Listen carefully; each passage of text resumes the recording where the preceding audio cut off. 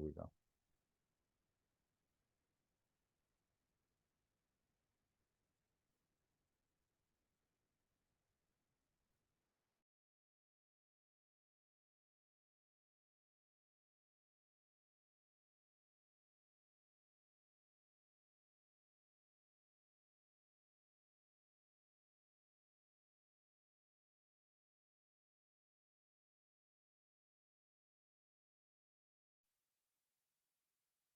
Disclaimer: the information and education material contained herein is meant to promote the general understanding and dialogue of GANs processing. Such information is not meant or intended to serve as a substitute for a healthcare professional's clinical training, experience, or judgment. For patients and individuals, such information is not to be a substitute for professional medical, therapeutic, or healthcare advice or counseling. For medical issues or concerns, including decisions about medications and other treatments, readers, viewers, listeners should always consult their physician or, in serious cases, seek immediate assistance from emergency personnel. Prescription information, procedures, and use of medical devices information should be undertaken only by properly trained and certified medical personnel. We specifically disclaim any warranties, express or implied, including implied warranties of merchantability or fitness for a particular purpose. Such information is provided, as is, and is believed to be accurate at the time of its publishing, but it is the viewer's job to evaluate the accuracy of any information found in this presentation. Every case presented is of their own experience, applied by themselves for themselves, and it applies to their case only. Every person experiencing health problems should seek professional medical advice and consult their course of treatment with a doctor. The processes of plasma balancing described herein are a natural process which supports the body but does not replace medical advice or therapies one is already subject to.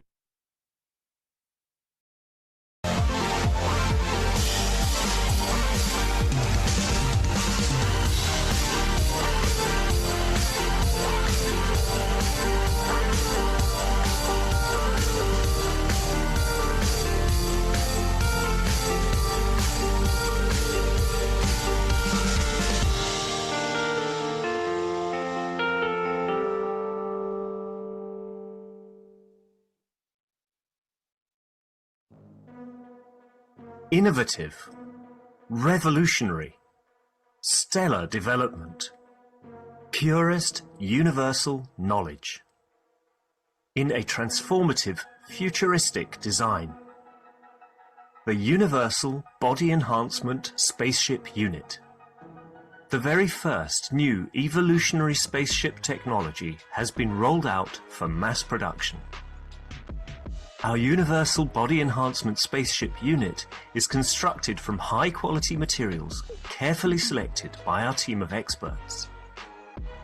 Embedding the essence of the new GANs plasma science and technology, it uses collective plasma field technology for changing and enhancing the environment of the body of the man. This new plasma enhancement changes the environment of the body to allow it to return to its natural, balanced, energetic condition, as in the womb of the mother, allowing every cell in the body of the man to find its natural, original field strength balance. The shape and field distribution in this new space plasma technology replicates the inner structure of the universe and replicates the balance fields from which the man was created at the point of inception in the womb of the mother, not only receiving balance in the physical, but also in the emotional sense too. For the first time in the history of man, a system has been developed and delivered, which not only enhances the physical body of the man, but also enhances the emotional part of the user of the system, hence reducing and eliminating many problems that could not be solved in the world of science, to bring the body of the man into near perfection, as at the time of birth. This new spaceship technology can be within the reach of every man today and can be ordered by medical practitioners, sports specialists, and healthcare centers. The Universal Enhancement Spaceship Unit, the future you have been waiting for, is here. The journey from space to spaceship technology has started. Every order is subject to a contractual agreement, and might require additional accessories priced separately for applications according to each case. You can order or contact us at office@at.kfm.global for additional information.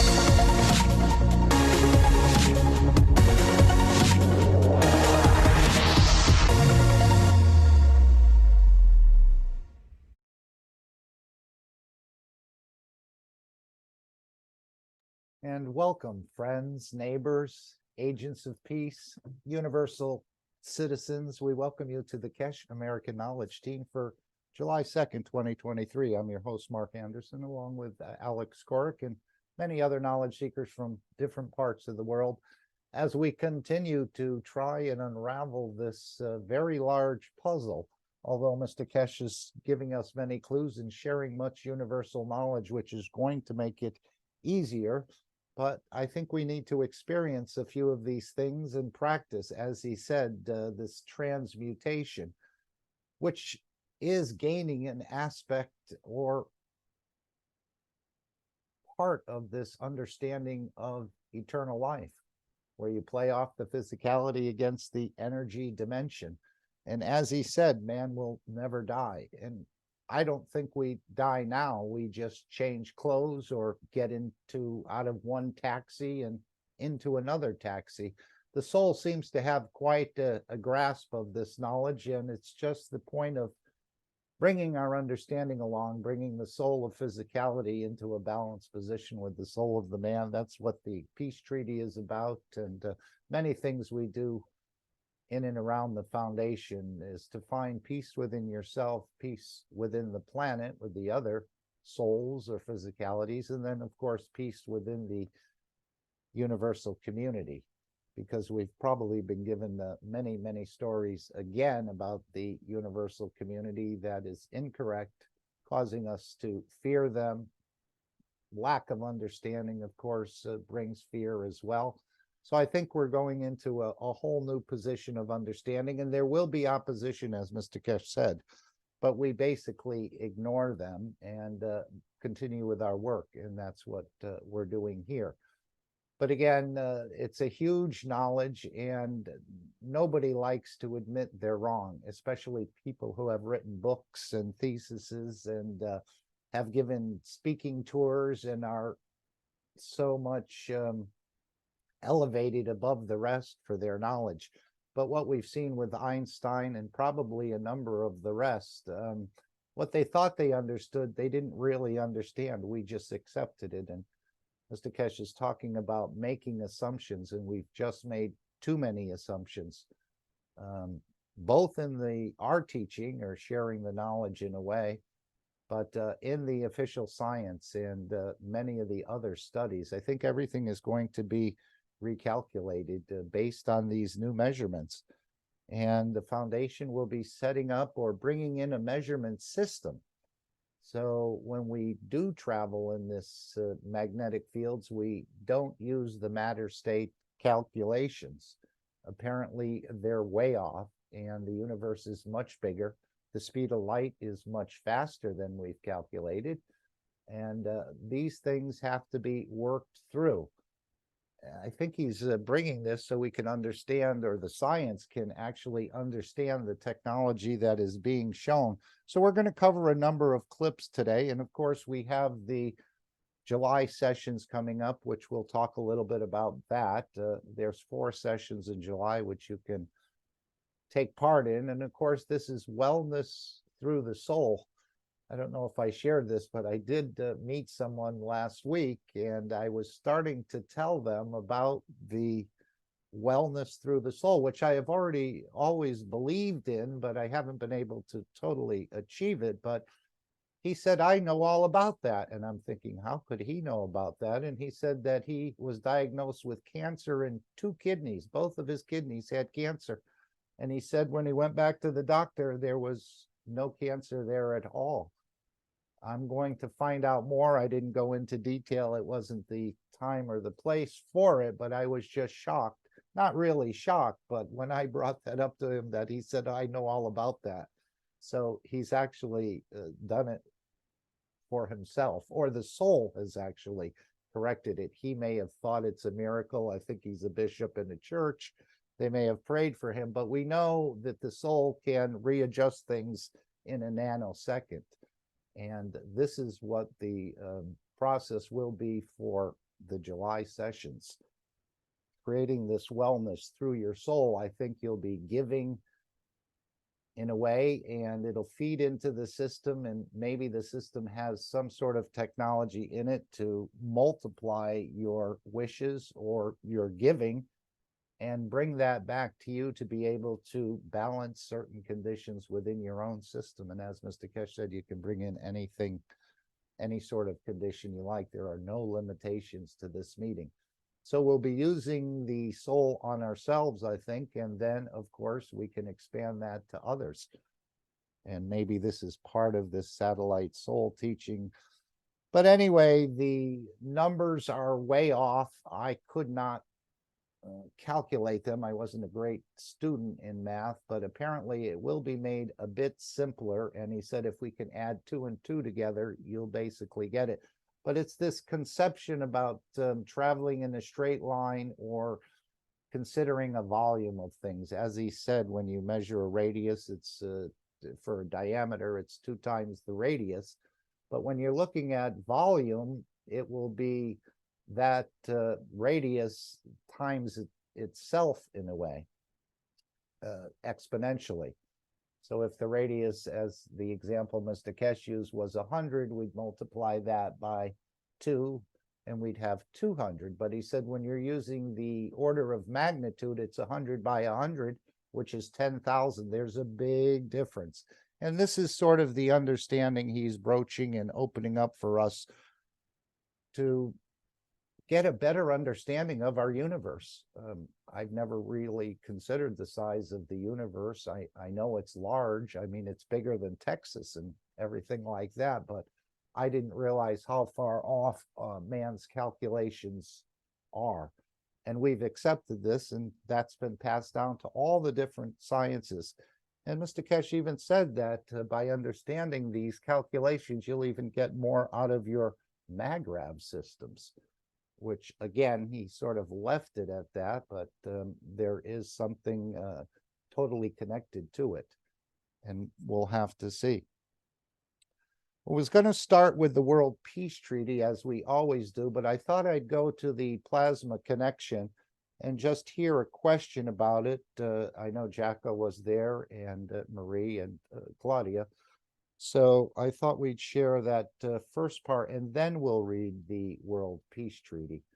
But it was, again, this understanding of punishment, and I hear it a lot from many people, that things that have happened to the society, or that we've been put through calls for jailing, calls for punishment, calls for retribution. But we're finding a new way. We're finding that that is not the correct way either, but it's through elevation. Just the way problems or conditions in people's lives can be changed, not by jailing them or not by operating them, but by elevating the soul. And if enough energy is given to the soul, the conditions or the out of balance conditions are brought back into balance. So it's a totally new understanding of the way we're going to be working in the future, not only within the Keshe Foundation, but within the structures of the society as well. So, and feel free, you're all welcome. This is a roundtable meeting, so everyone has a microphone. You're always welcome to jump in anytime, make a comment, or even take exception to what's being said. There's no problem there, even with Alex. I think he doesn't mind if you talk back to the teacher. So again, our knowledge is quite low, although it's millions of times better or improved than before we were in and around the Keshe Foundation. But this is the pinnacle of knowledge, it seems, on this planet and probably across the universe as well. Although many people in the universal community travel that way, many don't. And as we see with these beings in the craft and different things like that, Mr. Keshe has often said, if they knew how to fly with their souls, they would not be in the craft. So they're sort of, or we're sort of in the same position as they are, trying to get back to this energy source or the creator or your center. I think in the universe, they like to use the word center or an energy center or a life existence with each entity. So we're going to explore that a little bit more today, but as I said, many of the calculations are wrong. I don't think they're going to change numbers or anything, but just the way we look at things, whether we're using the matter state for travel, we'd have one certain calculation or set of calculations, or when we transmute, you would probably need those calculations, I think Mr. Keshe said. But in the dimension of energy traveling with the soul, which is instantaneous, there is another set of understandings, which apparently is instantaneous. So I don't know if the calculations would apply to that, but it may. He said it would apply to manifesting after the travel, if you wanted to transmute, some of these calculations would come into play. Although again, the soul does not need any GPS, and it seems to know where it's going in all of this. So slowly, Mr. Keshe is going to open this up over the next 2 years, over the next 3 to 5 years, perhaps. Slowly, we're being brought along. And not to have anyone run away or get confused over this knowledge. Again, you're changing or exposing the entire fallacy of the knowledge of a planet. And this is not easy to take for those who have put forth this knowledge with such vigor and such absolute certainty that they're correct. But going back to Einstein and the rest, apparently it's been a lot of rubbish. And all this has migrated into the various other sciences. And maybe this is why we're not so successful in doing many things that we think we should achieve at this point. But slowly we'll be brought into this understanding. So I think we'll go to the first clip. We'll hear something regarding the plasma connection, and it was Marie emphasized the importance of signing the World Peace Treaty. So we're going to read the World Peace Treaty following the plasma connection clip. And this will be about 10 minutes or so. And this is a program you can find on YouTube. It's every Saturday, I think at 10 p.m. CEST time. The first Saturday of every month, we have members of the Universal Council. This time, Jacko was there. I don't have his clip pulled up, but he gave an introduction and a closing statement along with Marie and Claudia. So this is just another place to reach the Keshe Foundation. As we know, it's in every country on this planet, and more of these public programs will be popping up as the days and the weeks and the months go by. As more and more people, as well as the governments, start to come on board. As he said, it's not one or two anymore, and it's not working with a certain group. The focus of the foundation now is to work with the governments, and the focus is on space technology. But to get there, you need to become a more peaceful being, as I thought of yesterday. If you see somebody in the universe and they look like a slice of pizza, and they're standing up on the tip, that triangle there, and you say, maybe I'd just like to taste a little bit of that. It looks so delicious. But we're going to have to move into this non-killing or taking other entities to sustain our own. So if you do go out into space, you're going to have to be a peaceful person, not a killing person, not a warring person, or you may get sent back to where you started from. and quite quickly at that. But anyway, we're learning more. We thought the way was a hard way, that people needed to be punished, people needed to be imprisoned or executed, but this is not the way of the foundation. This is not the way of the universe as well. It all comes through giving and elevating through the soul of the man, which again seems very foreign to most of us. We're so used to taking that giving is not really on the itinerary, let's say. But we're practicing, we're elevating souls, and this is what Mr. Keshe is leading us into, to bring the change. It's the soul of the collective awareness. By giving, the fields of yourself will create this position of change, no other thing. So let's go to the plasma connection and just hear about 10 minutes of this, and you can join. It's on YouTube. You can be part of this every Saturday if you'd like. So then we are on the second question. Will we really be able to achieve the understanding and intention in this existence to love the people who spread so much evil around the planet? Então, agora vamos para a segunda pergunta, que é: seremos realmente capazes de alcançar a compreensão e a intenção nessa existência de amar as pessoas que espalham tanto mal pelo planeta? In the first answer, when we recognize ourselves as equal, all made in the image and likeness of the Creator, then we feel the need not to judge the other soul, but rather the need to elevate it, to unite with ours, so that it changes. We are the same energy, but with different ranges, fields. Whoever knows the truth makes it their rule of life and therefore radiates all this. We eradicate from within him that which distances him from the Creator, which distances him from his own soul. It is a process of understanding and is achieved by watching, thinking, speaking, and doing good. Então, a primeira resposta é: quando nos reconhecemos como iguais, todos feitos à imagem e semelhança do Criador, sentimos a necessidade de não julgar a outra alma, mas sim de elevá-la, uni-la à nossa, para que ela se transforme.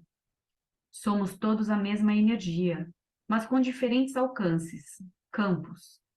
Quem conhece a verdade, faz dela sua regra de vida e, portanto, irradia tudo isso. Nós erradicamos de seu interior aquilo que o distancia do Criador, que o distancie de sua própria alma.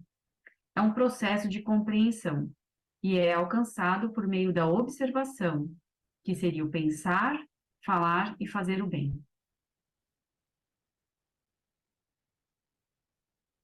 Can you hear me, Claudia? Yes? Okay. Here is another answer. This evil, as you said, has been accepted, voted, entertained by us from eons as all that us started from you. If we say we, then you have to create the balance of understanding the world, the space around you. Then we also exist in unconditional love with you. And there will be no more evil or any form like this. Então, outra resposta é: esse mal, como você disse, tem sido aceito, votado e apreciado por nós há eras, pois tudo o que somos começa com você. Se dissermos nós, então você tem que criar o equilíbrio para entender o mundo, o espaço ao seu redor. Então nós também existiremos em amor incondicional com você e não haverá mais maldade ou qualquer forma como essa. Ok? Yes. And then we have another answer. From my understanding, the law of the universe are give and take. There is no bad or good, or evil and good, or black magic or white magic. Those are all man-made beliefs and or words that we have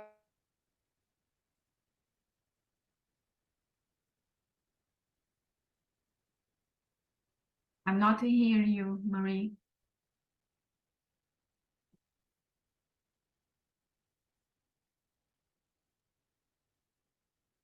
She'll be right. here to serve.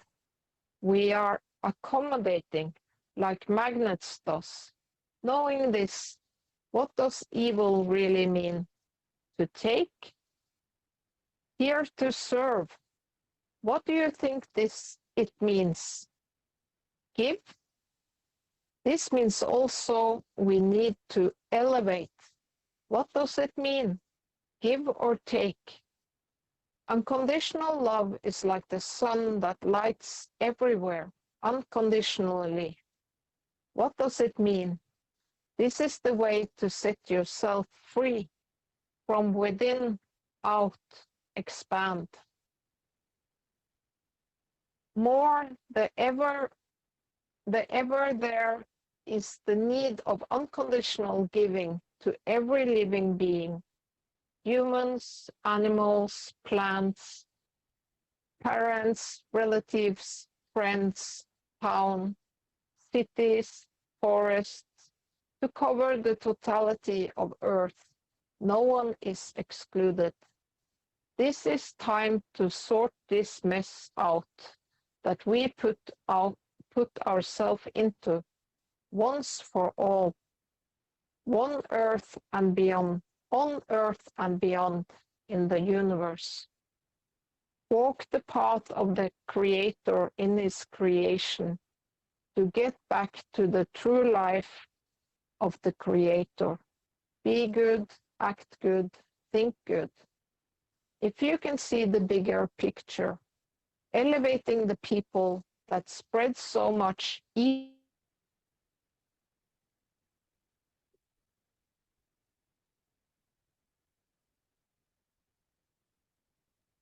A little bit of a connection problem, but she'll be right back. Can you stop it? Balance point.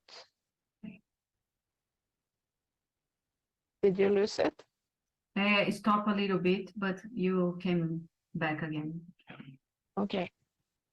Very important to sign the peace treaty. It is the starting point for your soul committed to peace.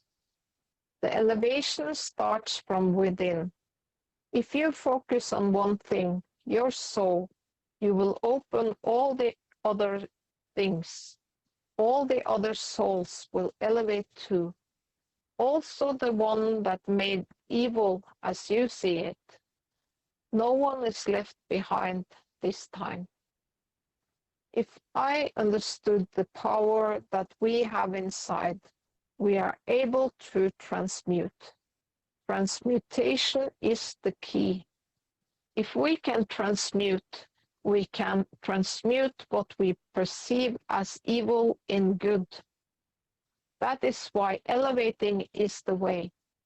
Transmute and transform is the way. No separate or eliminate. Now we know in the universe you cannot eliminate. No killing, no taking. Então, vamos para a terceira resposta. No meu entendimento, as leis do universo são dar e receber. Não existe ruim ou bom, ou mal e bom, ou magia negra ou magia branca.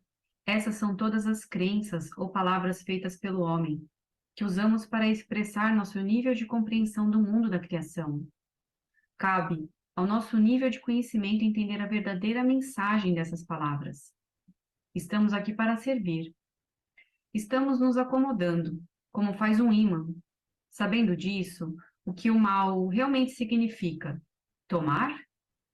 Aqui, para servir.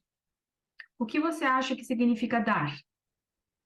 Isso também significa que precisamos elevar. E o que significa dar ou receber? O amor incondicional é como o sol que ilumina todos os lugares, incondicionalmente. O que isso significa? Essa é a maneira de se libertar. De dentro para fora, expanda-se. Cada vez mais existe a necessidade de doação incondicional a todos os seres vivos, humanos, animais, plantas, pais, parentes, amigos, cidade. Cidades, florestas para cobrir totalidade da terra. Ninguém está excluído. É hora de resolver essa bagunça em que nos metemos, de uma vez por todas, na Terra e além dela, no universo. Trilhar o caminho do Criador em sua criação. Nossa, sorry, so strong. Para voltar à verdadeira vida do Criador. Seja bom, haja bem, pense bem, sorry. Se você conseguir ver o quadro geral, elevar as pessoas que espalharam tanto mal no planeta, tornaram-se inevitável. Assim como a imagem pequena segue a imagem maior, ou o mais forte dá para o mais fraco, até encontrar o ponto de equilíbrio. É por isso que nosso desejo é a paz. É muito importante assinar o Tratado de Paz. I don't know why I'm so emotional. Sorry for that. É muito importante assinar o Tratado de Paz, que é o ponto de partida para que sua alma se comprometa com a paz. A elevação começa dentro para fora, de dentro para fora. Se você se concentrar em uma coisa, a sua alma abrirá todas as outras coisas. E todas as outras almas também se elevarão. Também aquela alma que criou o mal, como você o vê. Desta vez, ninguém será deixado para trás. Se eu entendi o poder que temos em nosso interior, é capaz de transmutar. A transmutação é a chave. Se pudermos transmutar, poderíamos transmutar o que percebemos como mal em bem. É por isso que a elevação é o caminho. Transmutar é transformar o caminho, não separar ou eliminar. Sabemos que no universo você não pode eliminar, nem matar e nem tirar. Ok. Okay. So then we have another answer. When you understand that all souls are equal and all beings contains the soul of the man and the soul of physicality, the only right thing left to do is to elevate others. Now that we know that any living being has a soul within, we are responsible for our own conduct and can only be judged by our own soul. We don't judge others and cannot be judged by others. This is in the commandments from the Creator, and following these makes life easy, and we can concentrate on elevating others. Então, outra resposta é: quando você entende que todas as almas são iguais e que todos os seres contêm a alma do homem e a alma da fisicalidade, a única coisa certa a fazer é elevar os outros. Agora que sabemos que todo ser vivo tem uma alma dentro de si, somos responsáveis por nossa própria conduta e só podemos ser julgados por nossa própria alma. Não julgamos os outros e não podemos ser julgados por eles. Isso está nos mandamentos do Criador. E segui-los torna a vida mais fácil e podemos nos concentrar em elevar os outros.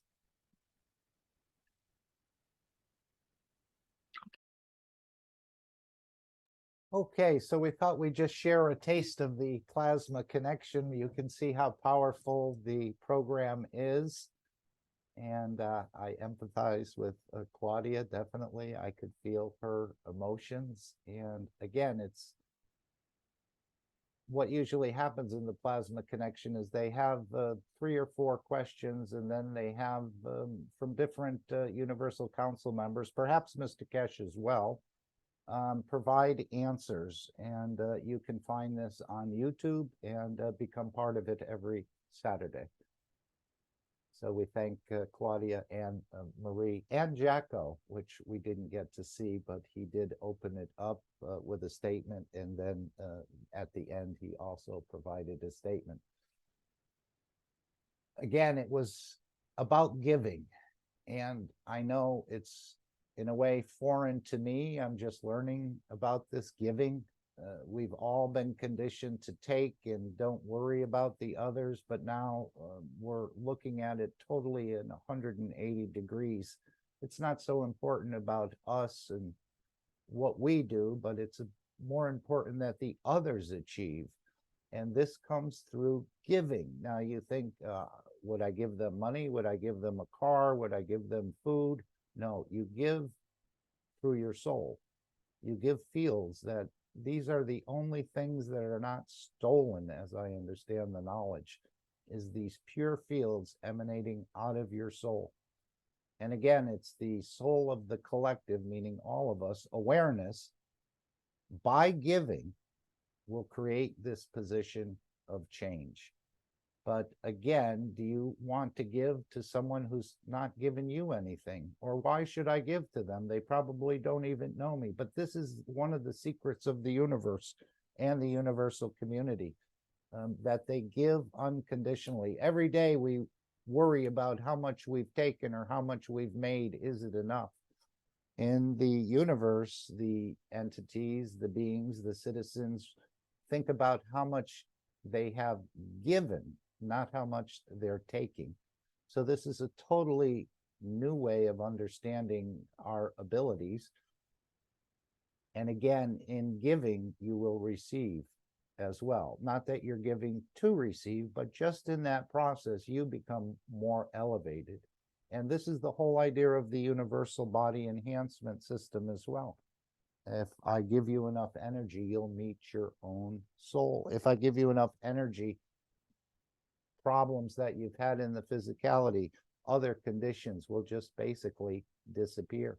As we see with the plants that are elevated, they show their beauty. There's no need for pesticide. They're strong enough that the pests won't even bother them, or if they do, they just come for some energy without actually touching the physicality.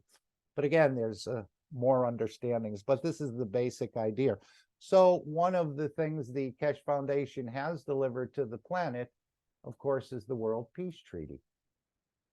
And it's a simple document that the world leaders will sign, the world religious leaders will also sign. It may come in time, but I think 1, 2, or 3 of them have already signed. And when they feel it's safe enough for the others, I think they'll publicly announce their endorsement of the World Peace Treaty. We thought it was going to come by arms. We thought it was going to come by force. But it's going to come when the soul of the collective awareness reaches a certain point that they can give, will bring this position of change. And I know it sounds counterintuitive in the physicality aspect of it.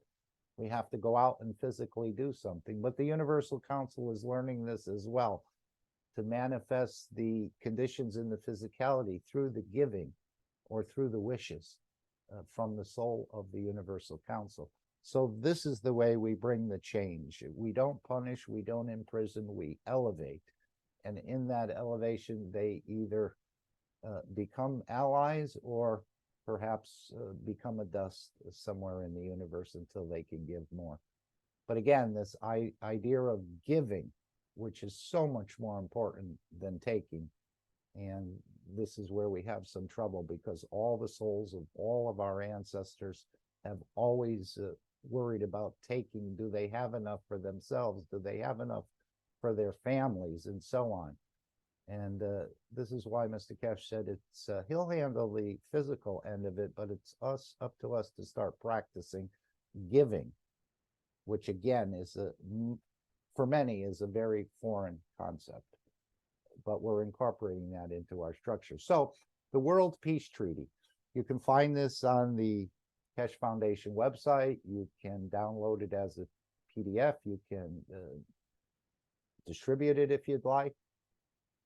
I've sent it somewhere. I'm waiting to hear on some sort of a station, radio station, and see if they'll run it as a public service or as an advertisement. But again, it's never been brought up that the solution comes through giving rather than taking. So this is the World Peace Treaty. We, as citizens of the earth from this moment on, accept to lay down all tools of aggression and war.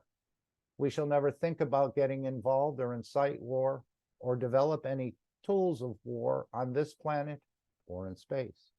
And to this we all agree and swear with R, and you can delete as appropriate, whether it's for your nation, your territory, your council, your religion, your city, your town, or for a body or a soul.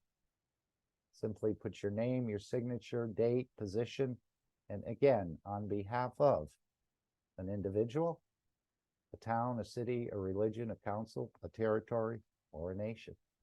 Have it witnessed by someone, and after signing this treaty, be proud to display this certificate wherever you consider being important to you, that everyone can see and know your ethos to fellow men and the mankind and other created beauties of Creator. And again, just someone seeing this will probably have some questions. Why would you do this? This is not going to work. We need to be strong and forcefully change things. But that's not the way the souls work. And this is what we're coming to understand. We're just starting to understand a little bit about our soul, but this is the way it works through a giving process. In that giving process, you become more elevated.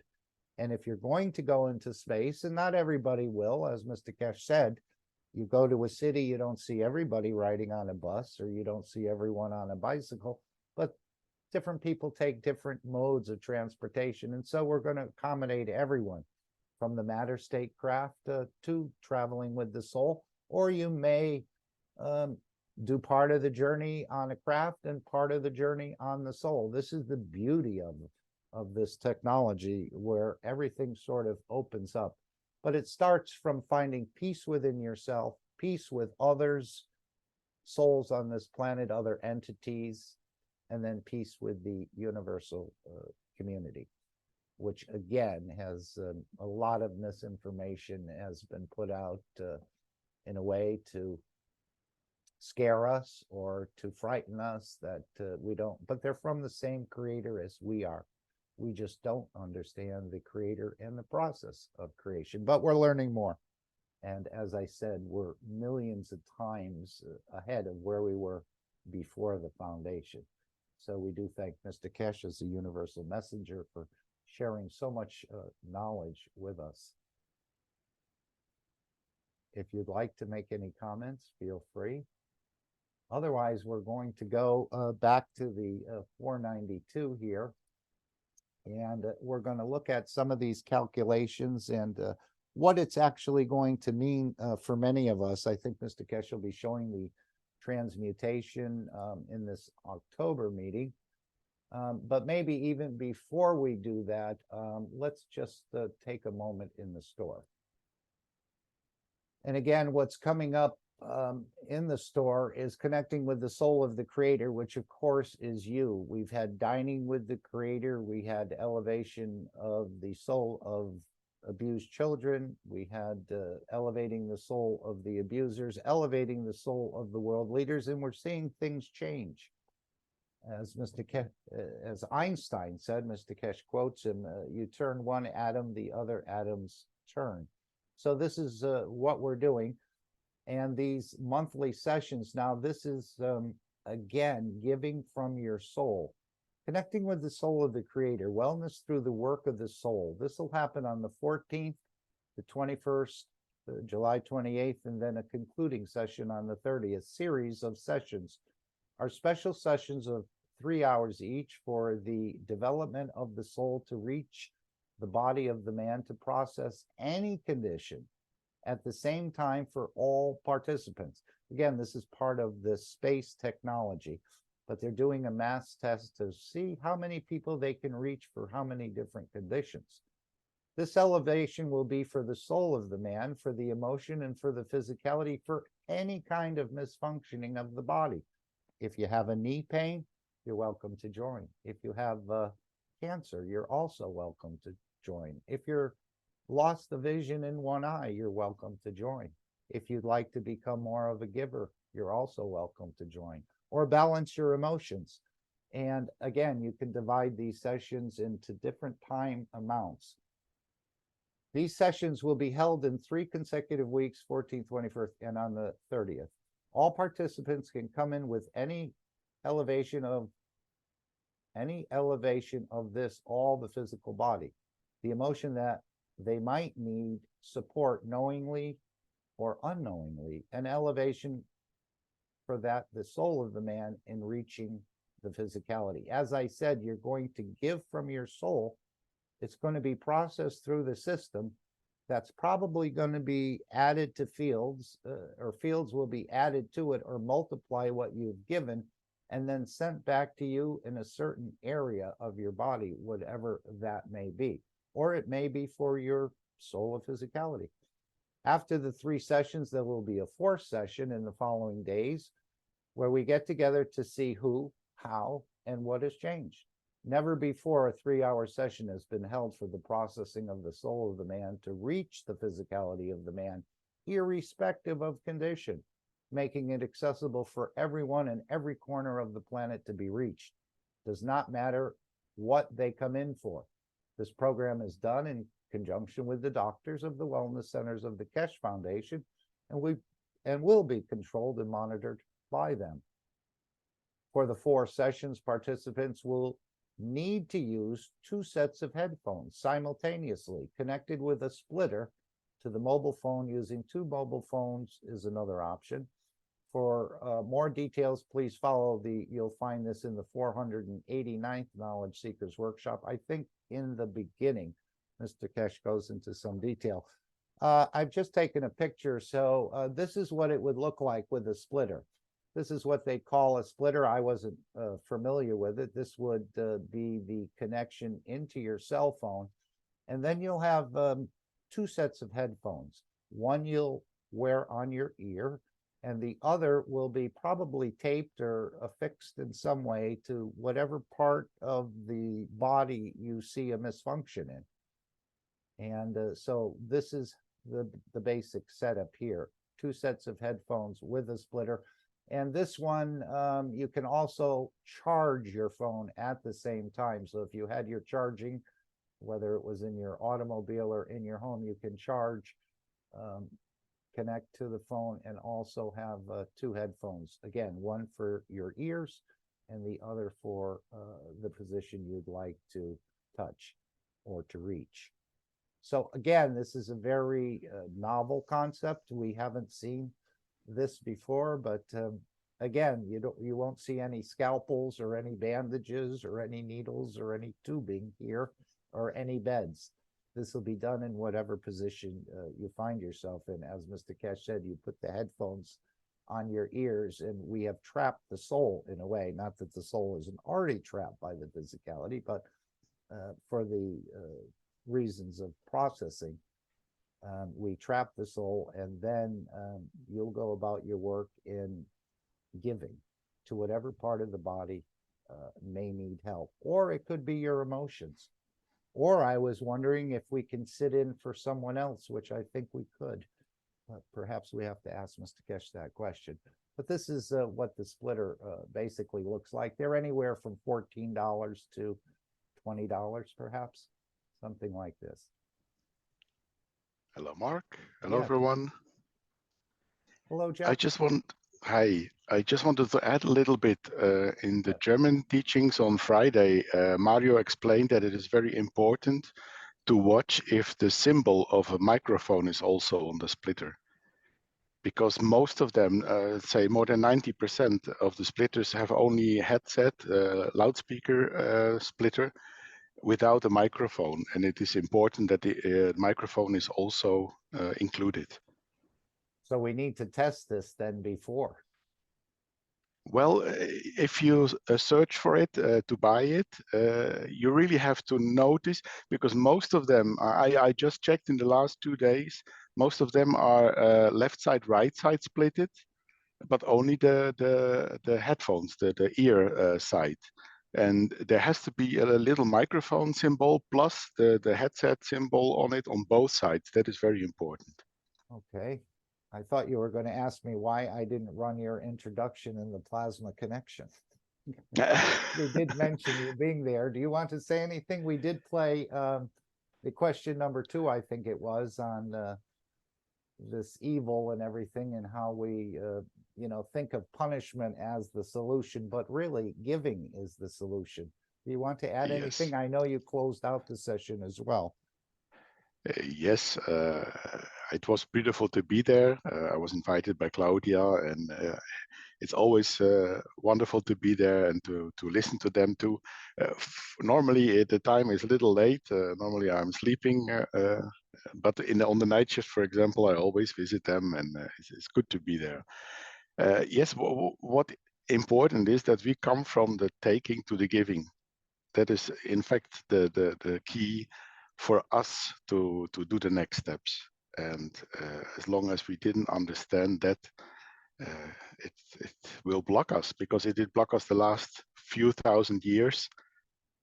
Although so many messengers tried to explain, but now is the last chance, as Mr. Keshe said. So in a way, it's always beautiful to talk about it, to talk together, to share. And Yes, let's continue. This is the last messenger, I think, that's going to appear on this planet. He's Yes. going to sort of do a wrap-up job, as they say, and there won't be a need for any more. The knowledge that's being delivered and the technology that's being delivered will just amaze the man so much that I think they'll be forced into trying to understand more about this technology, which, with a number of knowledge seekers being trained to disseminate this knowledge, it'll be all part of another cycle in the elevation of the planet. Again, we don't have a full understanding of it. He's just sort of getting into this, but what we do know is that we're way off on many things. I think it's important to be on the right track, and with the foundation, it's a beautiful way to go. And I think very soon it will be clear that alternatives will be less and less. And then we come to the point where we have to be ready to support the others. Definitely. And it seems like they're all going to get it by the end of the century, that this planet will become somewhat depopulated, at least from its current levels, and not under the conditions that are being put forward today. But people will be able to, again, exercise their ability. As you're made in the image of the Creator, you can be anywhere, it seems, or any place. But I think the planets that have been created out of the souls that left this planet will be a more comfortable venue for us initially, until, as Mr. Keshe said, to become a master at this takes a long, long time. So if we go to places where there is water and it's a hydrogen-based existence, we may feel more comfortable, or we may fit in right there rather than going to very strange places. I don't know the whole story, but this seems like it would be, to go to some place where you can almost manifest perhaps the same way you manifested here. I'm not sure about that, but I know at one point he said there are very few places in the universe that you could manifest this structure. But perhaps in these locations, we may find something very similar to what we have here. But we're going to have to understand the calculations to get there and to arrive. Otherwise, we're going to be billions of kilometers in the wrong position. It's going to take some practice, no question. As he said, you may end up in the water or you may end up in the ditch. But this is part of the learning process. So that is the July sessions. And again, it's for any condition. Mr. Keshe put no limitations on this. So again, if it's a loss of hearing, if it's a short leg, if it's, again, wanting to become more of a giver, to understand that, however you'd like to divide the time in these sessions. And again, it's not only that the foundation is learning and understanding the systems they're using, how effective they are, but also you receive little gifts as well, as we saw in the feeding. That may be another thing. You may want to curb your appetite more. You want to be able to feed less or destroy or kill less things in your life. And again, it's a process, but this is also a possibility. Any possibilities you'd like to bring in, from emotions to physicality. Now, the next set of conferences that'll be coming up, well, there will be one in August. These are monthly sessions, so I don't know how many will be in August. It hasn't been announced, but we know there's 4 sessions in July.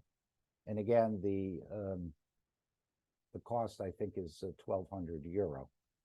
But again, this is well worth the cost.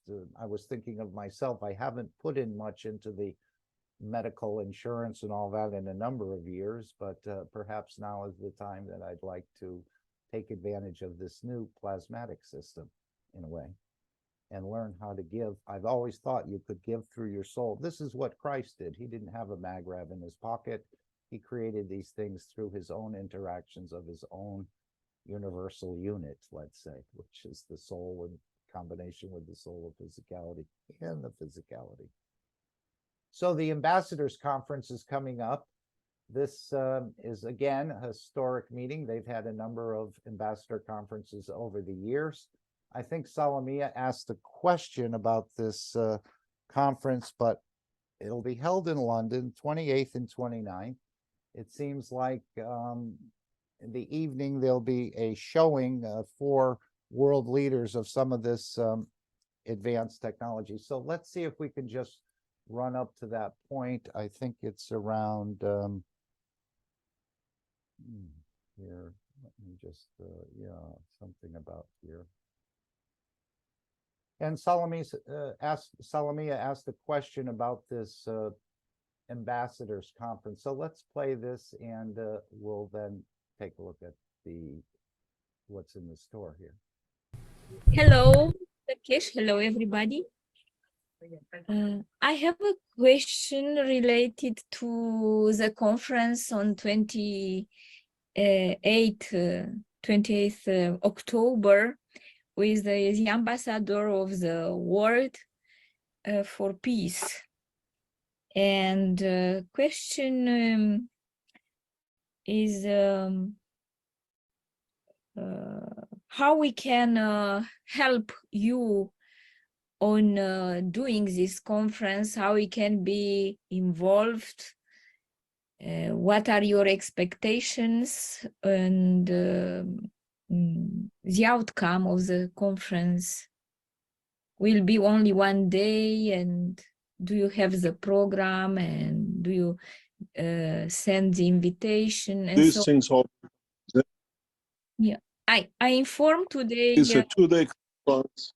Yes, 2 days. It's a 2-day conference for speakers, and it's an evening session for the world dignitaries, ambassadors, and the rest. We already know representatives from 2 leading nations will be there already. We know they'll be present. We know the 3rd one will cover him, and dignitaries from the government of the United Kingdom will be present. We do not start going public with a lot of things, and when we need, we go to the Universal Council. It's their job to bring, and as council members, all that's usually done by them, and they usually know when we announce, like last week, they start getting prepared and what they can do. And the organization of the ambassador meeting will be more or less work in conjunction with the Universal Council on the Keshe Foundation. Our message will be very clear in London conference. And when we go out, as usual, the place of the conference will not be disclosed to public to the very last minutes because of what we've seen before. And in that process, we will announce everything to those who register. The meeting is in London, in central London, and in one of the most prestigious hotels, or what we call events areas of London. The presence of ambassadors, we have invited ambassadors, and we will invite ambassadors and dignitaries from outside United Kingdom this time.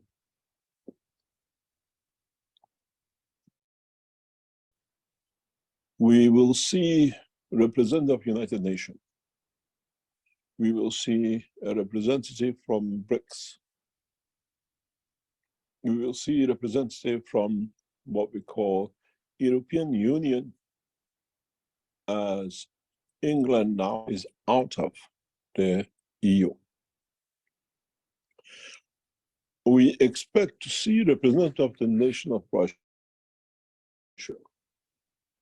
And we've been assured, irrespective of what is the position in Ukraine, we will have representation by the Russians.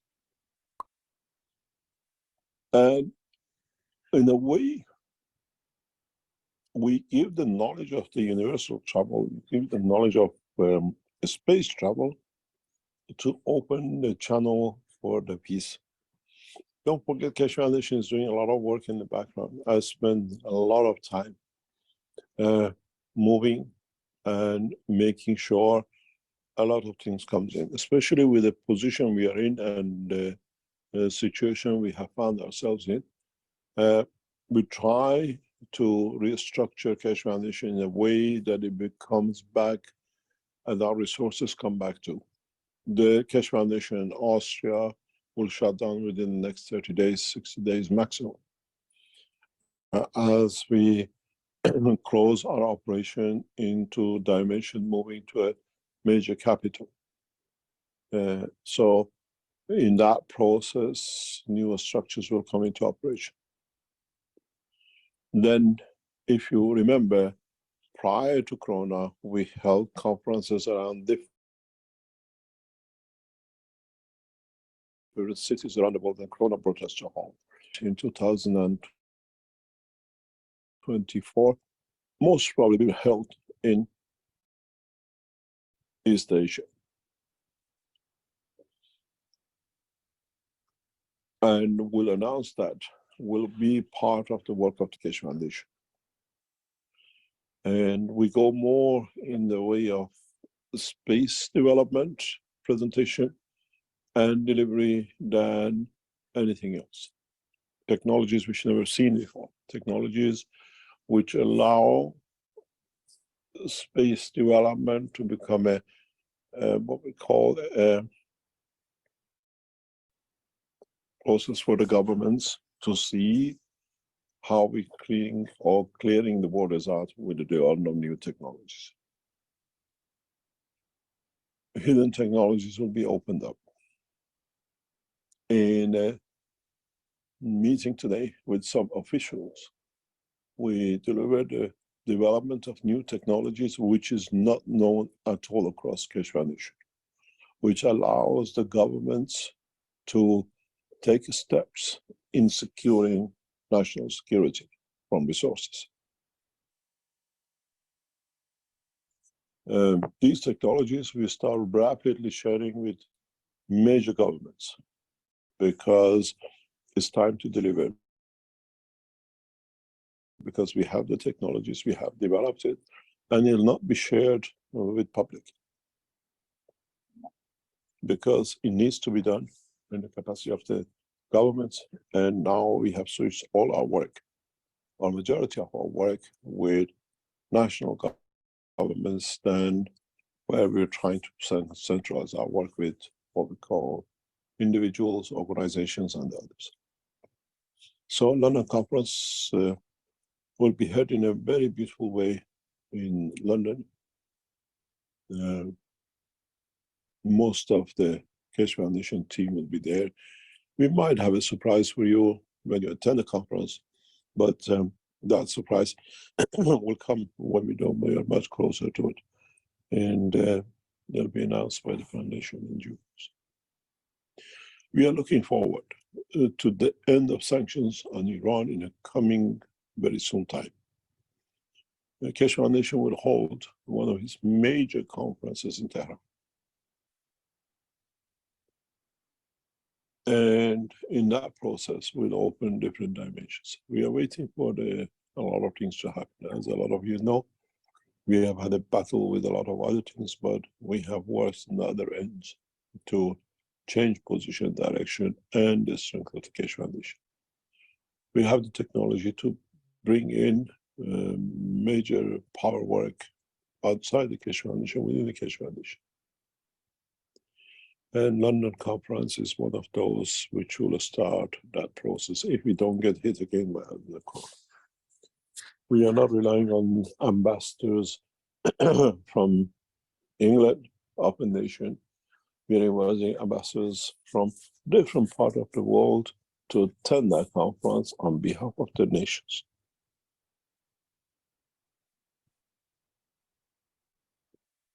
I'm glad you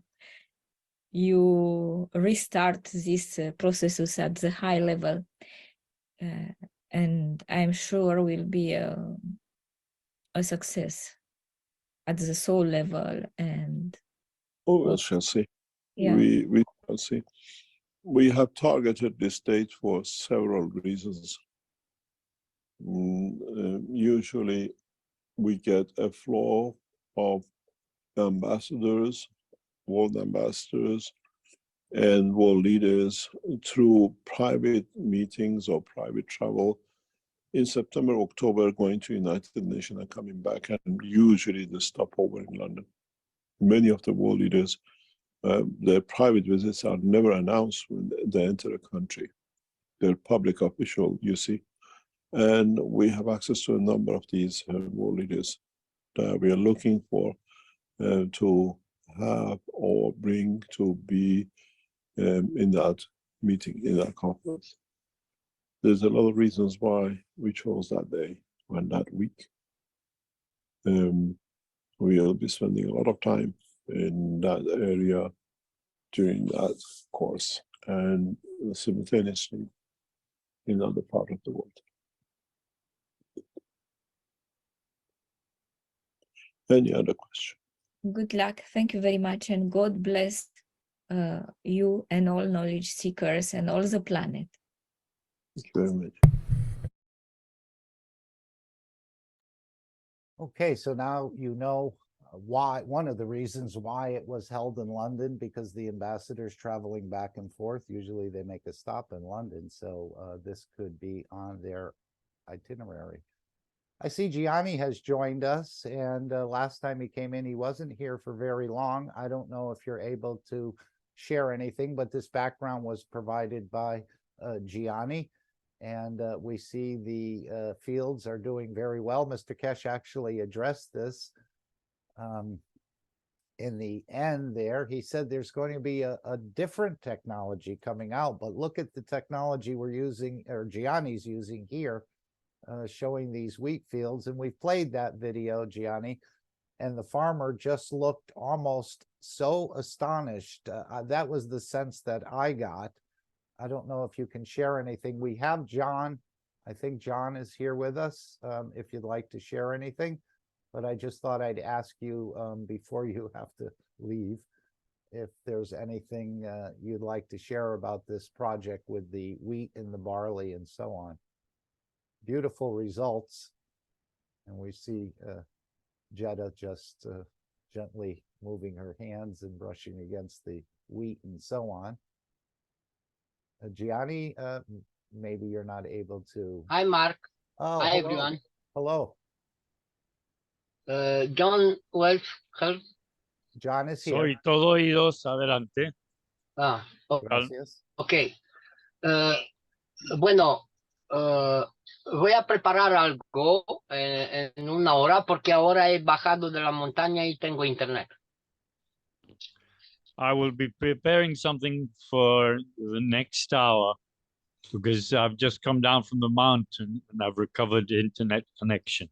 Fine. Entonces, si estás de acuerdo, en una hora voy a poder compartir.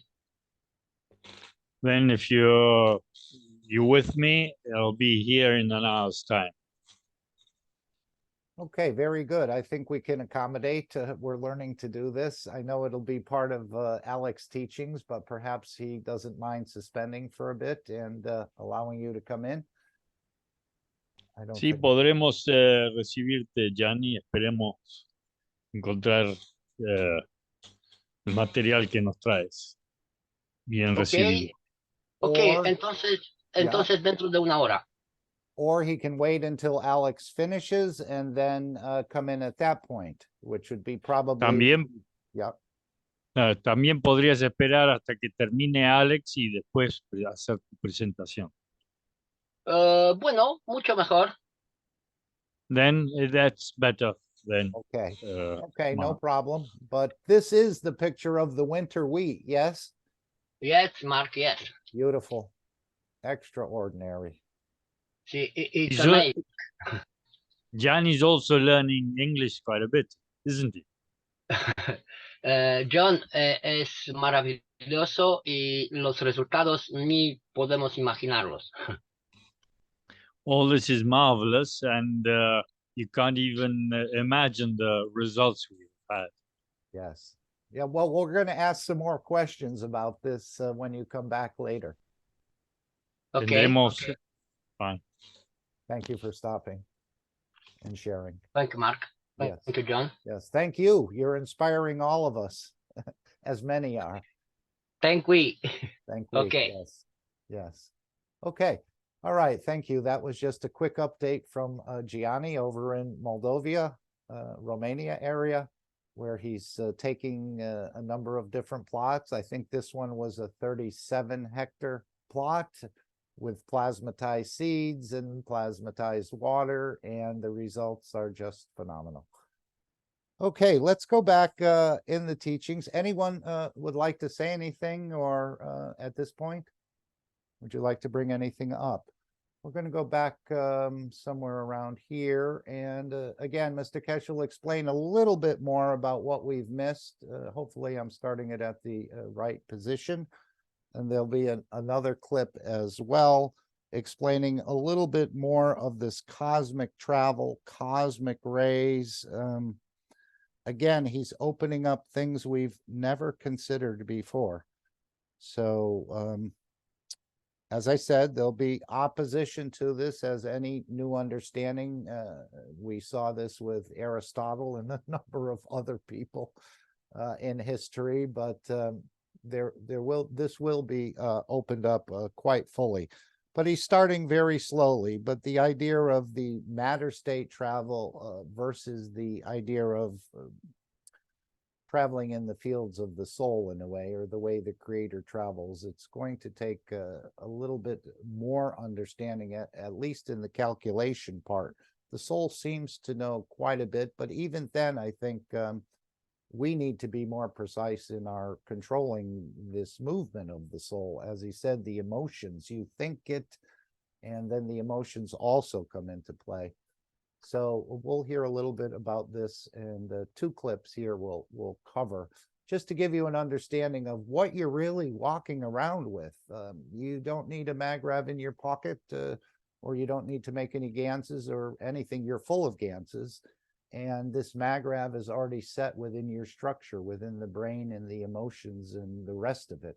So we're learning quite a bit more. We were, as Mr. Keshe said, I put it right in front of you and none of you can see it. So again, it's up to each one of us. We hold our own key in a way, and it's for you to find it and unravel it and start to use it. But we never knew we were way off on these calculations, and this is part of the new understanding. So let's hear a few minutes here and then one more clip after this. And feel free to jump in at any time during this presentation.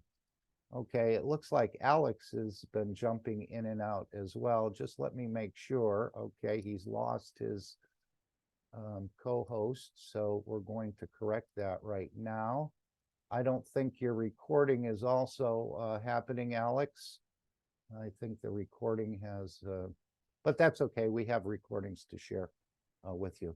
But anyway, let's go back a little bit about these calculations and understanding this volume idea or strength of magnetic fields idea versus traveling linearly in the matter state. So I think this was the big eye opener in a way, and there's probably much more in it. Again, the more knowledge we have, the more things we can see and understand out of these workshops. As Mr. Keshe says, you consider one thing, I consider 30 different things simultaneously. So this is the level we're approaching and trying to get to. And we're getting there slowly. As he said, slowly we're introducing this over the next 2 years, over the next 3 to 5 years. And he may speed that process up. And again, not everyone is going to want to go to space. So we're going to accommodate everyone. As I said, not everyone in a city rides a bicycle. So, and this is up to the individual, how they want to proceed. But anyway, let's hear more. Feel free to stop it at any time. R to the power of 2. It's an order of magnitude. When you look at a light is three-dimensional, shines out. So you consider volume, not a flat surface. The same with the surface of the sphere. And you run into order of magnitude, then multiplication of the length. When we say, let's say, 100 meter diameter radius, when we do a diameter, it's 2 times 100 is 200. But when we calculate the surface area, it's 100 times 100, which is 10,000. It's a big difference. Then you consider magnetic field strength, not force, which is a linear line. And in that order, then you understand the whole of the calculation in a magnetic field transmutation creates a different dimension. But when we choose the central line, the age, not the distance of travel on the surface, as we call it, or the size of the circumference, then we find out the age of the universe is far, far, much, much bigger than what we call 13 billion. Reason for it is very simple. A plasma explodes from inside out and takes its shape. Secondly, our scientists, at the time when they calculated theoretically the circumference of the universe, they had this fantasy idea that is one universe and on its own and is spherical in shape.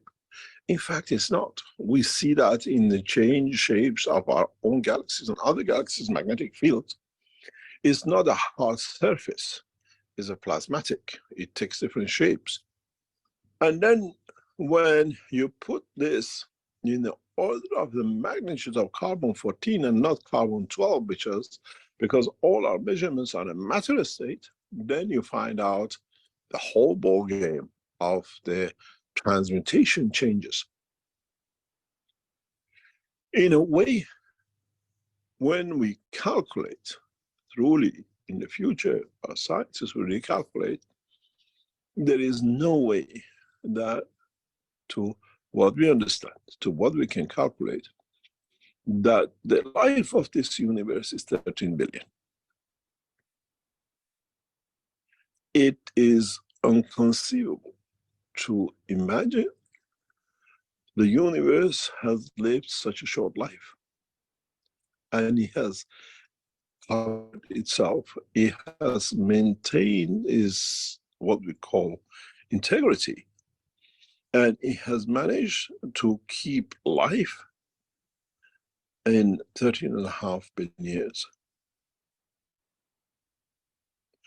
Even you consider the building of the intelligence, the brain of the man, the organs, which is ordered and structured, layers of everything else, and we are considering whether we are one of the latecomers, it'll take more than what we calculated and what we see, what we understand. It doesn't matter if you're a cat or a dog or a man. A structure has been set up. And what will be interesting, when we recalculate, understanding the position of the soul of the man and where the soul of the man will end up in or will become the seed of, then we'll find out the life of this universe is, in a way, if we go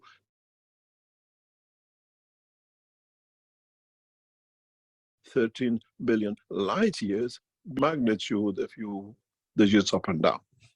So this is important for us in locating, positioning through the new understanding of the technology to be able to find, access, deliver the soul of a man to a given point. Your soul of your grandfather is not on the next galaxy. Most probably is right on the other side of the planet, trying to balance the universe, trying to balance on this side. So the digital calculation, the understanding of the size of the universe, and then once you understand this, understanding the size of the universe, then you understand the digits, the numbers which our scientists have calculated it, is totally wrong. In the future, we will deliver systems for calculation in a way you want to go to such and such a place, you land in such and such a place. You will get a lot of opposition from the scientists or the people who spend a lot of their time explaining this happened to Cosmos here, that happened to the Cosmos there, because they have to protect those PhDs and certificates and whatever. But our scientists, the way nowadays we have laser beam and put it down the line and say, okay, moon is so far away from us, and this is a gap with us. The new understanding of the matter state magnetic field and the plasma state magnetic field strength will open a knowledge and technology where we can literally, like the laser beams of today, measure truly the size of this universe, and through carbon decay 14 and others, bring in a more realistic data for the life of this universe. We will get a lot of opposition. We will get a lot of people who have to protect that degree. I was told it's 13.5 billion, and I stick to it because I've been told I read a book. And it's for us to carry on with our work and ignore this, but understand what I opened in the teaching of last week. Open your eyes to another step, another dimension. In reality, our universe is even larger than our scientists have ever could imagine. Much bigger than the numbers we mentioned last week teaching. They say so many billion light years. Then we come to understand. We have to, with the new technology of the plasma, create new set of data.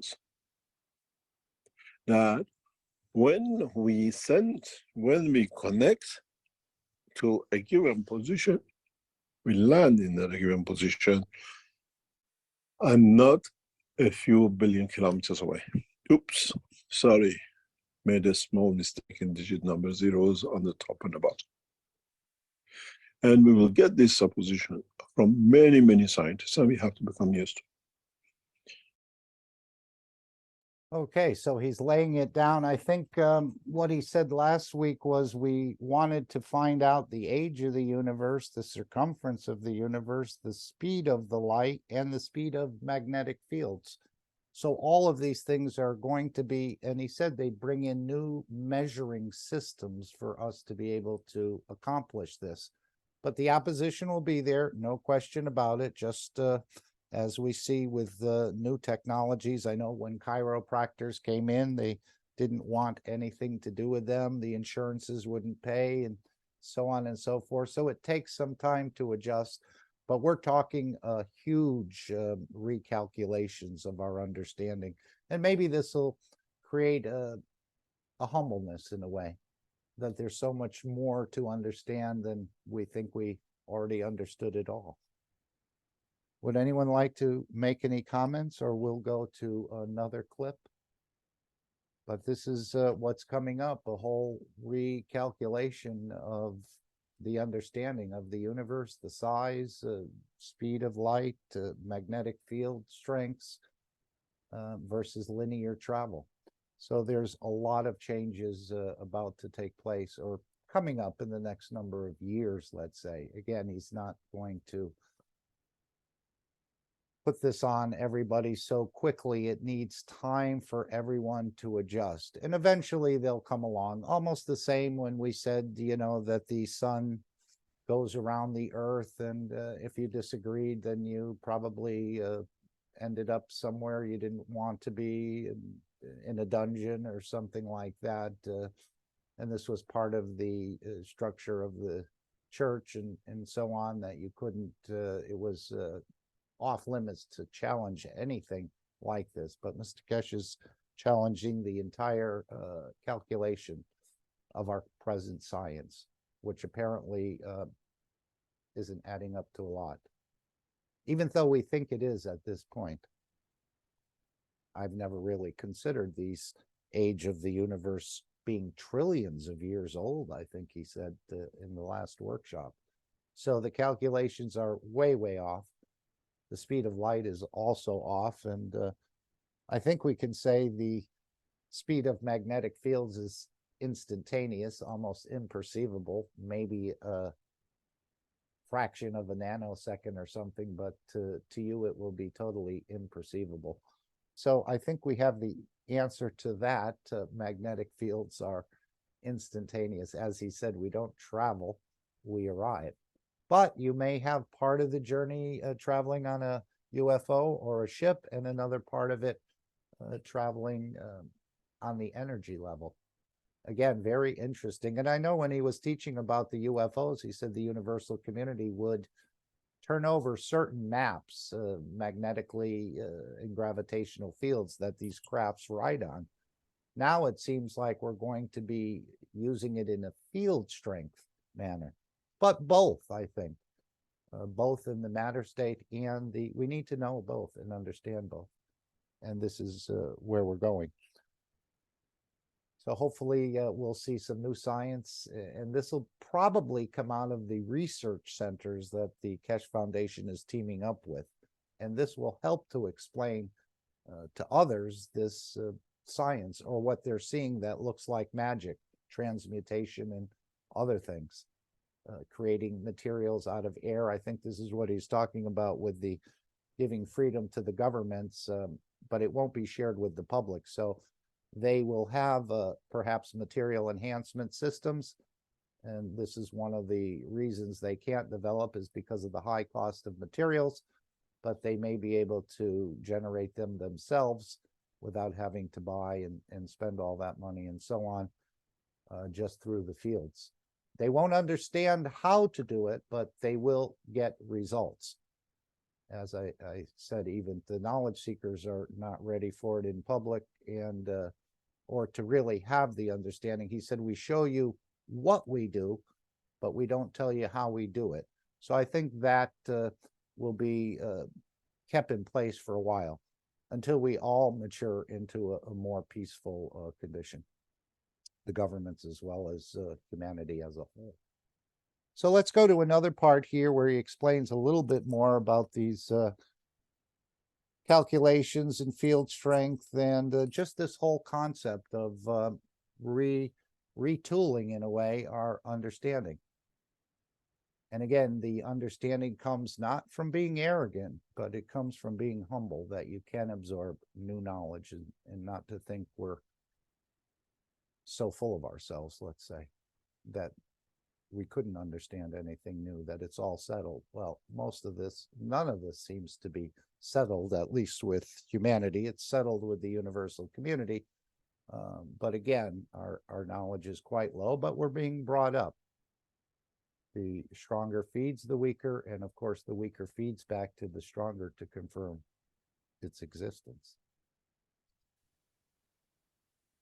Traveling with the soul, because you create a given magnetic field strength through the wish and the structure of the emotion, you always end up in the right place. Going wrong is very, very seldom. And then it comes for us to understand the next step of knowledge.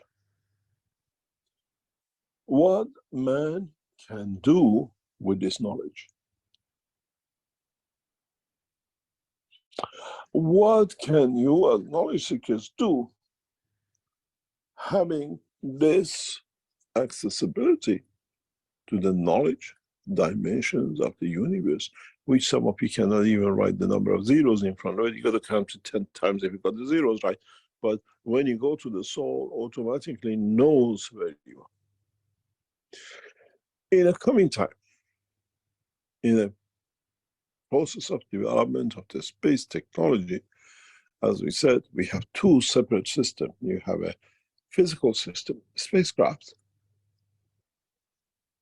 and you have what we call magnetic field strength. Up to now, we taught you and we developed technologies for you that you could understand that creates gravity, creates magnetic field. And then we called it magna position. But I think it's the right time to introduce what we call cosmic travels, in a way of cosmic rays, in a way that you do not need to produce a gravity to be pulled to a destination, but you travel on magnetic field lines of the universe. This is exactly what your soul does. These kind of travels, these kind of use of magnetic field motions, it's like in rivers, it's like being on a belt, is one direction. So you can jump across the one going backwards. We are used to this. We know this, but we have ignored it. We know this in a very simple way. From the first days we went to school and they gave us a magnet and we throw some iron dust on it, we saw the magnetic lines. When we were given two magnets and we brought it together, we saw the two magnets coming together or pushing away through the field forces of these magnetic lines.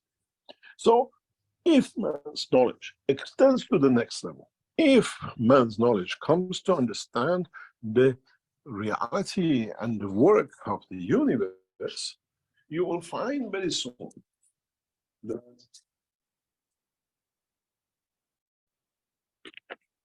creating gravity, creating magnetic field, to be pulled and pushed in the direction where you want to go, become meaningless. The magnetic field, gravitational field, is for matter state, physical tangibility. When it comes to the travel with the soul of the man, within what we call plasmatic packaging, you cannot use a gravitational pull. You cannot adjust your brain. Now I increase the gravity to the moon and I reduce the gravity to the Mars, and then I go there and there. In the world of the creation, in the world of the magnetic field travel, you get on the rivers of the universe magnetic field strength. And then through the position and conversion, this is how you reach the mother. You what we call fearless strength of the brain of the man creates that condition of travel. So when we start talking about transmutation, now we have to speak about what we call magnetic field flow lines, not magnetic or gravitational or magravitational position. The soul of the man. And when the man becomes expert to create lines of travel in the packages of the plasma, has to reassign, re-understand, re-educate himself to a new way of how, which rivers, which directions to flow in that in a way of a back, forward, up and down, and you where you want to be. Because in a way, all magnetic fields of the universe, in one way or another, due to this, the strength order of magnitude, all travel and end up where the emotion of the man finds satisfaction of the emotion. You will not stop till you see the mom. But because of the dimension, the field strong order of magnitude is a few seconds.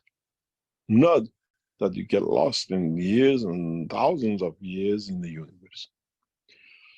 So, as now you understand why I introduced the concept of the size and the life of the universe and the size of this universe.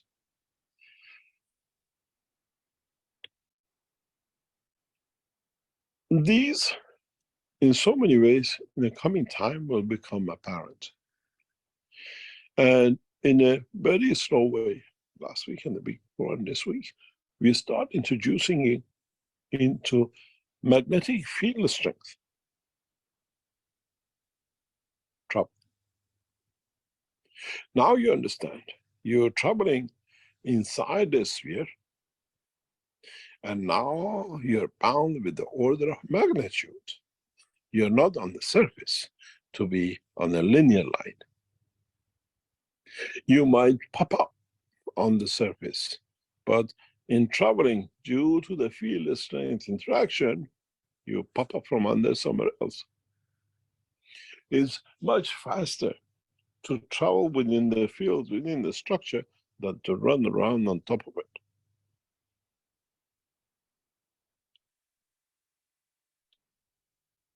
This brings you to a new understanding.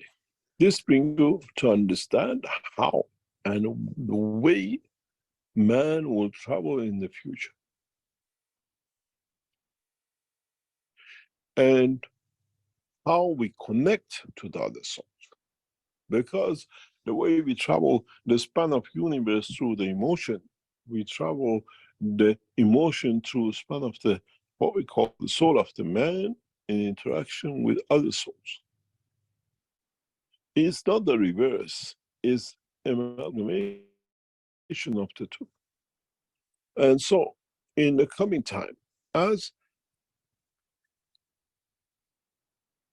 we prepare you for the transmutation through your own soul, through the dimension of the packages of this energies created through the interaction of the fields of yourself, then you understand how you will shape, how you will create destiny for your soul and soul of physicality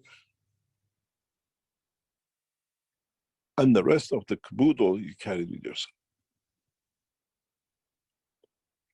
Now you understand why we brought this subject, this topic last week, and continuation of it, but connecting to it in the life of the man in this teaching.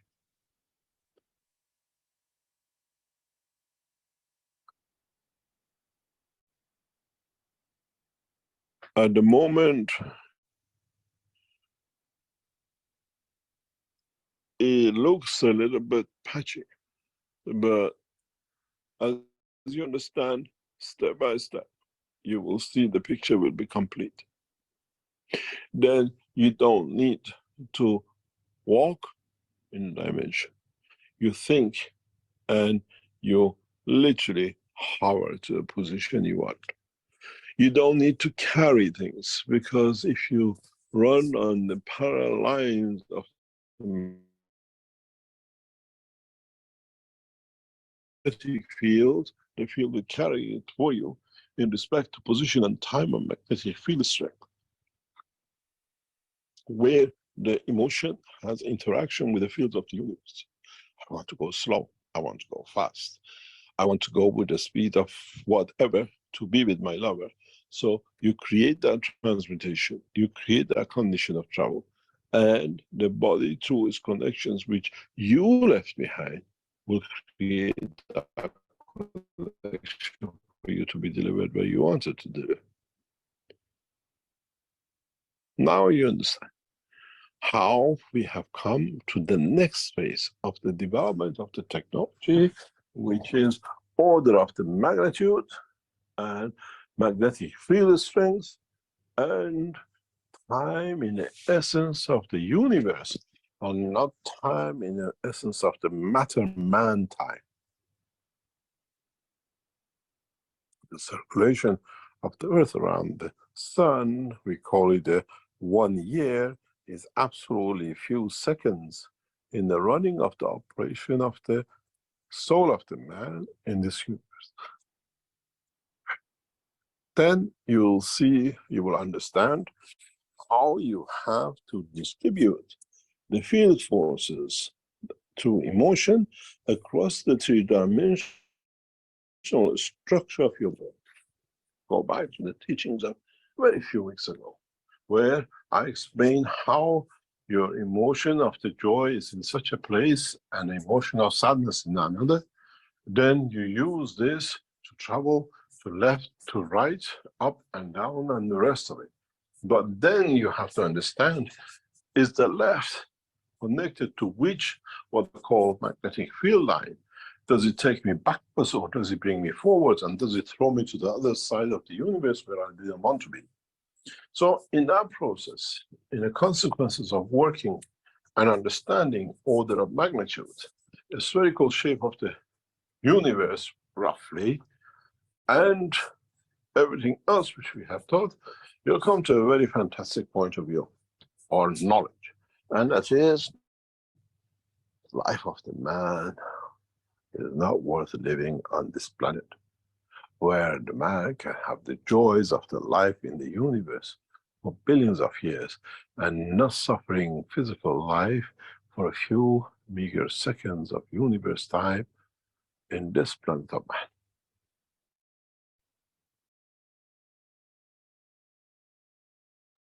Okay, so this is the new understanding. And again, the field strength of the brain of the man creates the travel. Are you really moving anywhere, or are you just creating a field strength within yourself with the interaction of the fields of yourself? He keeps saying you'll travel, you'll go places and this and that. But unless you transmute, I don't think you go anywhere. Just like in the dream, you smell the rose, but there's no rose. It's just the soul of the rose. Or you see the mother, there's no mother. You're interacting with the field, even though the soul shows you through the brain a picture of the mother, or you wouldn't understand it was the mother. So this is the new mechanism, or the new understanding that we're coming to, this interaction of the field of yourself. And as I said, the magrab is already set. Mr. Keshe reminded us so many times, I put it right in front of you and you can't see it. And then you hover to the position. Again, he uses the word hover. I think you just match the field strength or the order of magnitude, and you're there. What we see in the depths of the universe, we see in the depths of the soul of the man. So unless you're going to move the physicality, I don't think you need to go anywhere. it's all opened up to you through field strength. But we have to learn how to play with it. And obviously there's going to be some practice involved. You're going to make some mistakes, and not life-threatening mistakes, but some mistakes, as he said, if the emotion pops up, you may pop up on the surface of the planet. So the emotion has a tremendous amount to do with it. This field strength of the brain of the man creates the travel, and that's created through the emotion. So this is the new understanding. Anyone would like to comment or offer or question anything we've just heard? If not, we're going to go to the Dome of Peace, and let's create the Dome of Peace. Continue to create the Dome of Peace. And again, when I was thinking about this earlier today, all about giving. You spray. You're not taking anything. You're giving in a way, and it's something for the physicality to do. But that physicality is showing you this. Again, there is no time for taking. It's all about giving.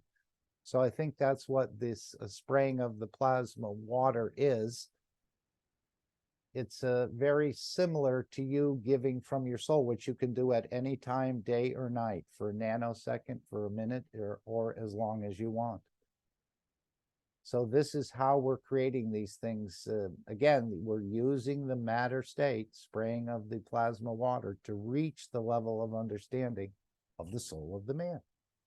So let's hear the Peace Dome, which I'm sure we're all familiar with, and I hope we all participate in.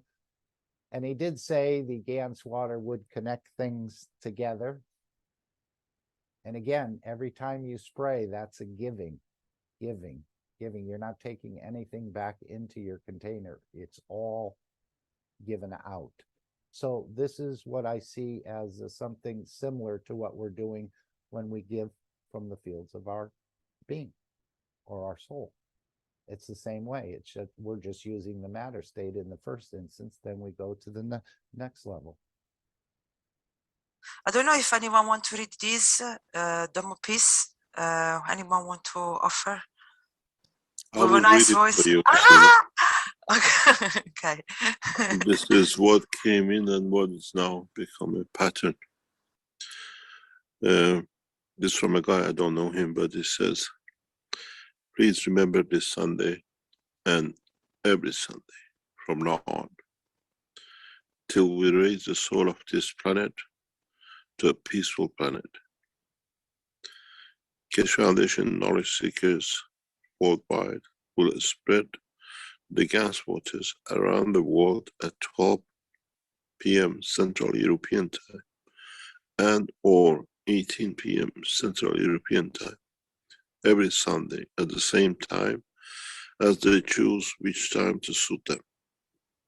Thank you for participating in this greatest movement by the soul of the man to bring about the peace on this planet as the permanent feature of the life of this planet. So that is the objective with the Gans waters, to bring this planet or the soul of this planet into a permanent, peaceful condition. And again, you don't have to wait till Sunday to release Gans waters, but this is the time we're doing it collectively. And again, we're stronger collectively. The Gans water, the plasma, knows where to go, and it knows what to do, and it's bringing balance, and it's bringing elevation. Isn't this what satellite souls are going to do? Isn't this what your soul can do to the others? Although we haven't believed in it. We believed more in the Ganses than our own soul, I think Mr. Keshe indicated at one point. And now we'll go to the second part of creating the Dome of Peace. So you can see, again, physicality and then energy state. This is the second part. I think, thank you, Stefania. And now Shweta will come in. Anybody wants to read the Dome of Peace? I mean, beautiful souls in here. Okay, I'll read this beautiful presentation of Dome of Peace. And The Dome of Peace is already here. All the knowledge seekers, truth seekers, lovers of humanity has built it in a way, spreading the guns, loving each other as shareholders. So I will read this as please remember every Sunday from now on until we raise the soul of this planet to a peaceful planet, Keshe Foundation knowledge seekers worldwide will spread the Gans waters around the world at 12 p.m. CET and or at 18 p.m. CET every Sunday at the same time, as they choose which time to suit them. Thank you for the participation in this greatest movement by the soul of man to bring about the peace on this planet as a permanent feature of the life of this planet. Mr. Keshe suggests we add the next step to create the Dome of Peace with power of the souls, as we have already going through this with the 2 eyes. And we ask you to spread the Gans waters each Sunday. Now we give you a new path. Now try to unite each other's souls. Try to elevate the souls of humanity, soul of humanity, through your own soul to a level that no one can touch the embodiment of the human race. So beautiful. Choose a time where all of you come together on the soul level in a state of inner calmness. At that time, don't spread the water of guns, but spread your soul. Unite, and in time, we will make a new race out of the soul of man. And then, instead of doing it once a week, do it all the time. MT Keshe. Thank you. If anybody wants. Thank you again, Shweta. But we can see we've gone from the matter state in a way to the plasma state of using the soul or the energies of the soul. And this is what the Universal Council and the Universal Council supporters and all of us are learning to do. It's much more effective. We can reach so many more people so quickly. And again, it's up to them. We're just planting a seed. We're allowing the fields to elevate their soul. And in time, they'll come into the correct position. But it's not something you snap your fingers or you do it one time and it's done. As Mr. Keshe said, this is not a day job. And I think we'll be using this across the universe in so many different ways. We haven't had the full understanding. And that's what Mr. Keshe said about introducing this technology to the governments. One of the reasons we don't succeed with the governments is because we can't explain it. We're not carrying the full understanding of this technology. And of course, on their part, they really don't want to change. Change is uncomfortable for people. Change is uncomfortable for countries and corporations and the rest of it. They have something they don't want to improve in a way. They're quite comfortable in the old way of thinking, the old way of doing, and the old way of acting. But we're learning a new way, a way that our physicality sometimes opposes, because again, it's trying to tell us we have to physically do something to make things change. But we don't. We can work through these energies, which again has always seemed foreign to us. So let's again take 5 minutes. And you can also, before I forget, this is a Universal Council invitation that every day at 9 p.m., Monday to Sunday, you can unite together with the Universal Council and the others for the elevation. The Universal Council invites the Keshe family and Universal Council family in unifying at the soul level every day at 21 p.m. CET for the elevation of all souls and the protection of the physicality in the universe. So anytime you'd like, every day, you can join, whether it's for 1 second or 5 seconds or 5 minutes, as long as you'd like. There's no Zoom room, there's no Telegram meeting, it's not on YouTube, but it's just the souls getting together on the soul level to bring about this change. We've always thought it had to be done through the physicality, but we're learning a new way and a new understanding and some of the capabilities that we're carrying and how we can bring the change in the matter state through the fields of our soul. individually and collectively. So you're all invited. Again, you don't even have to be a knowledge seeker, which I think we're all knowledge seekers because we're all, in a way, looking for something to bring that satisfaction of the emotion. We don't know what it is, but we're constantly looking for it. So I think we're all knowledge seekers. Some people, it's money, another one, it's something else, or it's this, or it's that. But this is what we're all trying to find. And so I would consider everyone, in a way, a knowledge seeker.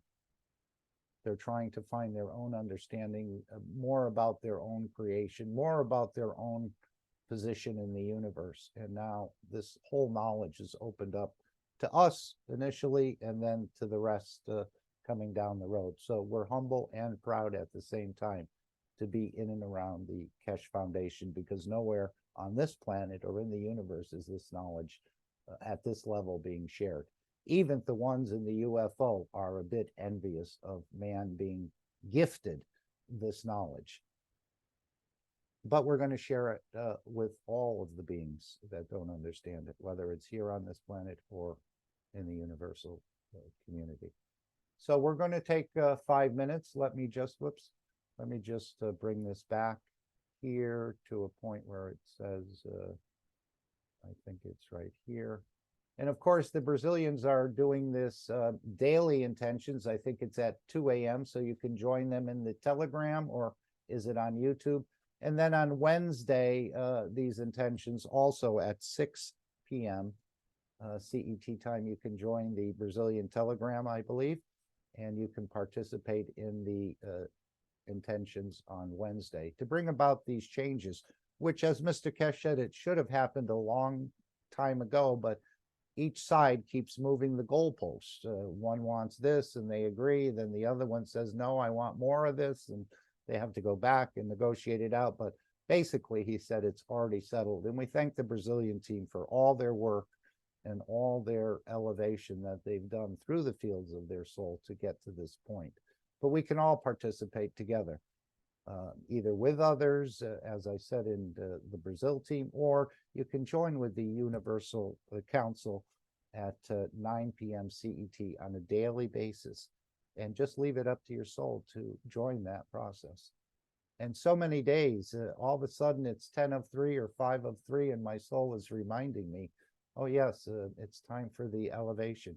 And again, whether you can spend 1 minute, 1 nanosecond, or if you're working, you can still participate in it. We know we're learning to be multitaskers as well.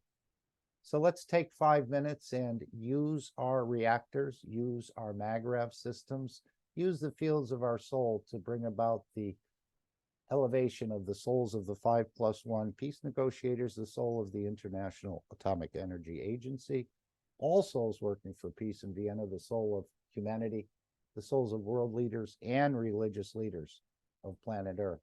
So it's a big job, but we're coming up to the task, and we're becoming more seasoned, I think, to be able to do this work. So let's take 5 minutes of silence, and we'll begin now.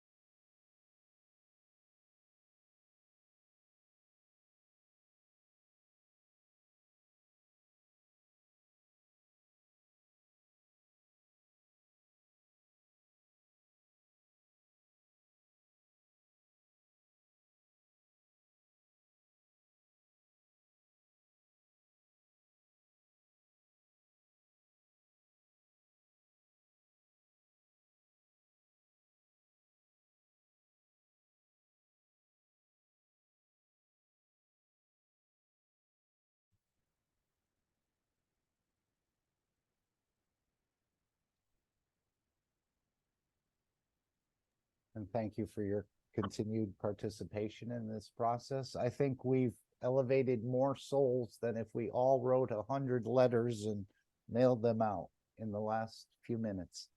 We've touched more souls, and it's up to the souls to decide, but we've trying to create a condition for them, and through their elevation, the souls decide, not so much in the physicality. Working in the physicality, and I've tried it a number of years, and the game is sort of rigged. On this way, we go right to the decision maker. We go to the boss, which is the soul of the man.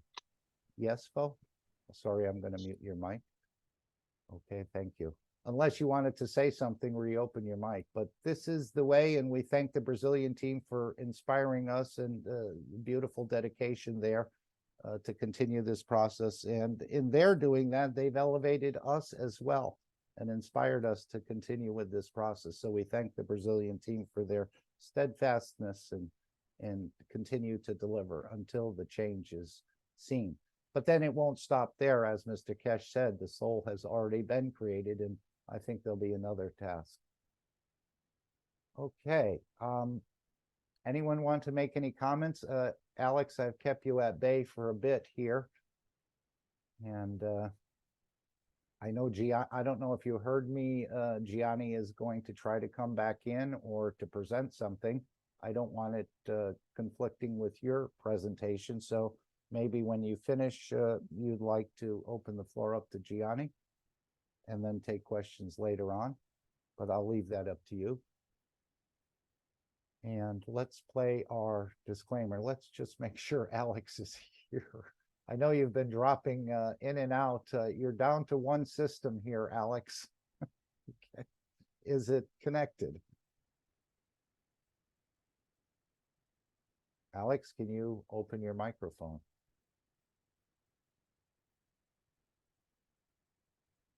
Alex, are you in the background? Okay, I think Alex is having some sort of a bandwidth connection issue at this point in time. Gianni's come back, so if Alex is not available, maybe we can go to Gianni. And I think he said he sent some pictures in the Telegram.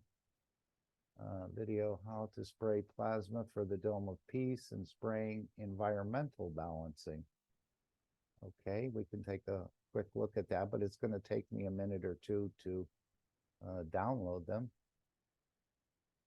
So would anyone like to mention anything at this point? Okay. Let's just see. I'm just looking here. First, I have to find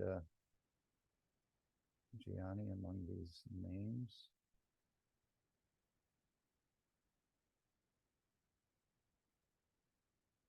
All right, maybe it's up on the top of the list. I might have scrolled by it. Yes, it is. Again, it's going to take a minute or two. I'm going to, let's see, and let me just make sure I'm putting it in the right position. I'm going to look for it. It's a small video. Alex, again, are you with us? Apparently his system has had a function of sort, misfunction in a way. But let's see this video. Okay, Alex is coming back.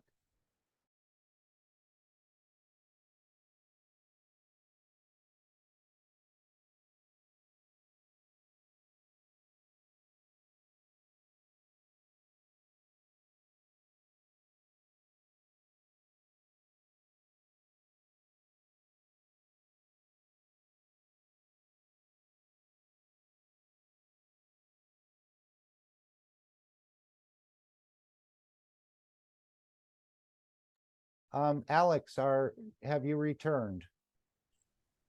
Hello, Mark. Can you hear me? I can now. We were searching for you. I'm going to make you co-host here on this particular computer. You've been dropping in and out a number of times today. There must be a bandwidth connection issue. Yeah, let's just say that I've had trouble. Okay. So Let me play these two videos. Gianni, are you here still? Maybe yeah, you'd go like- ahead, Mark. Yeah, okay. Yes, maybe- Mark. Okay. Why don't I play? This one's only 19 seconds, so let me just play this. Do we need sound? Yes or no? Yes. Okay. It's the sound is in Spanish. Okay, no problem. Rociar con plasma para el Domo de la Paz.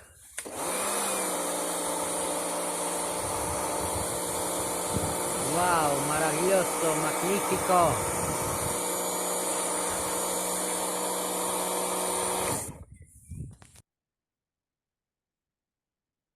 Okay, that's one. Let's see another one. I think this is the second one. You're power washing the entire planet here. Very good. And I'm sure that the land has probably already been plasmatized. Maybe not. Maybe this is not the area that you've worked in. This could be a new area, or it could be adjacent to the one you're working in. This one is only 12 seconds. I was spraying a piece of dome.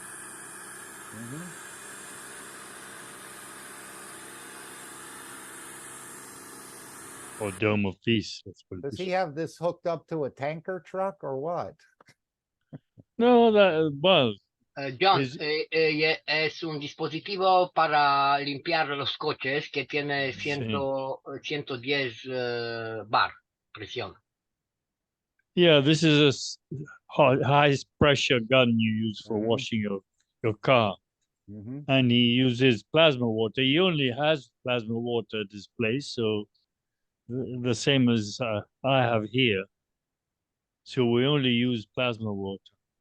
And Alex has had some issue with the computer at this point. He's trying to do a repair, Gianni. So maybe you'd like to tell us more about the Dome of Peace or this, what looks like wheat.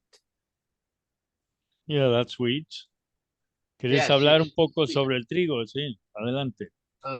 Pues mejor al final porque quiero presentarlo todo. It's better if he does this after Alex because he wants to present the whole thing. Okay, that's no problem. Beautiful, nice and lush. What was the farmer's emotion like? It seemed like he was trying to keep it to himself in a way, but I sensed he was quite excited about, in the other video you shared, that he was quite impressed with the work, as if to say, wow, how is this happening? Can you translate that, John? Yes, Mark. It's okay. John, los farmers son muy impresionados porque no se le puede creer qué pasa. The farmers were very much impressed because they couldn't believe what was happening.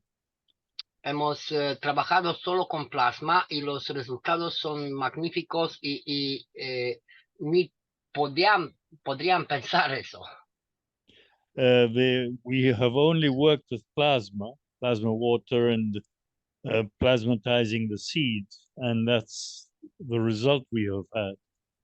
And the farmers couldn't believe what they were seeing. Did the farmer, oh, go ahead. Los que ven no se lo creen. Yeah, they couldn't believe what they were seeing. The farmers or agriculturists, whatever you want to call them. Sí, y además de eso, los cultivos no han tenido problema con falta de lluvia y con mucha lluvia, igual. Y la parte microbios, ningún problema tampoco, me imagino. Ningún problema, ninguna enfermedad, John, ninguna. They have had no problems with bugs or rainwater or anything. Plasma replaces the whole thing. No nutrition problems, no watering, no bugs, no herbicides, strengthening of the earth, no nothing. Now, did the farmer actually see Gianni's work before he decided to allocate part of his fields for this, or did he just hear about it?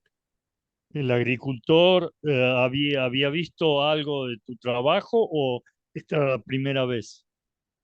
Hemos hecho un taller en mes de octubre y participaron. They had a teaching in last October and they participated. But one thing is the theoretical part and the other is practical part, isn't it? Yeah, it seemed to me the farmer was just looking around when Gianni made that other video, and he was just like, I can't believe that. I mean, he didn't say that, but this was the sense that I got. He almost didn't have words in a way. This is Yeah, he like a couldn't believe his miracle. eyes. Yeah, Yeah. he couldn't believe what's happening right in front of him. This is the sense that I got, and I think Gianni confirmed that. Yeah. Well, we're getting these results everywhere. So we're sort of wakening up people, different people. And especially starting off the beginning of the year by reducing the inputs, the Yes, the herbicides, reduction was, pesticides. This is thousands of dollars on such large, thousands of euros, I should say. But this is quite a savings to start the year out. He was probably praying, saying, oh boy, I didn't put those things on there. I hope we'll have a yield. But we can see what a beautiful job it's done. Pues Mark, claro, no han tenido que hacer muchos trabajos en el campo porque se ha rociado solo una vez. they haven't have to work with the earth or the overturning of the earth because we sprayed the whole place once and that was enough to get these results. Amazing. Y cuando escuchas que con 100 euros para los materiales tienes plasma para cientos de hectáreas, en este caso 300 de hectáreas. Yeah, they couldn't believe that just by spending $100 to acquire the ganses or produce them, and this covered over 300 hectares. They were flabbergasted. Y además de eso, en la próxima semana vamos a cosechar. We will be reaping these what do you call it? Forget my words. The wheat next week. As from next week, they'll be reaping it. Y entonces, claro que vamos a ver también cuántos kilos vale para un hectárea. Then we will know how many tons they get per hectare of this wheat. I was going to say this is the springtime. This is a winter wheat which was planted last October, November, and this ¿Era was el trigo de invierno, Gianni? Sí, al fin de noviembre hemos sembrado. Yes, this was sown last November. Right. Now, this is what's come up in the spring. You can see a little bit of the snow on the edges. So nothing came up over the winter, I guess. But now that the land is clearing, the snow is gone. This was the beginning of the wheat growing on this particular plot. And then, yes. Sorry. Le protegió de la nieve también, por lo visto. Sí, se comporta todo lo que sembramos y utilizamos el plasma, se comporta diferente de todo. Yeah, it behaves completely different way when you treat the whole place with plasma. Ya no hay problemas from the snow. Sí, no hay problemas con frío, con falta de agua, con mucha agua. Es maravilloso. Yeah, it protects by the temperature wise and with the excess of water or the need of water, you cover all the necessities. And the pest. Puedes sentir los campos cuando te acercas, campos de equilibrio, de felicidad. You can feel the fields, the felicity of the grains and the wheat, the happiness. Yes, it's amazing. Hello, Gianni. Go. Sí, adelante. Hola, gracias por presentarnos esto. Quiero hacerte una sugerencia. Hace por lo menos un año yo comentaba en el chat de Brasil que estaba segura que cuando sembraran con plasma el trigo, los celíacos no van a tener problema, no van a tener problema con el gluten. Quería ver si ahora que empiezas a cosecharla, mi sugerencia es que traten con algunos celíacos de que lo consuman y ver los resultados. Por favor, gracias. Pues no sé qué estás preguntando. Los Ok. celíacos no pueden Comer comer el gluten. trigo. El trigo por sí, el del gluten, trigo. ya, no lo soportan.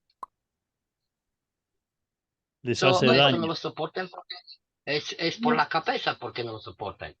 El trigo que está hecho con plasma, ya no tienes ningún problema. Personas que Es tenían lo que te problemas. estoy diciendo, es lo que te estoy diciendo. Ahora que lo van a cosechar, por favor, como prueba, como test, que sirve también en la fundación, traten de que algunos celíacos consuman el producido de ese trigo y háganle el seguimiento, que yo creo que no va a tener problema con el gluten los celíacos. What we're talking about here is the problems we have with celiac people that can't eat wheat. To try this new wheat to see if they get any harmed by the wheat or not. Well, Mr. Keshe did say that when you use the plasma water, the food becomes a soul elevator. It actually elevates the people that consume it in a way. Maybe not, that they're lifting off the ground or anything, but they have a new awareness, a new enlightenment, a new understanding. It's so beautiful to see all of these wheat just seem to be there. We don't see any brown patches. They all seem to be strong and healthy. A very beautiful job here. I was wondering what sort of pests, the pests couldn't have disappeared, but where did they go? Did they move? They don't look for nutrition. I find this here at home also. The pests and the mice and the mosquitoes and the flies and whatever, they don't bother you. They're feeding off the plasma. John? John, es un poquito diferente. Por favor. Ajá, adelante. Una vez que utilizas el plasma, el trigo está feliz. Todos los que están felices no tienen problemas de salud, no tienes enfermedades, prestas nada. Yeah, the explanation Gianni gives us is that once you use plasma with the wheat is happy. So it doesn't have any problems with any of the pests or whatever. Hemos regalado plasma para equilibrar el suelo, hemos plasmatizado las semillas y nada más. Ya con eso basta. Yeah, we treated the soil and the water with plasma, and that's enough to get good results. Y además de eso, los que tenían problemas alrededor ya empieza a arreglarse sin hacer nada.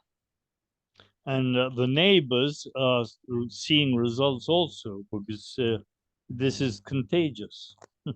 I was going to say, oh yeah, go. Y eso es la confirmación y los farmers, los vecinos, ya empezaron a preguntar porque no se lo cree y quiere aplicar también. Yeah, the neighbors start asking these farmers because they can't believe what's happening. Wow. Así Sí, adelante. es normal, natural. This is normal here. We're having these results here. And it's the other way around to our friends Monsanto. Yes. They want to. I think Anna would like to come in here. Come on in, Anna. I was going to say, Gianni, now the farmer, obviously this is not his first crop. So based on his estimation, like if he took a square meter, he could kind of tell how dense the product is. And is he just guessing there'll be twice as much yield? Is he thinking there'll be 3 times as much yield? He must know there's going to be a tremendous more yield than previous years. John? El agricultor debe tener una idea del rinde que va a tener o no, Gianni. ¿Puedes repetir, por favor? Que el agricultor debe tener una idea del rinde que va a tener cuando coseche este trigo, ¿no? Del rendimiento, ¿no? Sí, el rinde, el rendimiento. Just based on a square meter, he must say, wow, this is twice as much as I used to grow in the previous square meter with the pesticides and the things. Does he have any sort of, what is he expecting? ¿Cuál es su impresión? ¿Qué esperanza, qué espera que le rinda este trigo?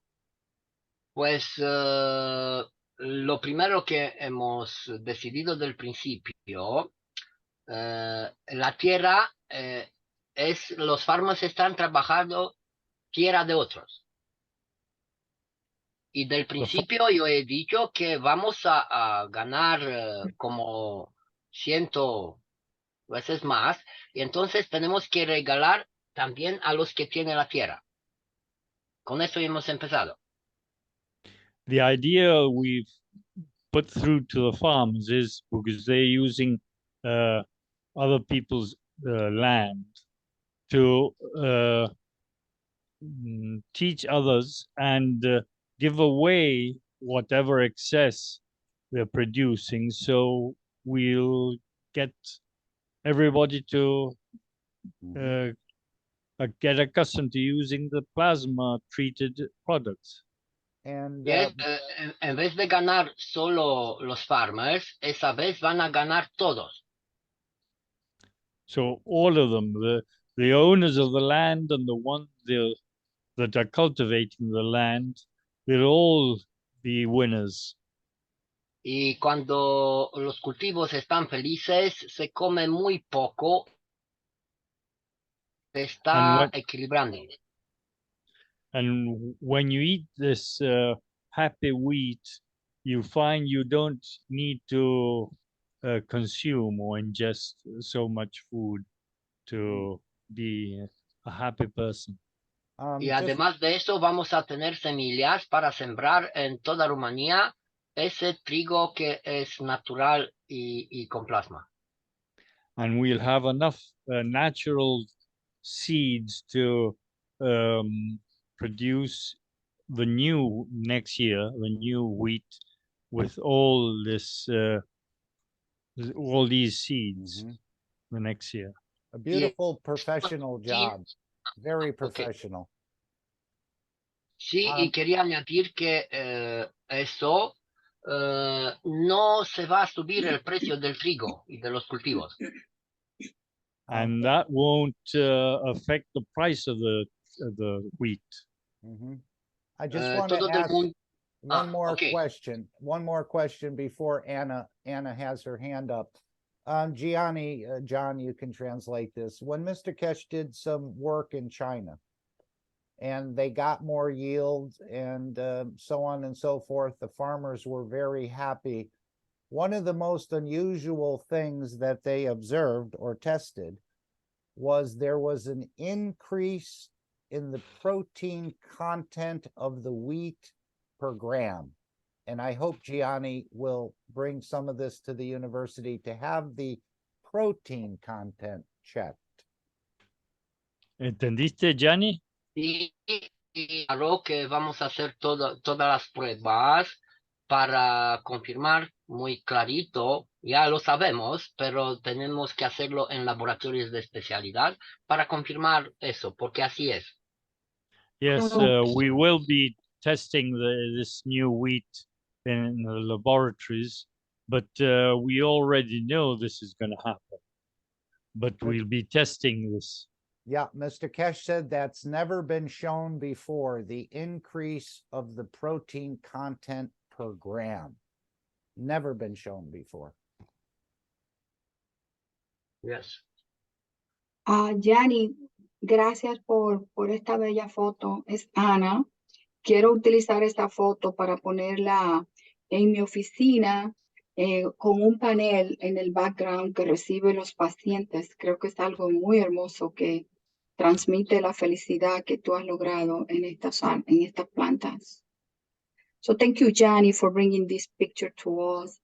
I'm going to use this picture to put it on as a background on my office because it really speaks about the happiness of the wheat Don't they plant. look So happy? thank you. Yes. Yes, thank you. It is amazing. Gianni, quería preguntarte dos cosas. Primero, que cuando hicimos el workshop, uno de los workshops que has hecho, quedamos con Liliana y creo que con Litzy también, que vas a tratar de venir para América para ver si hacemos algo donde podamos aprender un poco más de ti. Y yo estoy preguntándote si tienes algo un poquito ya más claro, más concreto. Creo que me gustaría saber si vienes para yo poder asistir y aprender un poco más. So, Gianni, I want to just remind you that in our latest workshops, with Liliana and Litzy from the Spanish and Knowledge Keshe, that the plans were for you to come to America and offer some of the knowledge that you have developed, that you harbor along with the foundation. And I want to know if there is any plans more concrete so I could plan in my calendar. And la otra cosa que te iba a preguntar también es que acabo de sembrar un árbol de pera, es un árbol pequeño y ya estoy plasmatizando mi jardín, pero he notado que el árbol tiene como en las hojitas unas manchitas amarillas. A ver si me recomienda, le estoy echando agua plasma, especialmente agua plasmatizada del CO2. Si puedes comentar un poco para traer esta felicidad pues a mi árbol de pera.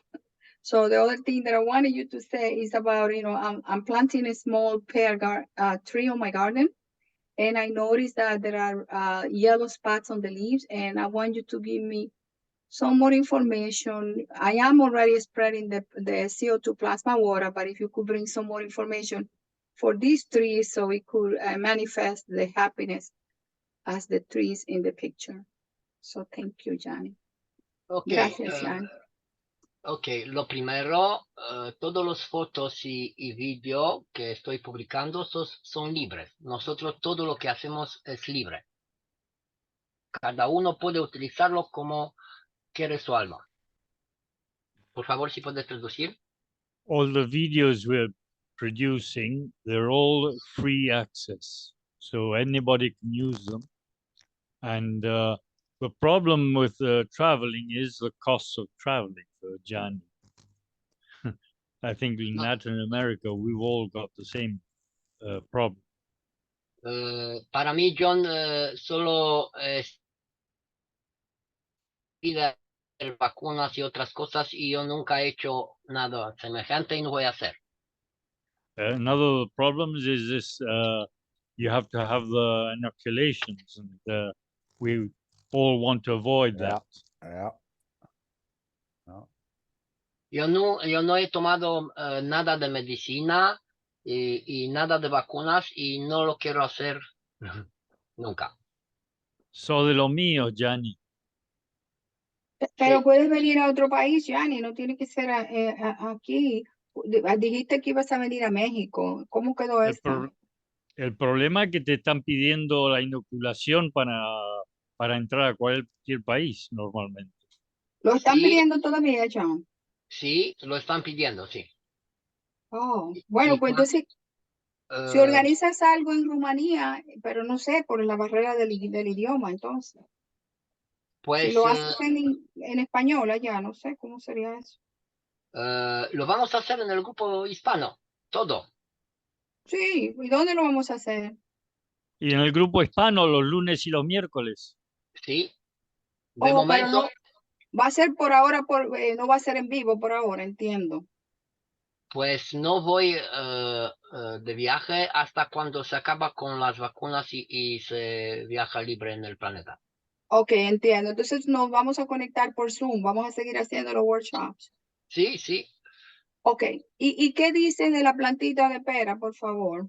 La plantita hay Yo que... recomiendo un GANS hecho de cobre, óxido de cobre. No, John, lo primero ¿No? necesito, lo primero necesito ver algunas fotos, porque aquí que hemos rociado, que se ha visto en el vídeo, los árboles solo con 2 rociados CO2 ZNO ya cambiaron las hojas. Yo voy a poner una foto ahora. Sí, ahora mismo. Deja ponerla. También.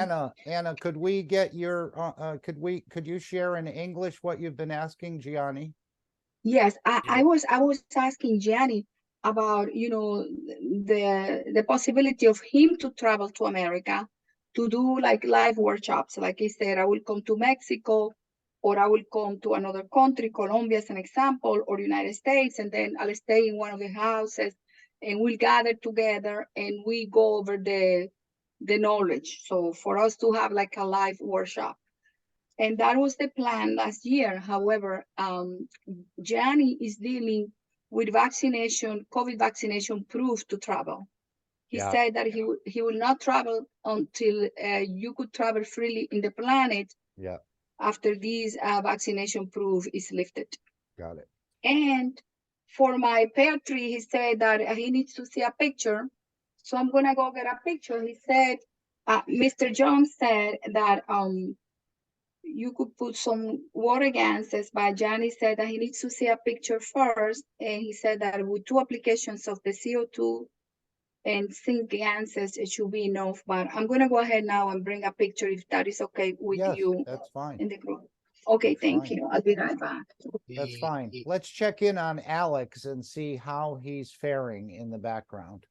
Alex, is there, are you planning to come in at some point? Yes, I'm back in action. Okay. But let Gianni finish his presentation because everything's working perfectly. Perfect. Yeah, it's beautiful work. This is amazing, beautiful work. And as Mr. Keshe said, the increase in the protein content per gram has increased. I don't know how much it increased, but he said this has never been shown before. And I think Gianni has replicated this in a way. I know what Mr. Keshe used was proprietary, and he said it wasn't shared with the public. It was only shared between governments. But I'm hoping to see the same similar results that Gianni is achieving here with the protein content per gram. Gianni. Sí. Gianni. Sí. Pero pronto estarán listo toda la transmutación y puedes viajar sin pasaporte, sin problema sin problema en los aeropuertos. Así que pronto. Sí. Anyone else have a question? Por favor. Anyone else have a question they'd like to ask Gianni at this point? I would like to know how, sorry, can you hear me? Yes. Okay. Yeah, I would like to know how old is this wheat and when do they harvest it?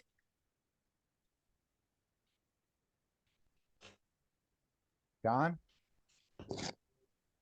Yeah, this was planted last November and will be harvested in the next couple of weeks. Okay, so in July, all right. Don't forget, it was planted in October last year. November. End of November last year. It sat in the soil, which is a winter wheat. I guess this is the typical way they do plant it in the fall. And then it perks up, it comes to life or continues its growth in the spring. So some sort of winter wheat. And can you tell me, the picture in the middle is more yellow and it's ready, it's almost ready for harvest? Beautiful green. Is it a shorter growing season, Gianni? Aquí quiero aclarar una cosa. hay varios tipos de cultivos y con el plasma no hace falta sembrar en noviembre porque lo que hemos sembrado en marzo ya tiene el mismo tamaño. There is no problem with the season wheat because we planted in last March the wheat for March, and we've already had the same results, the same production of the wheat. Y el experimento es más grande porque hemos sembrado, los últimos que hemos sembrado fue hace unos días. And the last few days we've cultivated some new wheat, so we'll have good results seemingly. Right. What Three times in the year. Well, there you got different types of wheat, but Okay. with plasma, plasma protects the wheat. Remember, Mr. Keshe said in Russia they were producing wheat which was grown under the snow. That's practically what we the winter. But now this one is 8 months to mature. This one that they're going to harvest in 2 weeks. Pues aquí con lo que hemos sembrado, eso es un cultivo que es el mes de noviembre, un tipo de trigo muy viejo. This wheat that was sown last November is very old wheat, and look at the production you've managed. Right. Y el mismo trigo que hemos sembrado en marzo tiene el mismo tamaño. Eso And por el plasma. What was sown last March, we have managed the same size of the plants. En estos experimentos vamos a mostrar que no es necesario hacer muchas cosas para un cultivo de trigo. We'll be able to demonstrate that you don't have to do any monkey business, no changes. Right. So go ahead. This one was 5 months, the one in March. Are you ready to harvest or you wait a bit longer? No, it's ready. Wow. So it instead of 8 months with the old wheat, it's 5 months with the newer seed. Sí, y se puede ir hasta 3 meses. 90 días. This is what Mr. Keshe mentioned in China, that the farmer, instead of maybe getting 2 yields per year, he could get 3 yields per year. The growing season was shortened by using the plasma technology to have 3 harvests. Yes, Mark. Yes. Hemos sembrado, hemos cosechado 2 cultivos al año. Ese año vamos a hacer 3. John? English, please. We expect to harvest 3 times next year. Wow. And how tall, the picture in the middle, how tall is that grain, wheat? ¿Qué altura tienen las plantas ahí en la foto del medio? Casi 1 metro y pico. Nearly 1 meter. Por ahí. 1 meter. Oh, wow. That's short. Over 3 feet, yeah. No, that's a very short. It's not tall at all. Wow. Al final vamos a ver las fotos de otro cultivo donde se ve mucho mejor.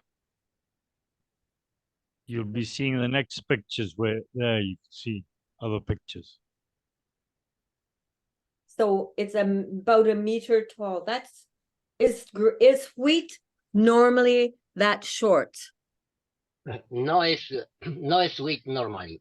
Nunca han visto ese tamaño y tanta multiplicación. El trigo es más bajo normalmente, ¿no? Sí. Yeah, no, the wheat normally is shorter. It's not that tall. Oh, okay. Thank you, Johnny. Beautiful. Look at it. Yes. If you look at the stems, they're very thin. So if you've got a meter, that thin stem, they'll sort of break down normally. No, but there's so much wheat that it doesn't matter. They'll all wave together in the wind. And the other amazing part, it's touching the energies of the soul in some shape or form. I often thought, why was Mr. Keshe discouraging us from eating in a way, or killing and destroying, but at the same time increasing the yield using the plasma technology? But he said that anything grown with the plasma technology becomes, in a way, and we heard this from Lisa and Jim in Australia as well, that the people in the restaurants are delighted and they request this type of lettuce that they were providing the restaurant. So in a way, it is a soul elevator. All the things Mr. Keshe does seem to be, in a way, touching the energies of the soul in a light way or in a heavier way. Gianni, I placed the pictures of the pear tree on the Telegram. Where? I posted on the Keshe American Knowledge Telegram group. Okay. There are two pictures of it with the yellow spots. Let me get one, and then we'll get the other one. Okay, I think it's this one. Let me just bring it in so Gianni can see it.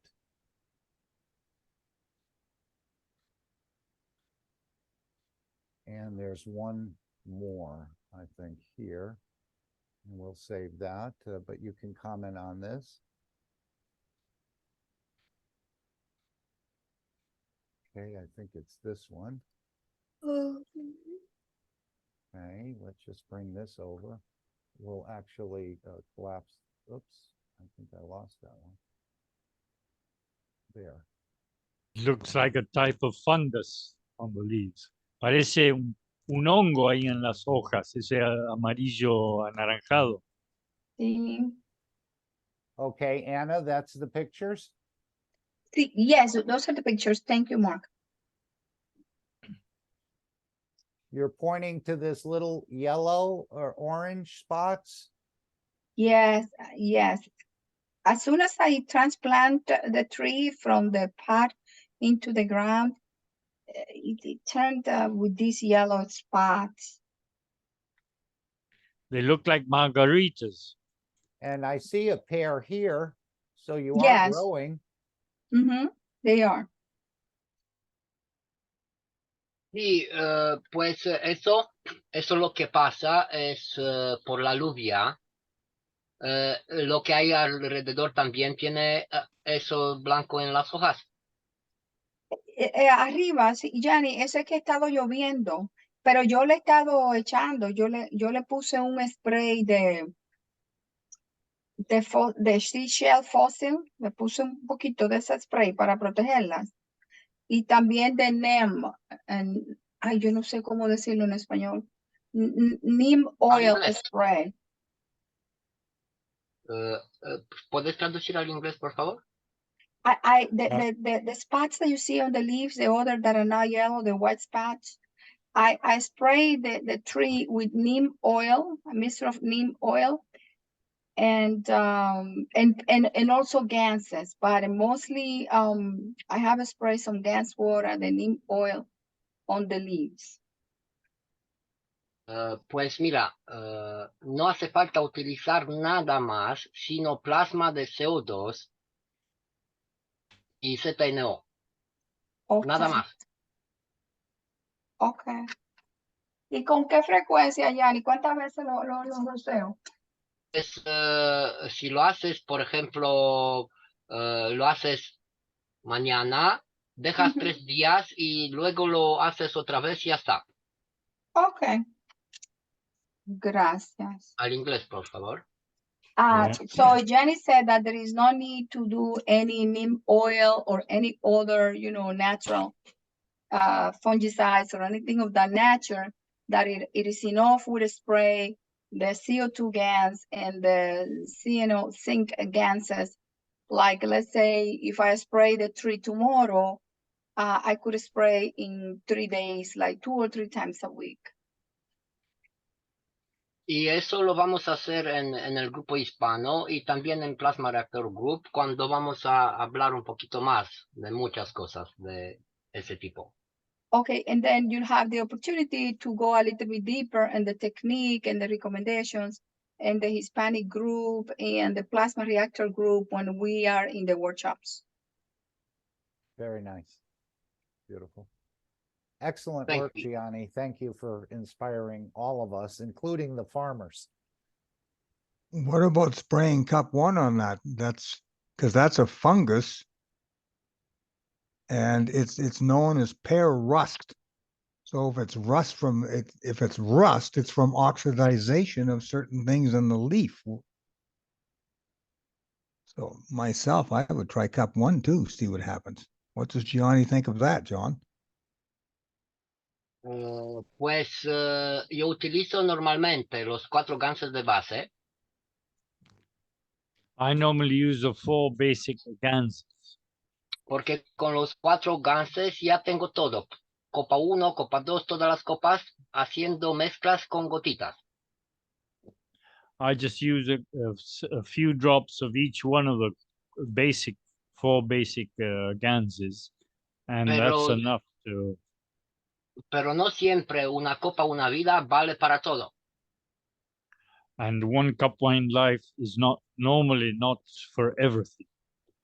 Y good las plantas tienen también emociones y sentimientos, y por eso tenemos que actuar con carbono y zinc, con conexión y emoción. Plants also have their emotional side, so that's why we use zinc oxide to cover that side of the whole thing. Nosotros el gas de óxido de cobre lo utilizamos más como los campos, no rociando directamente.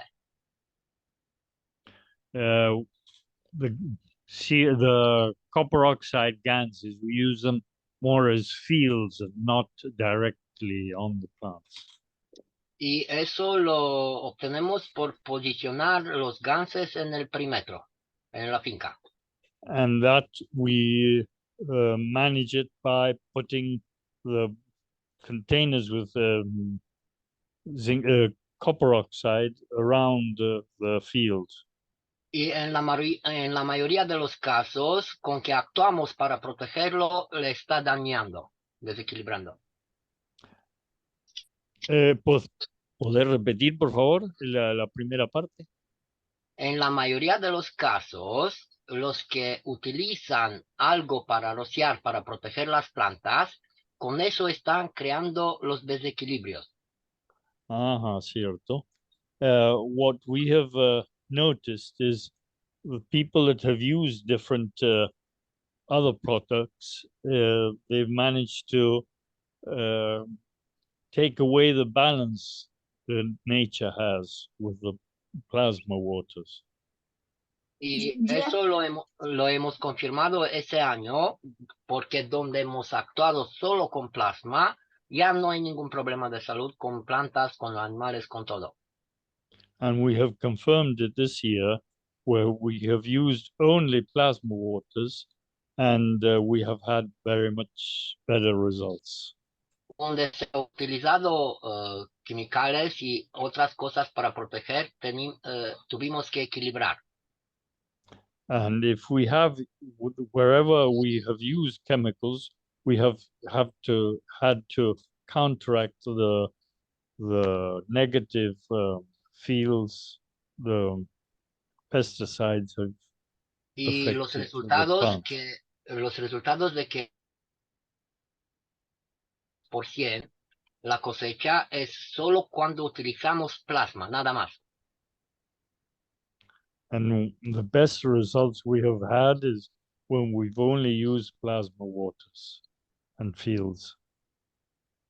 I just wanted to confirm with Gianni. Are you saying you can put containers with plasma, with ganses around the fields, but in containers, and that you only spray the plasma water of the ganses? Tienes contenedores de plasma alrededor de los sembradíos y solo, ¿cómo es? Riegas. Dispersas, sí, dispersas el agua de GANS sobre las plantas o el plantío.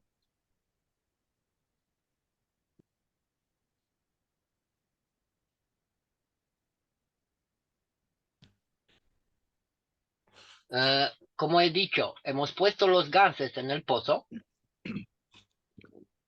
We have the ganses in our wells, so we have GANS water all over the place. Y normalmente hace falta solo 3 cosas para hacer. Rociar la tierra, plasmatizar las semillas y rociar otra vez si es necesario. Nada más. The only thing, 3 things we do is spray the fields before sowing wheat, then treating the seeds with plasma water, and then spraying once they start sprouting. Tenemos aquaplasma a la discreción, pero no es necesario rociar. You don't need to spray all the plantation. It's not necessary. Right. Como he dicho, one of the first things Gianni does is to plasmatize the well or the water source the farmer is using. So that's what he said. The plasma water is all over the place now because they're drawing it out of the well. He's shown this. But they don't drain the well. They take No. only the top half. No, you plasmatize the whole water in the well when you drop the ganses in there. Like we do with our bottles. We don't take the containers, I do it in the 500-liter tank. Yeah, but he's actually using the Ganses gale in the well. No, I'm saying you don't take the ganses out. You make sure you don't drain the bottom where the ganses are. Right, right. Okay. Yeah. No, you never take if you take the water from down the bottom, you'll also have earth mixed with the water. So you want to avoid that, don't you? We hope so, yes. Gianni, entonces la cantidad que voy a mezclar de los CO2, del CO2 y del zinc, no importa, con un poquito de cada una para echarle al arbolito. Sí, mira, hay un reporte que lo utilizamos. Sí. Por ejemplo, utilizamos 120 mililitros de GANS para 1000 litros de agua. De los dos, de una combinación de los dos. No, espera un momento. Eso significa que he hecho el cálculo. Hay 12 gotas por mililitro. 12 gotas por cc. 12 gotas por ejemplo, si tienes el reactor de CO2, vas a poner 9 gotas de plasma de CO2 y 3 de ZNO por litro de agua. Entiendo. 9 gotas CO2 y 3 gotas zinc. Y también quería, Gianni, voy a traducir ahora, que dijera cuándo es que nos vamos a hacer el workshop cuándo es el próximo que vamos a estar cogiendo estas clases. Y si hay alguna, si estás haciendo esto, si lo estás haciendo de manera sin costo o hay que pagar algo, yo necesito orientarme un poco porque estaba un poquito desconectada. Gracias. Al inglés, por favor, y después voy a responder. Okay, Gianni, I asked him initially, how are we going to proportion the CO2 and the zinc gases to spray the pear tree? He said, this is the recommendation. You're going to take, in general, you want to put 12 drops per 1 cc of water, 12 drops of plasma water per 1 cc of water that you're going to spray. And in other words, it could be also 120 cc of gases per 1000 milliliters of water. And the way that he recommended for me to combine the CO2 and the zinc gases is 9 drops of CO2 and 3 drops of zinc gases. That will give me my 12 drops.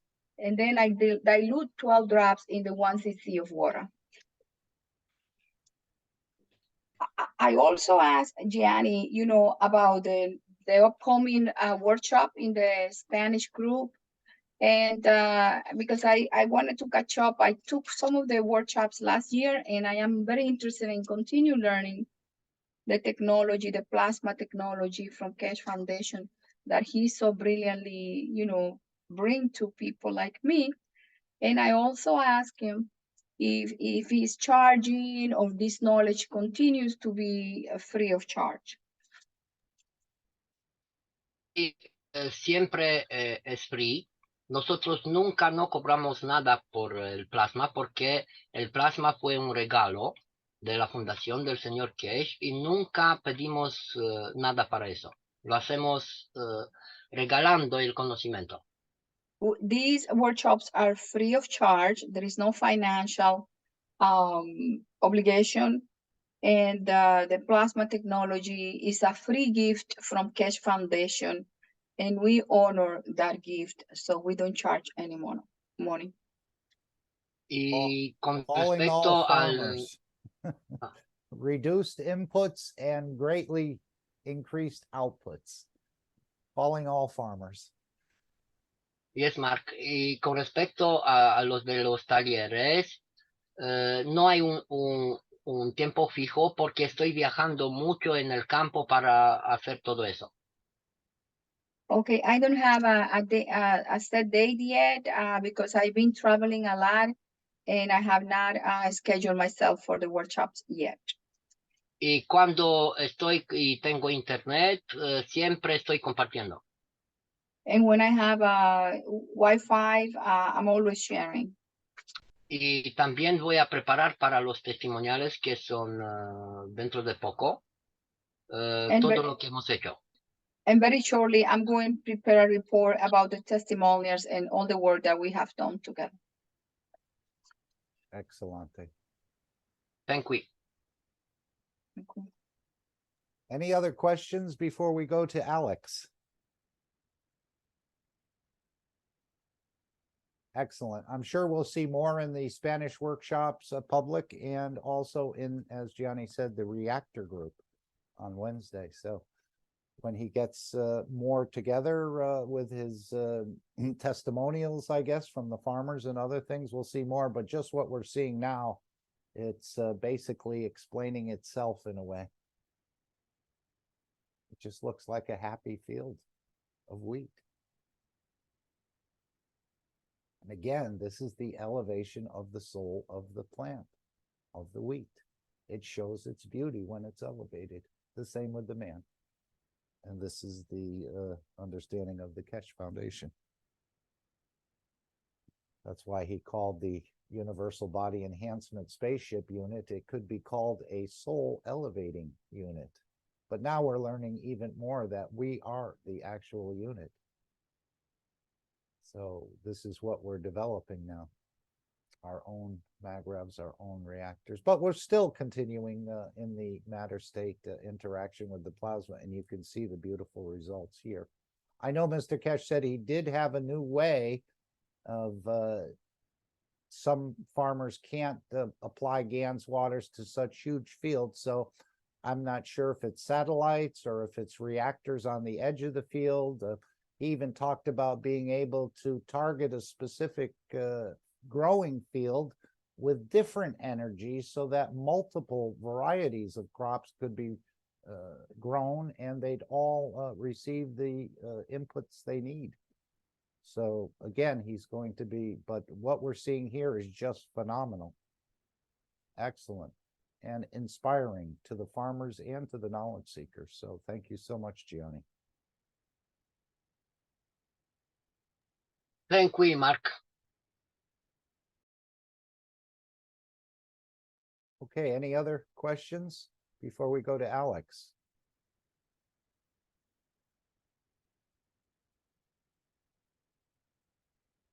Thank you for coming in, Gianni.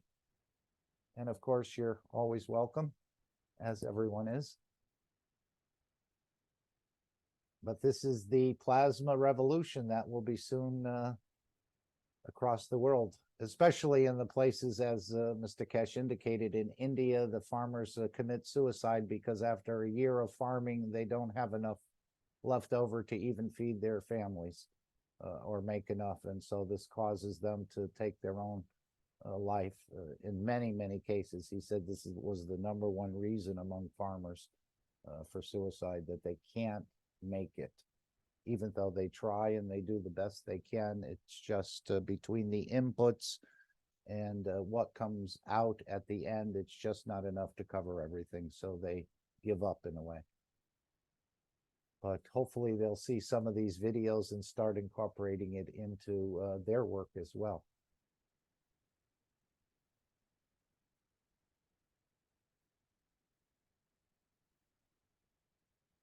Anything else before we go to Alex? I hope you're ready this time, Alex. No problem. Glad you got it sorted, whatever the issue was. I hope so. We're Okay. here. Gianni, thank you again. We're going to switch over to Alex now, but very inspiring work. And I could tell how the farmer was reacting. Without any words, I could just sense the emotion. Beautiful. Bonita.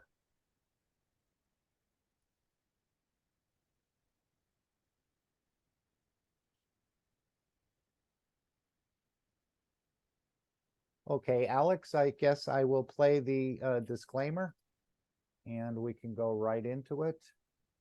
Thank you very much. Here we go. Disclaimer. The information and education material contained herein is meant to promote the general understanding and dialogue of GAN's processing. Such information is not meant or intended to serve as a substitute for a healthcare professional's clinical training, experience, or judgment.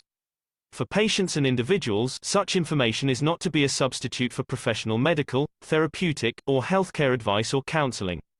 For medical issues or concerns, including decisions about medications and other treatments, readers, viewers, listeners should always consult their physician or, in serious cases, seek immediate assistance from emergency personnel.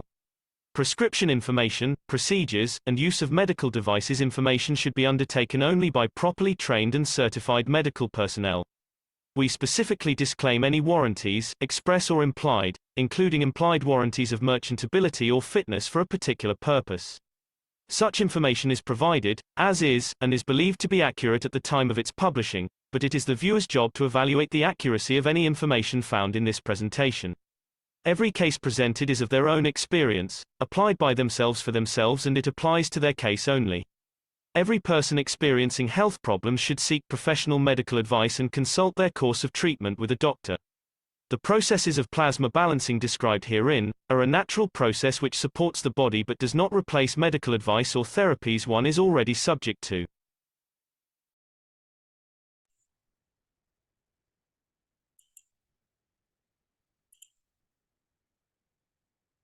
And let's welcome Alex in. He's had a couple of flat tires, but you see how quickly he remedied those situations. And this is the way the plasma works as well. So thank you, Alex, again for joining us and continuing to share your knowledge with all of us. So please take over. We see your screen. And thank you for joining us. Thank you very much, Mark, and thank you, Gianni, for the beautiful presentation today. Clearly, we can see that what makes this meeting in North America so strong is the participation of all the other continents. And this is a prime example of the success of the plasma science. A lot of people are afraid, of the one nation concept. They have to understand this is a one nation representing the earth as representing the rest of the universal community. So there's a whole different perspective to be taken in. So today, what I would like to do is we start a new program, and I want to welcome everybody to the North American teachings here. And it's a beautiful Sunday afternoon. We're going to start with a new program. As I said last week, we finished it off. We want to continue with the Keshe Foundation Plasma Science as put forward by Mr. Keshe, and the book studies published, and the technology that is being presented. And so trying to figure out how to move ahead. And I think, and I hope you will enjoy this new direction that we're going.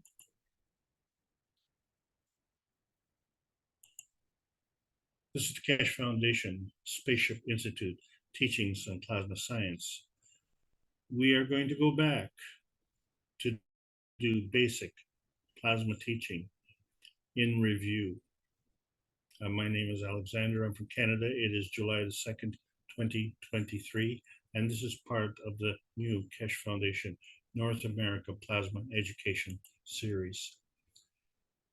Since we're in the post-June 6th, 2022 era, and in fact, it's already past the first anniversary of that, we are confronted with a new problem, and that is, how do we keep up with the pace of the new technology that is coming? And so we've had to gather our bearings and understand the difference between outer space, inner space, and Earth space, and keep moving ahead and trying to keep up with Mr. Keshe and the new teachings. And we have to go back to what had happened originally, and we see that the problem is really basically the same. But then there's another thing that has happened, and just taking a few minutes here for us to understand our position in the calendar, because last Friday, which was 2 days ago on June the 30th, we had a session on elevating the soul of the abusers. And this particular session, for the attendees, and I can personally attest that it was a really dramatic experience, but a very remarkable thing had happened. This session was testing new equipment, and the success of the test was remarkable. And so we are now at the point that not only are we 1 year into the new space age, and we are 7 months beyond the start of the new termination of the prophecies on December the 16th of 2022, but we have now achieved a new level. And so this is quite an accomplishment. And I can't explain too much except for the fact that also on the Knowledge Seekers workshops, we have changed a lot of things. So we want to welcome everyone to the North American teachings and understand, of course, yesterday was Canada's birthday, so I want to wish happy birthday to all the Canadians who are proud and standing tall. And of course, in a couple of days, our friends in the US will also be having a birthday. And so we want to wish them the best as well. And of course, Mexico makes up the rest of the North American team, but clearly everybody on this planet is working together to bring in a new era. And we can see that when we talk about one nation, one planet, one race for world peace, even last Tuesday, June the 27th, we hit the 280th presentation. And of course, that is hosted by Rick Crammond, who not only has been doing that and the Keshe Foundation Plasma Reactor Group on Tuesday nights, but also has been running the Knowledge Seekers workshops and going back over a decade. So there's been a lot that's been going on. And have we missed something? Sorry.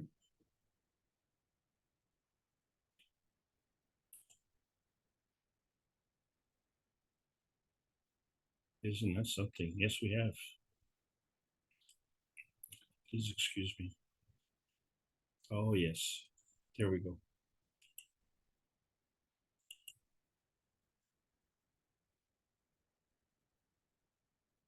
So how do we get this information about the plasma sciences put forward by Mr. Keshe? So I encourage everybody to read or reread books. Book number 1, which is the Universal Order of Creation of Matter. And book number 2, The Structure of Light. And book number 3, The Origin of the Universe. And it doesn't matter the sequence, because altogether they bring together a better understanding of the plasma science. So how do we convey all this information? And where we left off last week, we were still on the plasma highway searching for outer space. And our embodiment of our little pie in the sky. Because isn't that our point of view? And we forget. And so I think it's appropriate that we need to review. Because what happened almost 4 years ago, at the inspiration of the Brazilian community, they asked for a way to streamline the over 6,000 hours of teaching and try and come together with some kind of package that the many newcomers could absorb. As of today, there's over 11,000 members in the Brazilian Telegram group. And in the Canadian, we just we're mired at a little over 100, which just goes to show you the impact and success that can be generated. But fundamentally, we have moved so far ahead, and so it becomes very difficult to keep going ahead, where we now have a whole host of new people coming on, and they're going to go through the same problems all over again. And as we set out on this journey, we needed students and we needed teachers. And as always, teachers become students and new students become teachers, and we need so many more.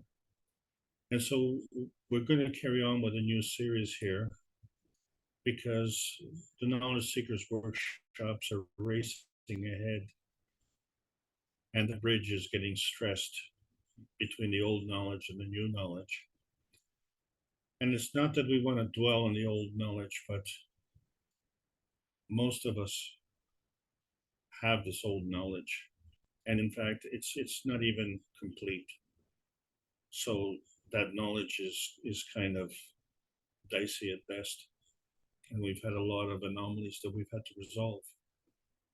And so please forgive this preamble here as I'm trying to set up the calendar on where we've been and where we're going and how we can connect the two, and make it graceful for the new people to be able to come in. So when I tallied up all the sessions over the almost 4 years, that in itself becomes a large body of work. So what we'd like to do is streamline for the newcomers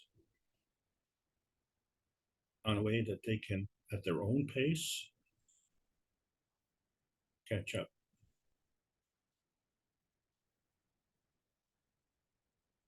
So when we started, we had to understand it's a new science. And as a new science, it has its own new language. And so we had to meticulously go through and describe this. And we did this not only in English, of course, but in Portuguese Italian, and Spanish. And it was a wonderful experience. And other communities have picked it up and gone ahead. But what you have to understand is that this series is more about the old physics than it is about the new plasma science. Because a lot of people want to relate to the old information. And the problem with that, of course, is that it doesn't allow for people to go for the new information. But the thing is, we've had a lot of examples in the old information that pointed to the new information.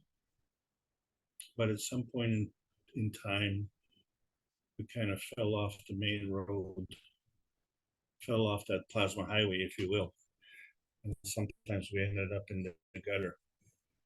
And so we wanted to identify how this new technology is going to fit into our life, because when I got involved with this in the first place, I just wanted my health back. There was cancer in my family and I just wanted to get rid of it. And I wanted to find out how to do that, because we were successful, but I didn't understand how we did that. So I wanted to find out how to do that. Of course, I was told, well, in order to find out how to get rid of cancer, you have to understand about life. I said, no, I don't want to know about life. I just want to get rid of cancer, and I just want my own tiny perfect world to be perfect. So I just found out that that was impossible. And so a lot of people are having the same problem with the plasma science. And they're saying, well, we'd like to know about the plasma science, and we kind of have to say the same thing. You're going to have to learn about life. And for a lot of people, this is not what they signed up for. And so it's interesting to see over the years how many people come, look, and leave. And then other people who maybe have difficulty grasping. Well, I can assure you that we're all having difficulty now, because the science is moving ahead so fast, because the book of excuses has been closed.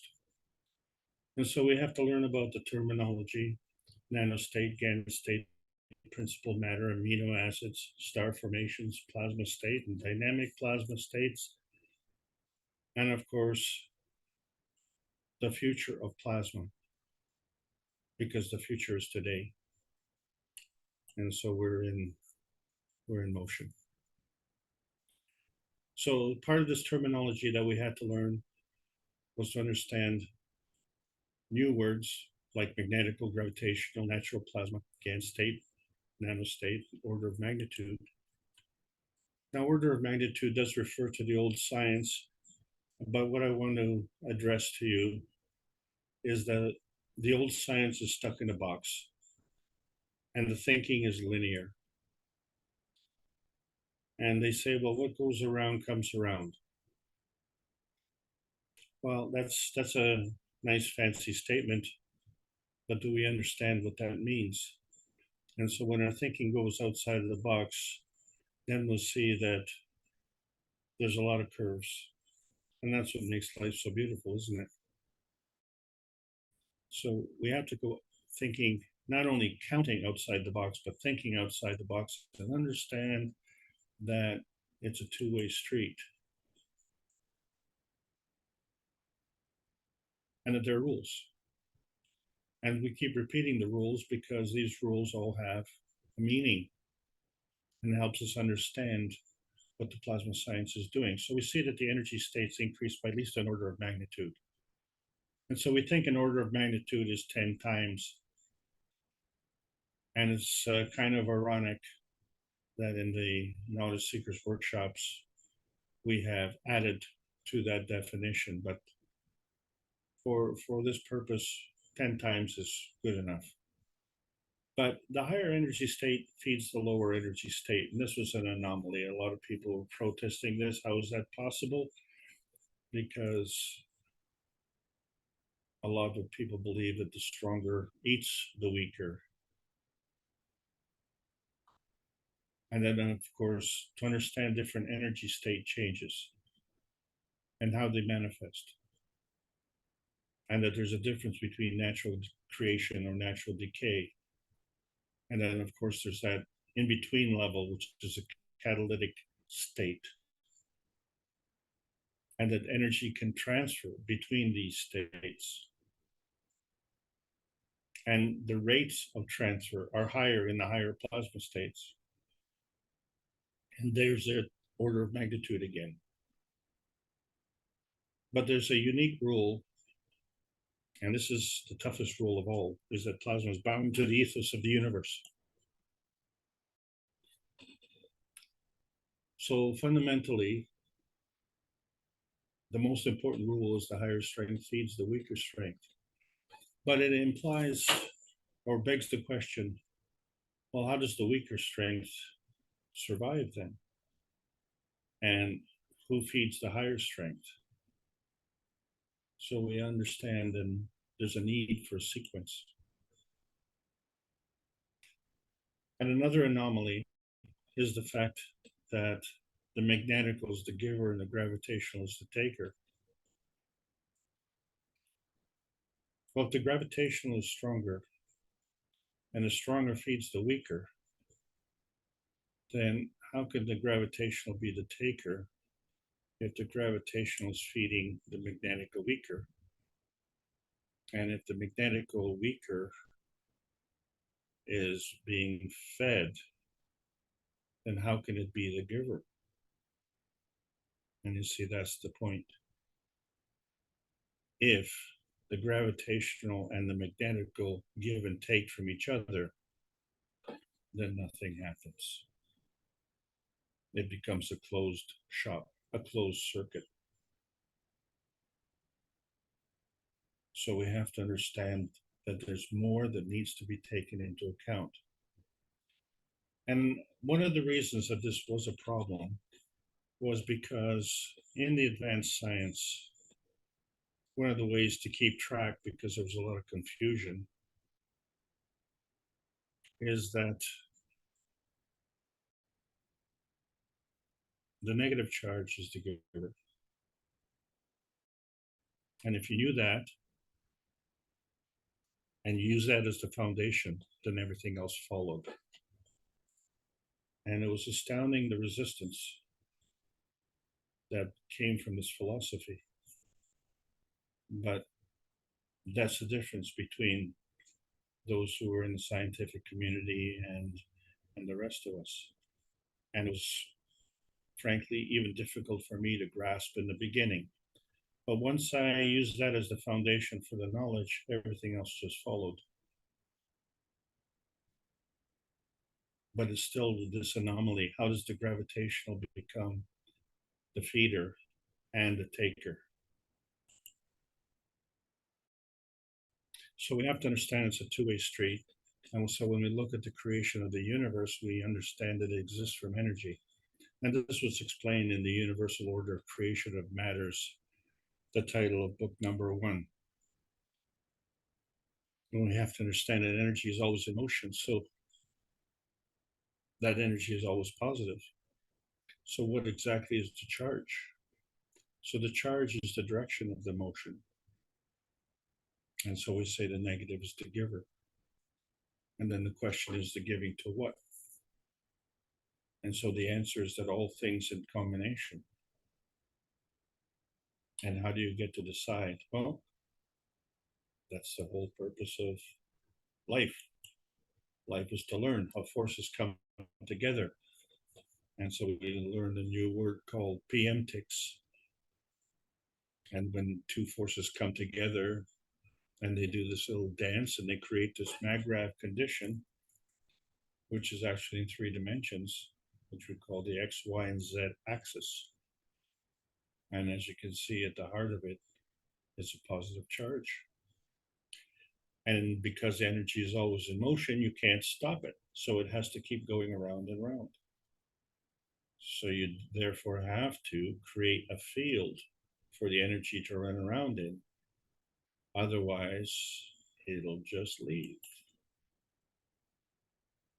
And so this energy is running around and around, but if it only stays within that field, then nothing happens, you see. So it has to work in combination with another field where the energy goes round and round. And so when we look at the relationship between the two fields, we find that no two fields are in the same size, or shall we say the same field strength. So based on this relationship, the stronger one will feed the weaker one. And so the stronger one, being the gravitational, is pulling in energy. And it becomes stronger. And in order to maintain that field, it has to give, and it gives to the magnetical. And so the magnetical receives that, but in order to retain that field, it has to give. And so when you have this pushing and pulling, then you can maintain this mag-grav condition. So in fact, between these two fields, which are connected with the infinity loop, that itself is a mag-grav. That itself is a balance. And that field then is able to give and take. And so that's the beginning of the understanding of natural plasma. Natural plasma has to do what we're talking about, charge, which is energy in motion. And so we've seen the principal matter coming together, and it comes together in what we call the antimatter, dark matter, and matter. But matter itself is kind of confusing because we had a capital M matter and a small m matter. And so we had to know the difference in there as well. But that difference was really meaningless because what we had to understand was that plasma energy is counter-entropic. And to be entropic is to lose energy. And so with the plasma energy, you exchange energy. This is a key point.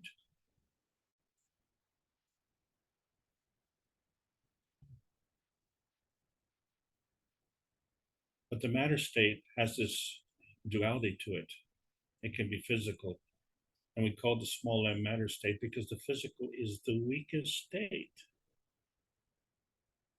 And so the plasmatic matter state, which is a capital M, is a stronger state. And so when we say the stronger feeds the weaker, we have to understand that the plasmatic matter state feeds the physical matter state.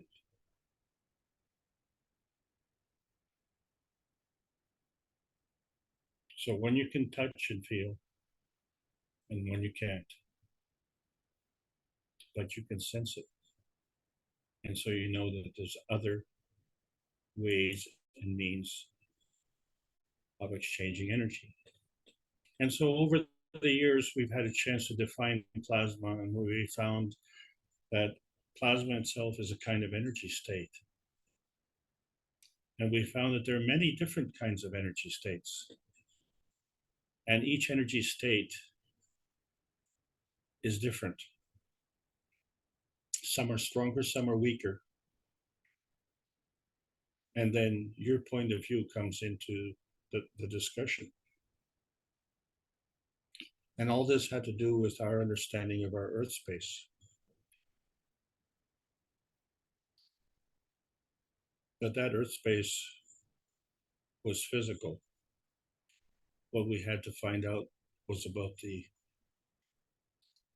non-physical, the inner space. And we had to find that first before we could go to outer space. And so it's a nice discussion about this Earth space. But then we found out that it affects man space as well. That affects you. And that's important. You are important. And if you think you're not important, well, then nothing's important.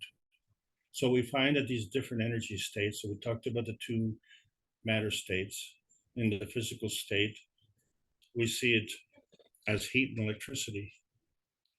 In the plasma state, we see it as nuclear physics. But in the plasma physics, we introduce nanostate. And then there's a dynamic plasma introducing gas state. And then there's another state, the plasma state.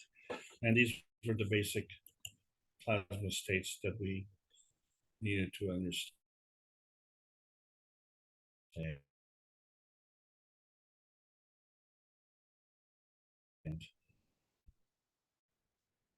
To be self-serving, because that's how you give and take energy, but not at the expense of others.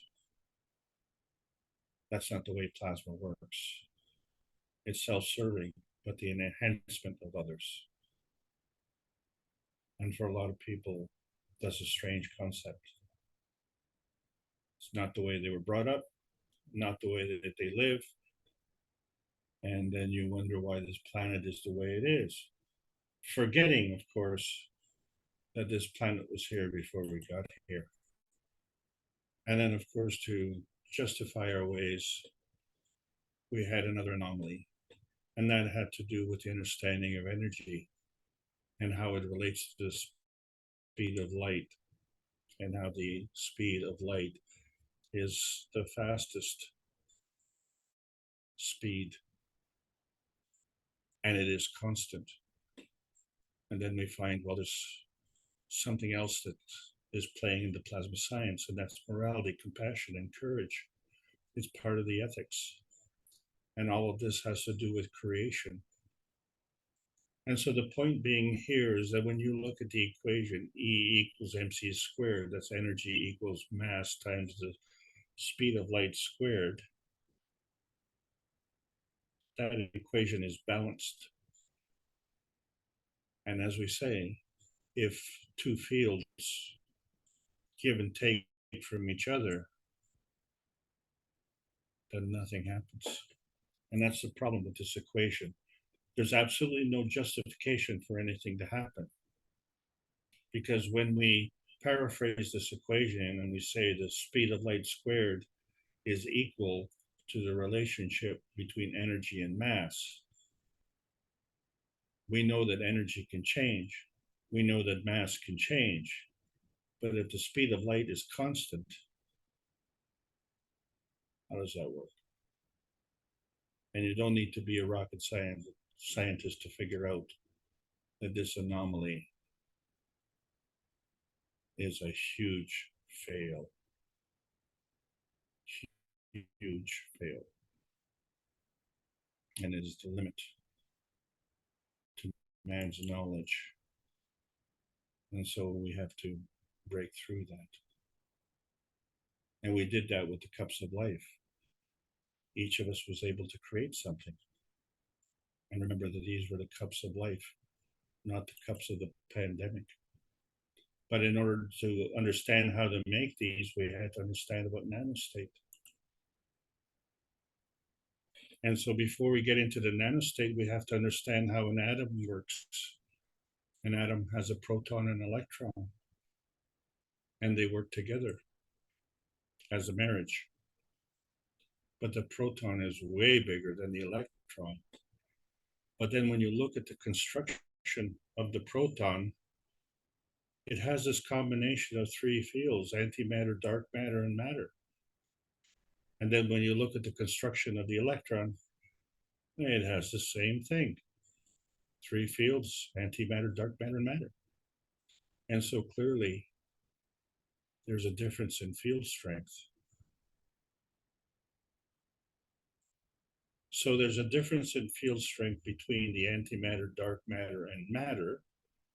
And there's a difference in field strength between the antimatter of the proton and the antimatter of the electron.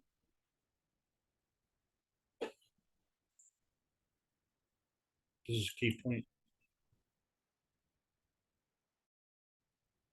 And so when we find that in the atomic structure of things, that these atoms are linked up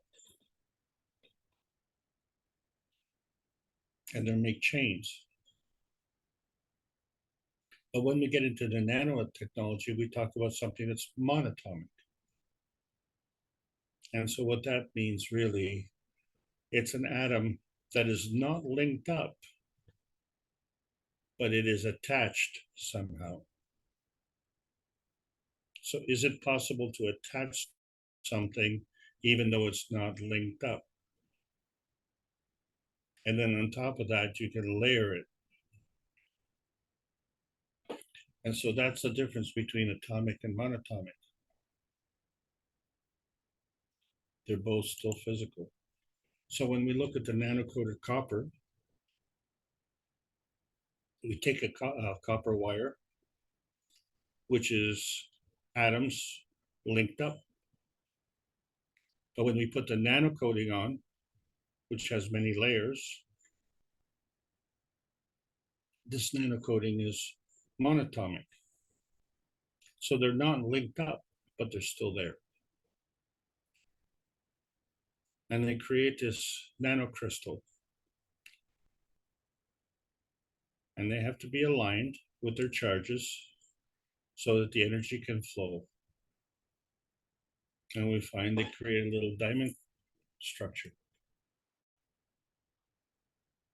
And a diamond is carbonate in physicality.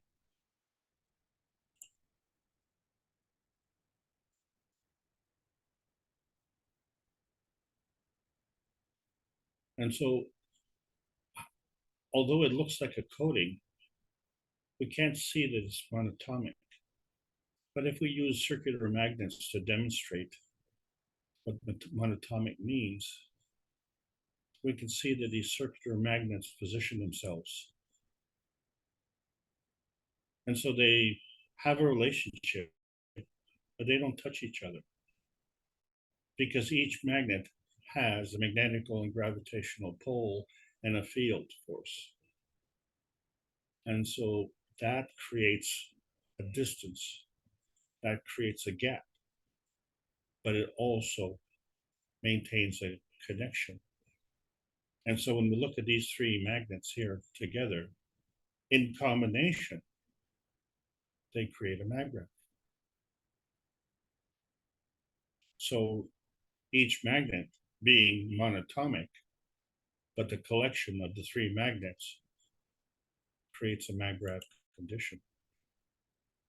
And interestingly, the gap between the magnets also creates a maggraph. But this gap is obviously not visible. So the magnets are visible and the gap is not visible, and yet the magnets create a maggraph and the gaps create a maggraph. And the reason for it is because the gaps operate with the same energy field. It has a magnetical gravitational pole and a field strength. And so we find millions of monatomic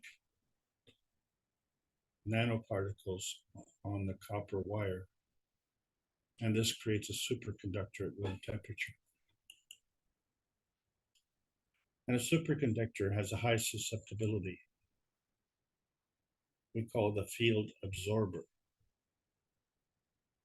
And it sets an energy path priority. Me first. And that gives you a direction of flow and a strength of flow, and also increases the field strength by an order of magnitude, at least 1. And so this is part of the characteristic of plasma. And so plasma absorbs fields. So we understand the opposite is a superinsulator, which means it has a low susceptibility and becomes a field barrier. And in that way, it wants to contain the energy path. It doesn't want to share anything. And that changes the direction of flow and obviously the strength of the flow. And it does this also by orders of magnitude. And this may sound like a very bad thing, but the fact of the matter is that if you didn't have this discernment, you wouldn't have individual things. So plasma is also a barrier of fields. It has two personalities. So this is a good thing, isn't it? And we use that to our advantage. When we created the first cup, we created a nano-coated copper coil and another non-nano-coated copper coil and a zinc plate. And guess what? We had a magnetic field and a gravitational field. And we found that that gravitational field is in the center. And the magnetic field is around the outside. Well, wait a second. We thought the gravitational field was bigger.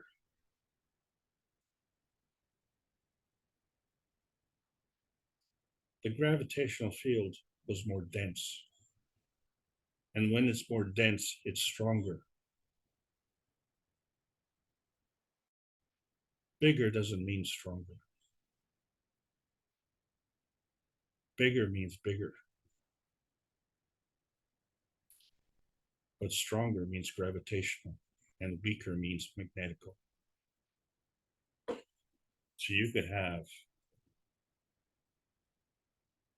a bigger magnetical field,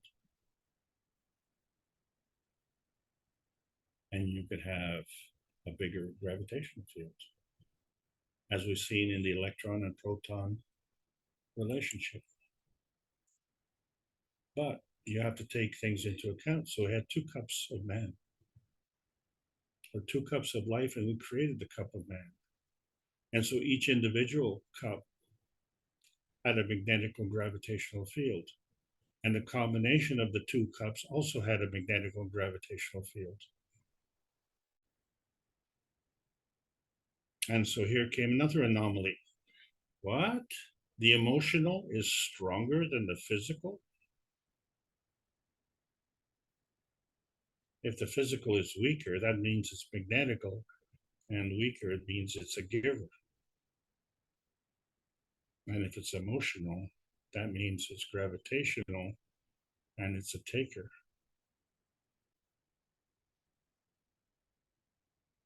A lot of people have a problem with this concept until you understand it's a two-way street, which means that in the process of feeding, you create natural creation. You're actually creating more. And in the process of natural decay, you're creating less. But in either case, it's a two-way street.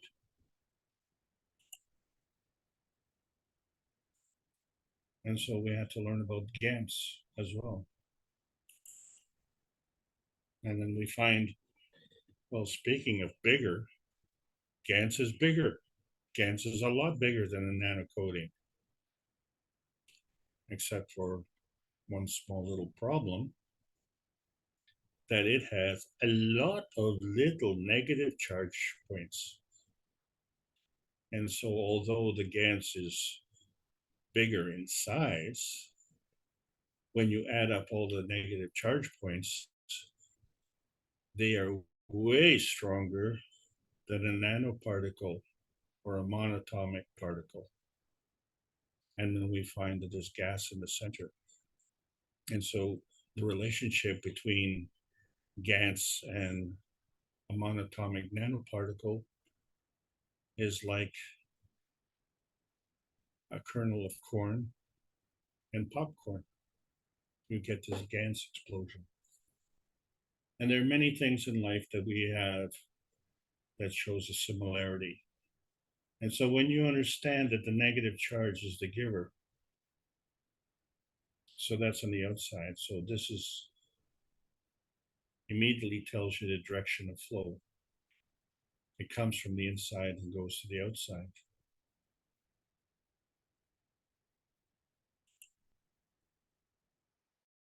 And GANs have this affinity. It's highly reactive, and it reacts to the emission spectra. Emission spectra is giving. Giving of what? Whatever the GANs is made from. And what is the GANs made from? Well, whatever it's absorbed. Wait a second. So the GANS emits and absorbs. Yes, it's a two-way street. And what's very interesting is that GANS is a natural lie detector, a natural love detector, and a natural communicator. And it too is a superconductor at room temperature. And there are many examples, as I said, in life, such as a dandelion. And here's the seed of a dandelion. And if you remember, the flower was yellow. And that flower is gone, replaced by these seeds. And so with what we've just discussed so far, you know where the negative charge is. It's on those little pointy parts of the seed. And the dandelion will give. But somehow this had to start. So we looked at principal matter. So we had to introduce more terminology beyond the principal matter, the amino acids, the star formations, the plasma state, and the dynamic plasma state. So the principal matter is an energy pack. And so we said that the energy is basically positive. And when we look at the structure of it, we say, well, it's the Magravh condition, which is the combination of the antimatter, dark matter, and matter. And so that becomes a package. That becomes a parcel. And every parcel needs a delivery courier. Well, we're still not talking about that. We're just talking about the parcel itself.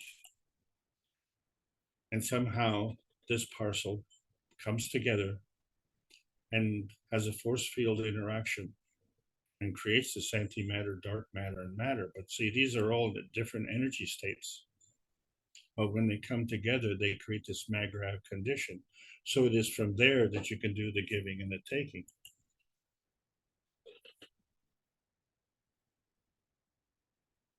So what causes all of this to move? And so we run into another roadblock where we see that there's a difference between what we call the manifest reality. There's a physical reality. We all understand that. And yet we don't understand what matter state, dark matter, or antimatter is. And so let's look at it as if it was a house.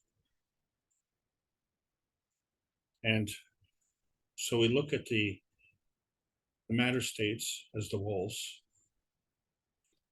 and the roof as being part of the physical reality. And so you're standing on the street, you look at the house, you see the walls, you see the roof. But if you take a bird's eye view or a drone's eye view and you look down from the sky, you don't see the walls, you just see the roof.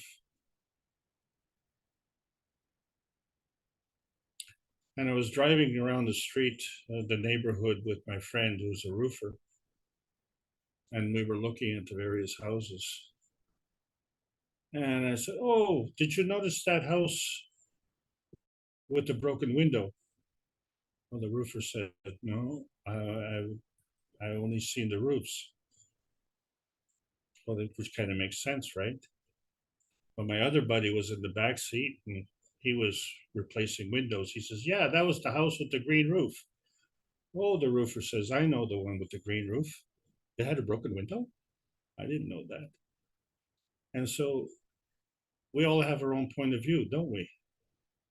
Even though there was a roof, there was a window, there were walls, there was a house, the roofer only saw the roofs.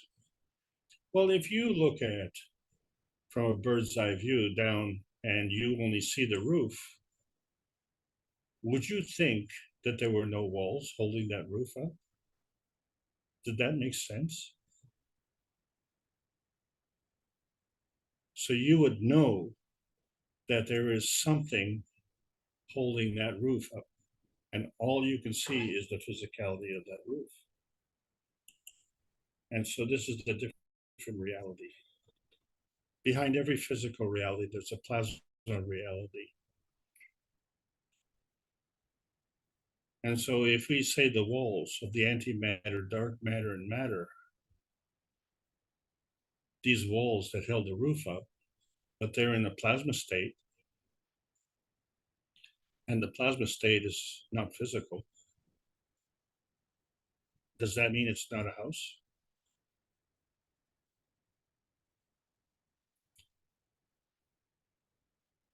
Remember, a house has a foundation, has walls, and a roof. And all those components together make the house.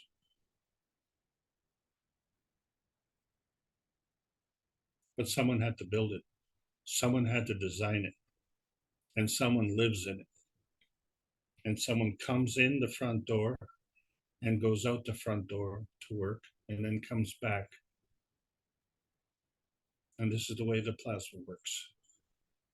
So when we're looking at the physical reality, we have to understand that there's more to it. And now the manifest reality is this. In all cases, there's a plasma reality that supports the physical reality. In all cases. In some cases, the plasma reality becomes the physical reality. This was tough to learn. Well, we had to learn this because we were creating amino acids, and where did they come from? And the amino acids had an affinity. Nitrogen was the facilitator, hydrogen was magnetical, carbon was the connector, and oxygen was gravitational. So if we understand that gravitational is a stronger field, and we understand that oxygen has more mass than hydrogen, so then we understand why it's gravitational.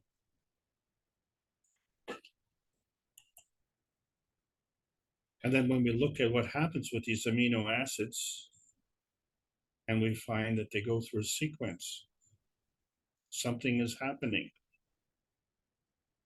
The amino acids become DNA, and then they become fatty acids, and then they become protein, and then they become cells, and then they become more complex cells.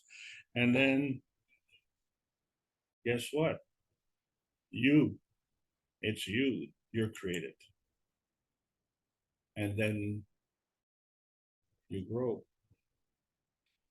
And so all of this comes about with the unique action of what we call the phospholipids, where we have these fatty acids that are joined at the head. And it takes 2 fatty acids to be joined at the head. And we find that the heads are hydrophilic and the tails are hydrophobic. And they form the skins of our cells. And so the skins of the cells are in 2 rows. And the tails are facing each other. And they're hydrophobic. Which means there's water on the outside and there's water on the inside. And so these 2 rows create a transition layer. And our skin on the outside of our body is the same way. So we can take a bath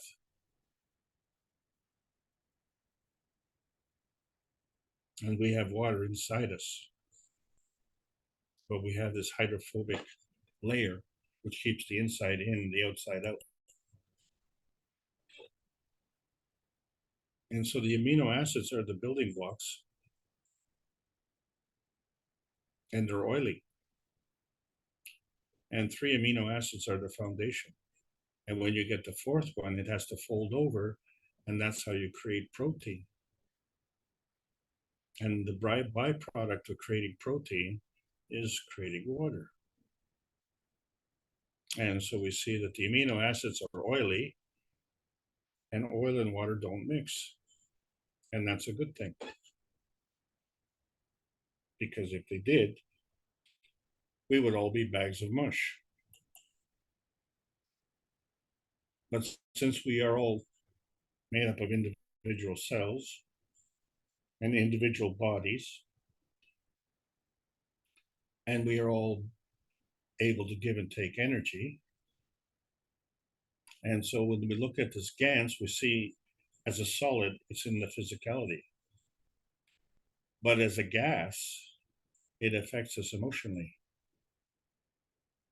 And now we understand that our body is actually a spaceship and it is loaded with GANS. We are a GANS spaceship.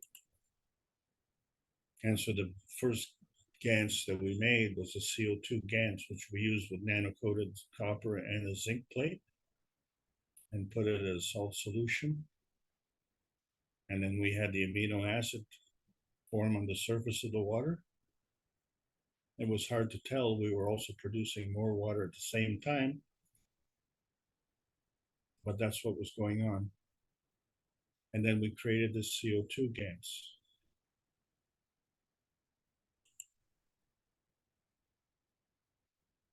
So we had to move to star formations.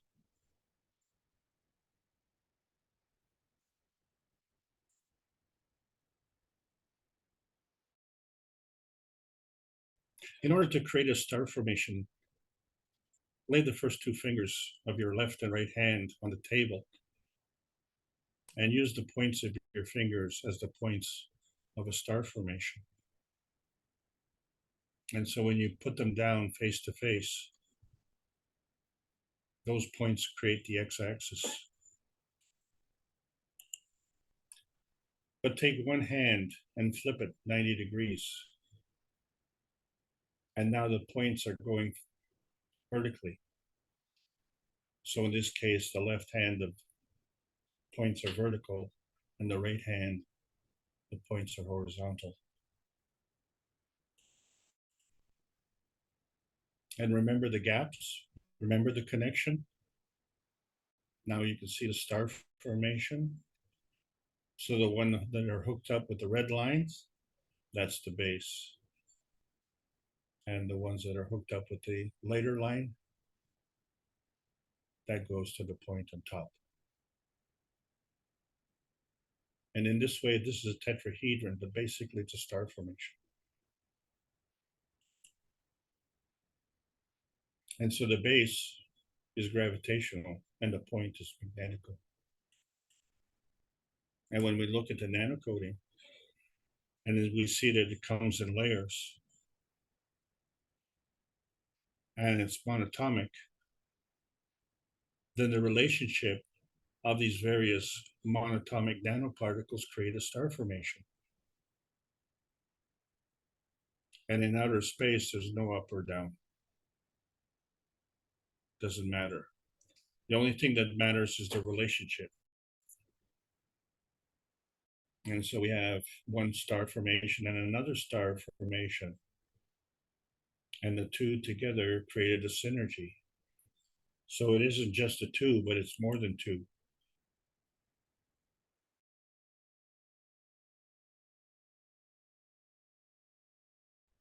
And now when you have these two, you have this energy flow that goes between them. And this becomes the monatomic energy flow. And since there's tens of thousands of layers and millions of nanoparticles, you can see that there's why it's a superconductor at room temperature. And what's the difference between the copper wire and us? Well, copper wire has more than 3 in a chain, so it's a polymer. We're not polymers. We're very much alive. And we're in the plasma state. And so we have to understand, how do these nanoparticles align themselves? And so when we look at the top view of a schematic of energy coming in, we find that in order to capture the energy has to be absorbed. So coming in from the left side, it gets absorbed. And you find that it creates a rotation. And as it carries on to the other, it also has a rotation. And so when you have these two rotating in the same direction, it causes friction. So the purple arrows represent this friction. And when you have this coming together of direction, it creates a movement of the two particles to be apart. And so this is reflected when you look at them, where the two poles are the same, the North Pole being at the top. This is repulsion. There's a relationship between the two fields, but there's a gap. And so if we find that we flip the pole over, that gap shortens. These two fields come together. And there is a path. There's a path from the left to the right.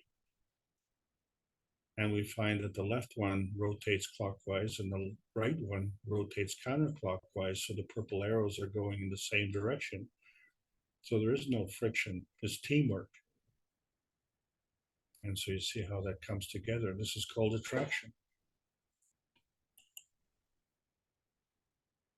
So when you look at this gap, and if you understand that the smaller particle is the giver, so each of these circular magnets is a negative charge, and there's a gap.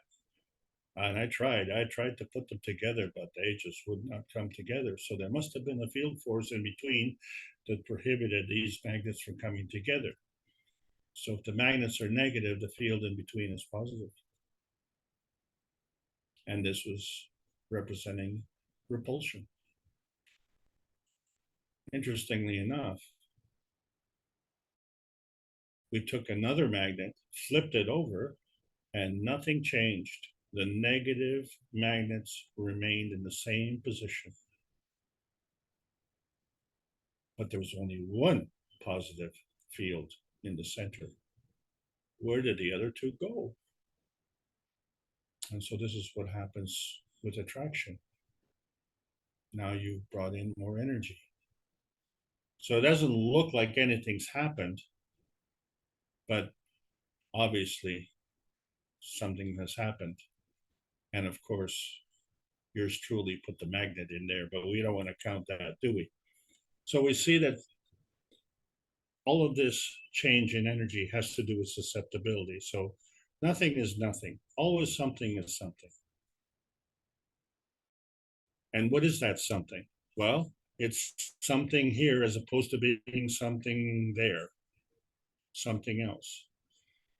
And so we had this Gans, and it's exchanging energy, and this energy is always in motion. And so when we look at the top of a cup in the left-hand picture, we see that there's a circular field developing in the bottom of the cup. And when we look at the bottle on the right, we see that this circular field has actually turned into a hole. But there's nothing there. How can there be nothing when there's something there? And that's the plasma reality. Plasma reality is always the reality. The physical reality is optional.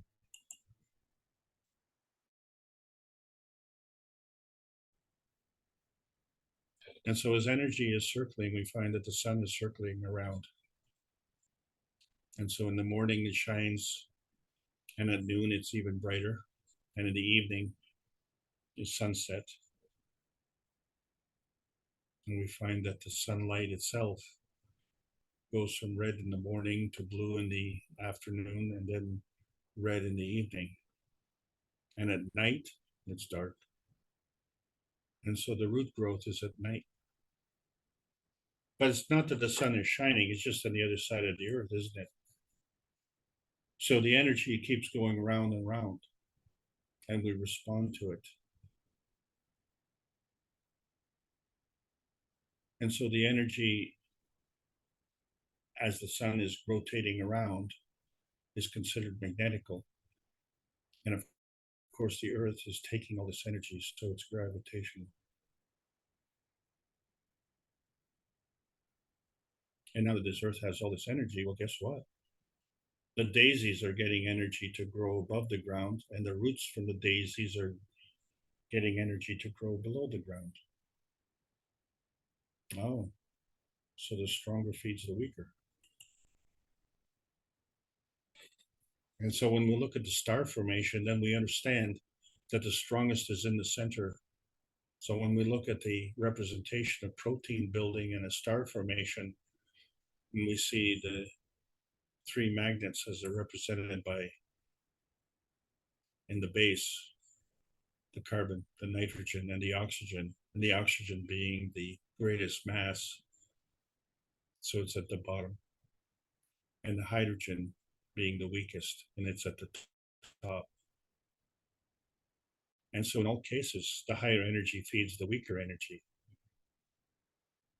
and they sort themselves out. The oxygen feeds them all, or the carbon feeds the hydrogen, but is fed by the oxygen and the nitrogen. And an interesting thing happens.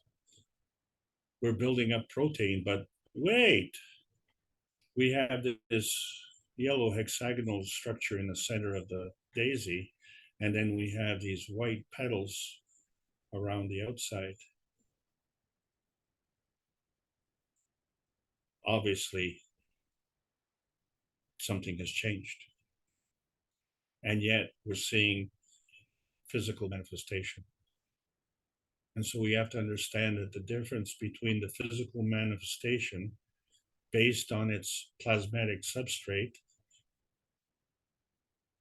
causes this hexagonal yellow structure in the center of the daisy. And as it moves out, it causes this white petal structure. But then we also have to understand that the tips of the petal are negative, just like the GANs. And so that energy is being given. Where does it go? So we have to understand about dynamic plasma state. Now we have to learn about more terminology. Transmission, transition, transmutation. What is plasma and the dynamic plasma?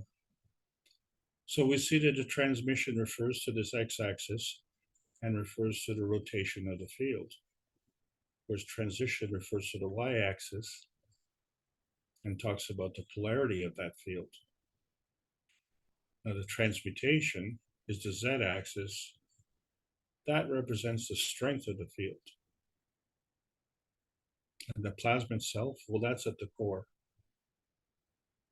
And the dynamic plasma, that's the energy that goes in the core and interacts dynamically with another field, with another plasma at the core.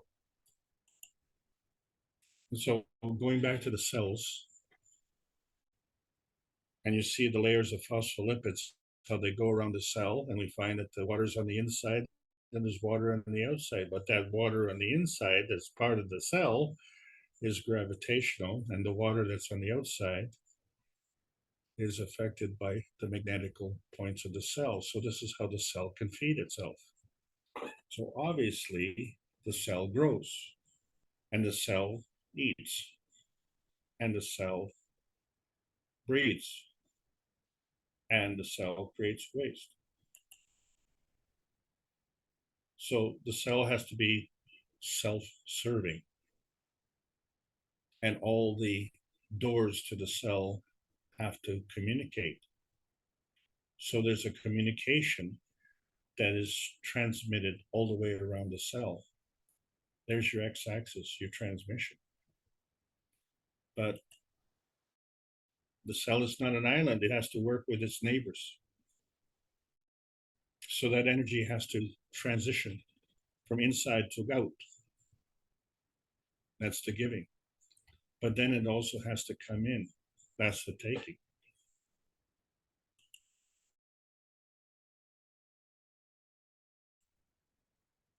And then the cell has to grow, and the cell has to repair itself, and the cell has to work with its neighbor. That's the transmutation. So we find all these energy states. These are all plasma field states. And they all have their field strength. And they have their sequence.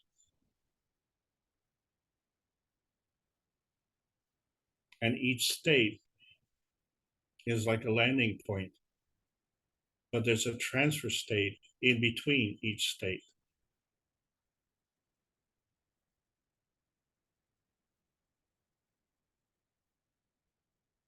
And it's a two-way street. So we have plasma. We created plasma from these PM ticks coming together.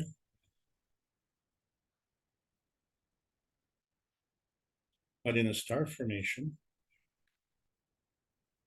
we created rotating fields, and we put them in the star formation, and we created this plasma in the center. So each field created a plasma. The combination of the fields created the dynamic plasma, and there it was in the center. And so the plasma becomes a dynamic plasma where it becomes more than just its own physical state. The energy goes around. It is this dynamic plasma which is the substructure. And so we find that it grows. And as a result of that growth, the entire star formation benefits. There's a give and take. So we understand there's a give and take between each and every point in the star formation, and then there's a give and take between each and every point and the plasma in the center. And it's this give and take that is part of the dynamic plasma.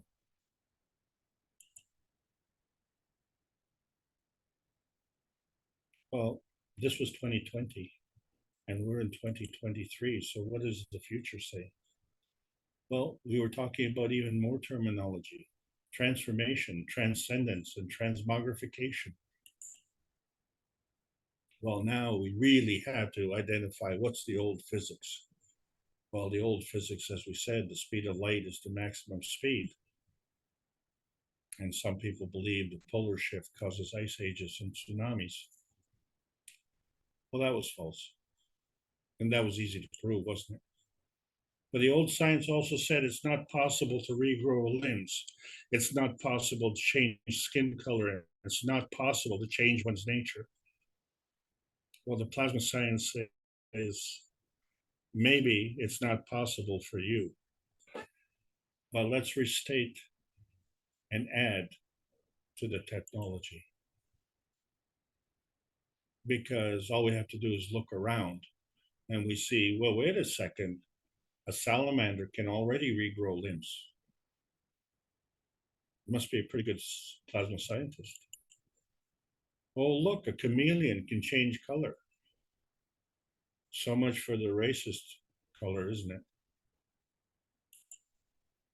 Uh-oh, a caterpillar can change into a butterfly.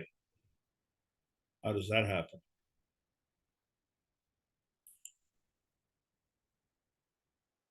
So now we find that there's even more terminology. We would like to add plasma resonance to your vocabulary. We'll talk about that more. We have to understand that as part of our soul meditation, we have to open up to the energy of the universe, allow it to come in and yield so that we can receive. You provide the pattern, you get the energy, and that's the rule. And so when we look at the spaceship summary and see, oh, well, there's flying saucers, there's cylinders, and there's spheres. Well, don't forget that there's man space as well. We are a GAN spaceship, right? And don't forget that thing in the back, that Earth spaceship. That's a spaceship also. And so we find that we've been teaching these classes 492 Thursdays in a row. And we're trying to transcend the limits of nuclear science. And we've done that. Adding security to our life. Remember that part that you didn't want to learn about life? This is the Keshe Foundation Spaceship Institute. Teachings on plasma science, calling all knowledge seekers. Life's learning lessons transmute your soul growth. There's a world peace treaty, sign it. Sign it with a pen, sign it with your heart, sign it with your soul. Don't even think about it. Just do it. And so we find that the dilution of emotions allows the field of life choices free from boundaries or abuse. The ethos of the universe is what maps your position, and the universal community is your travel guide. Speed of love manifests and determines your inner space emotional construct. It's the earthbound soul family that is going through this transformation. It's a gravitational transformation of physical and emotional vitality. And the emotional knowledge is embodied in this transmutation connection. And it connects equally to the universal cosmic rays freedom broadcast of inner space. These are the simply irresistible plasma times. Plasma times and plasma science needs to continue to be delivered in exchange for peace on Earth. So welcome to the new outer space age. And that's the end of this lesson. I hope you enjoyed today's trip. Thank you so much. Thank you so much as well, Alex. I'm glad you got your system repaired. And let's see if we can open this up a little. Glad we went back to basics as well. This is a bit easier for me, although I don't even have all the basics under my hat, so to speak. We're still growing into many of these knowledges. For example, someone brought Armin's teaching from the reactor group into one of our classes. And he had a large GANS, let's say 100 milliliter GANS, and then a 10 ounce milliliter of the same GANS. Now, you would think one is more gravitational than the other. The larger is more gravitational than the smaller one. But when we bring them together, Armin was saying, the small one becomes gravitational to the large one.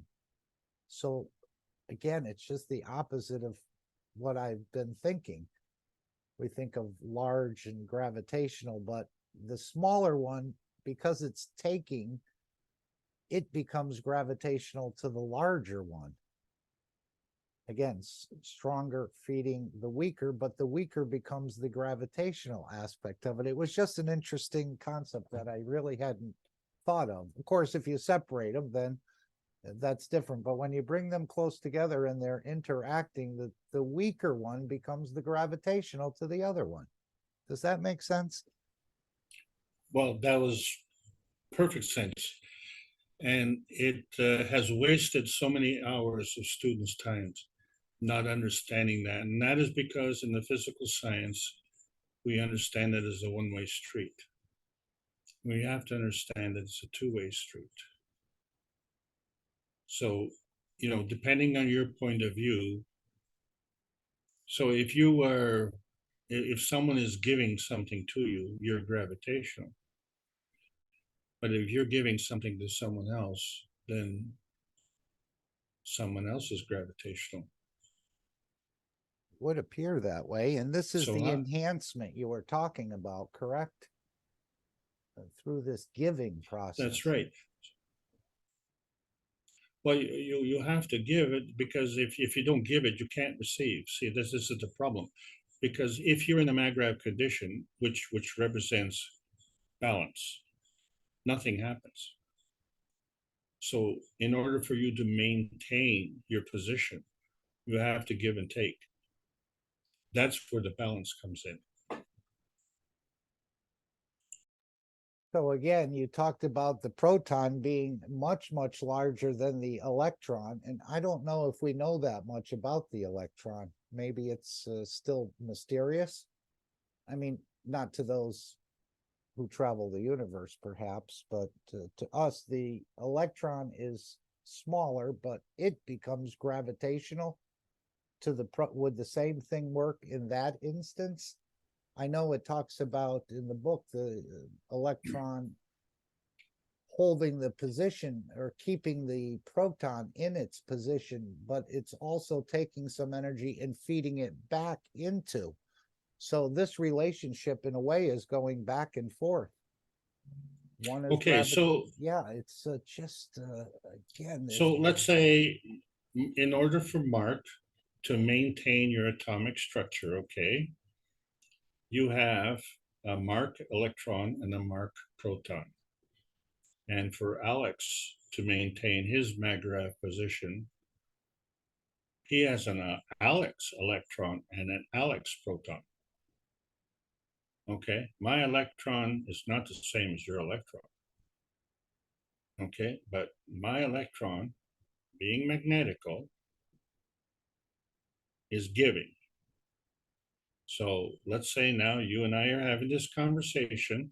So I'm giving Alex's electron to Mark.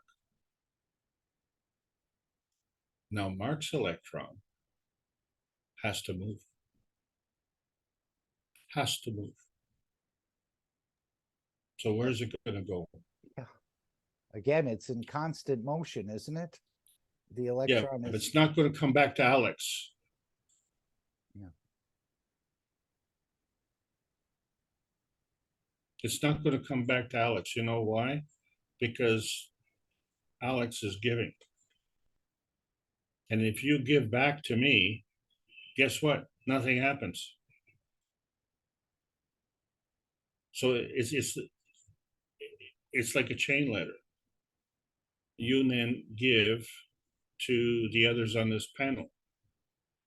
And what happens there? Well, they give into the peace dome. And what's the peace dome? Well, the peace dome is the collective of the human family that is on the earth plane. This is the thing that we have to understand. We are always interconnected.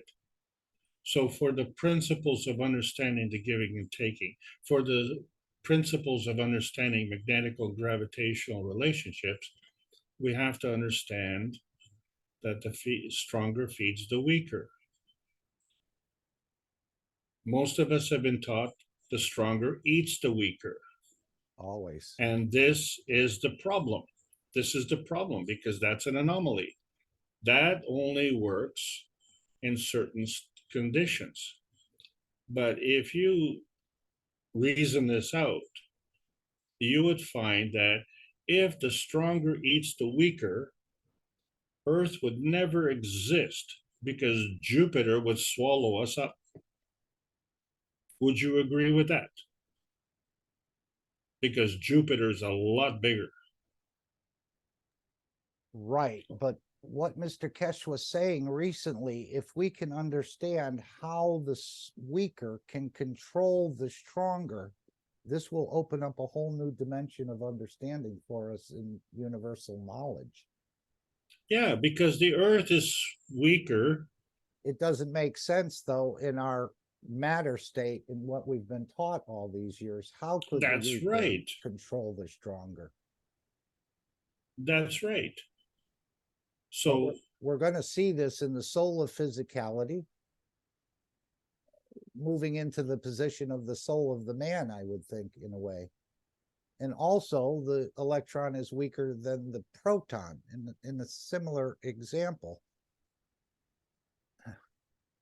Again, yes, I'm getting. But you know, in the relationship of the proton to the neutron, then the proton becomes magnetical, doesn't it? because the proton is stronger. I'm sorry, the neutron is stronger than the proton. So the proton is magnetical, the neutron is gravitation.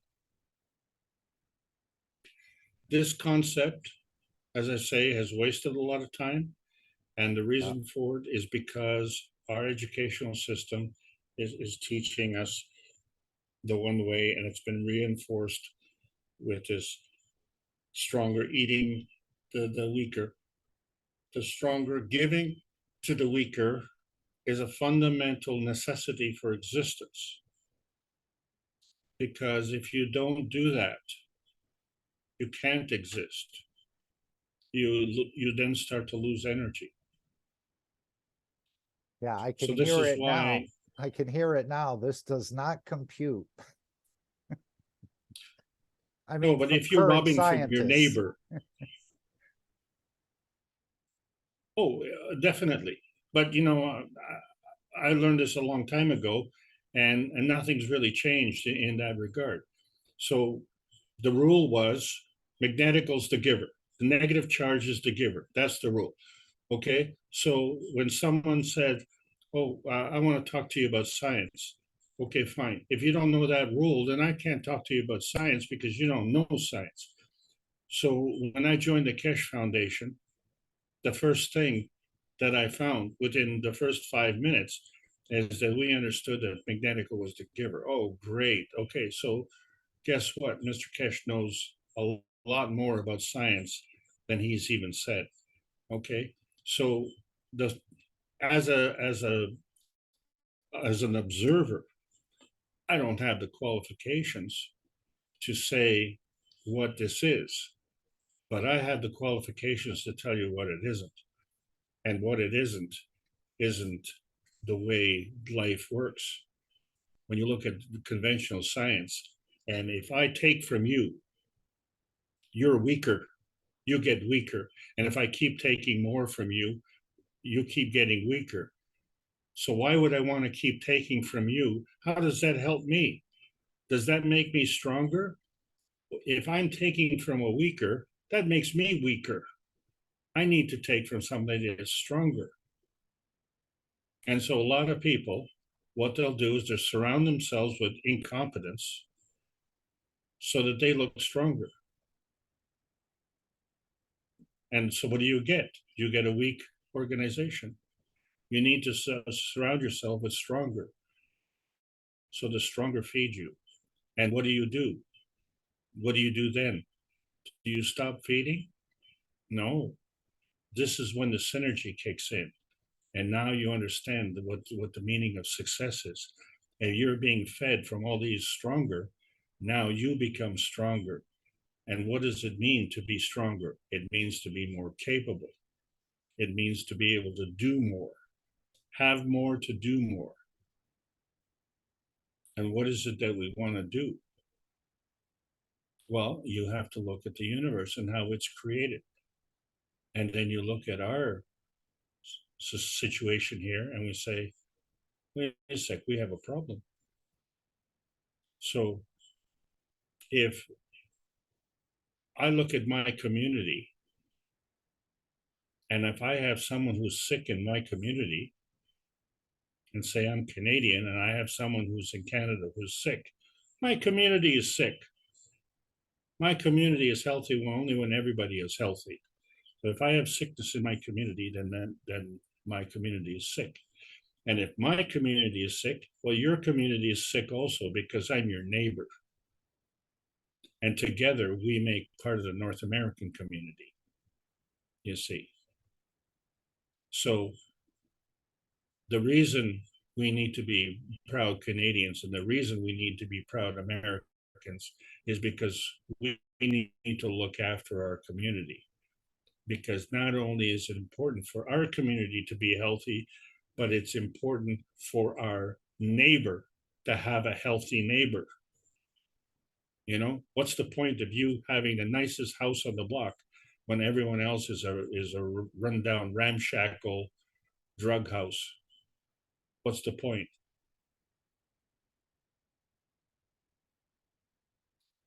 Agree. chain is only as strong as the weakest link, isn't it? This is what we've heard, but again, I'm starting to question everything I've heard now. Well, yes, but you have a basis for questioning it. This is the point. You know, once you understand how the energy is flowing, and then you understand the new terminology and what it means exactly, and then you start to fill in the gaps. And what are these gaps? These are gaps of knowledge. You know, before I came to the foundation, like I say, I don't have access to the advanced technology. So, you know, where is your soul? Okay, how can I sell my soul? I don't even know where it is. And where exactly is heaven? Okay, and what is the problem with the kidney? Why doesn't it look like a liver? You know, how come I got a problem with my liver? Then you know, what's the kidney doing? Oh, I'm going to just stay a kidney. You know, you're a liver, and you're having trouble. It sucks to be you. You know, that's not the way the body works. The whole body works together. Say, hey, we got a problem with the liver. We got to do something about kidney. Okay, you start flushing. Heart, you know, bring in some good vibes. You know, white blood cells. Start to get rid of that garbage, right? Everybody's working together, right? That liver is not an island.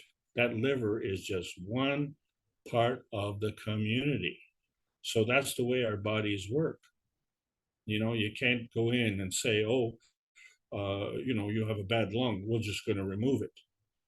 Really? Oh, you go to the car mechanic and say, oh, you know what? I've got a problem with my right front tire. The brakes are squealing. Oh, no problem. We'll just remove it. You still got another 3 wheels. You'd be okay, right? Well, that's not the way it works. There's nothing for nothing. Something is always there for a reason. So, you know, did you know that you have a left lung and a right lung, and the left lung works sometimes and takes its turn, and then the right lung works and takes its turn? Well, isn't that good? Because then the one lung gets the exercise and the other one gets the rest to recover. This is really good news. So what does that tell you? Well, I used to be a smoker, and you say, oh, well, you know, you're going to damage your lungs, and that damage is irreparable. Really? I don't think so. I think someone is full of it. So I couldn't explain why. I can now, but I couldn't back then. But I knew that that was a lie, because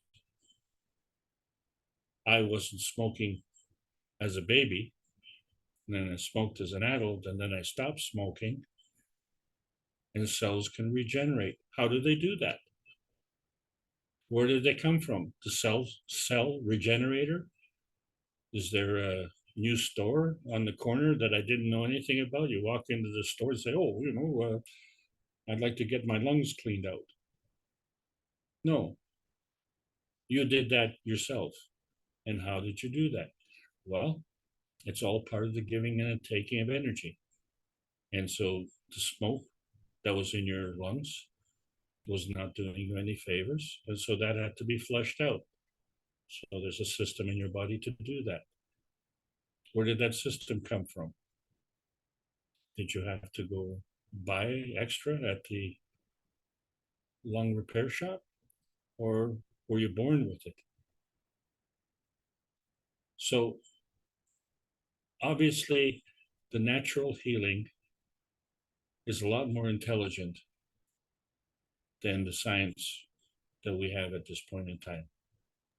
No question. I think we have a brilliant operating system here. We just don't know how to use it so extensively, but this is what we're learning slowly, how to open this. Well, I didn't understand. I'll give you a perfect example. Yeah.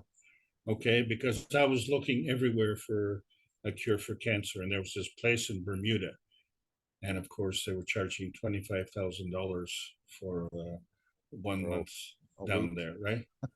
Yeah, whatever, right? And they were having really good results.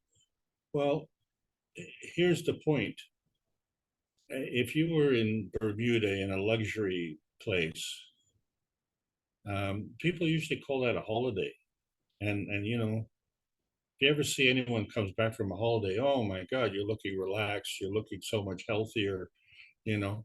Well, that's the problem, you know. When you're having cancer, you leave your environment, you go to a nice environment like that, they treat you like royalty. After all, you've given them $25,000, you know, and everybody knows there's no cure for cancer, right? Because they keep asking for more money. So why would I pay $25,000 to go there when they don't have a cure? Wouldn't it be better for me just to go to some resort here locally? Maybe it only cost me $1,000, but what is it? It's the same thing: peace and tranquility, and a way to get back to nature, you know, and heal from within. Heal from within, yeah, because you're sick from within, and so that from that withinness comes out. And this is what happened on Friday. We all discovered the new connection, the reconnection between our soul and the soul of the body. And it was sweet, and it was universal. That technology is in our hands now. It's not pie in the sky. It's in hand. Back to you, Mark. Thank you. Yes. Would someone else like to come in and ask a question or make an objection, perhaps?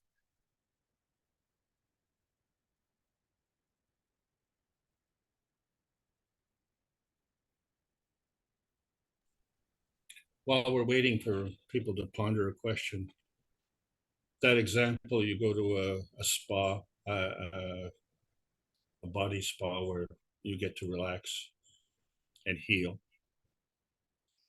It's changing your environment, right? And then you look at the presentation that Gianni made. And what is the wheat saying? Well, you know,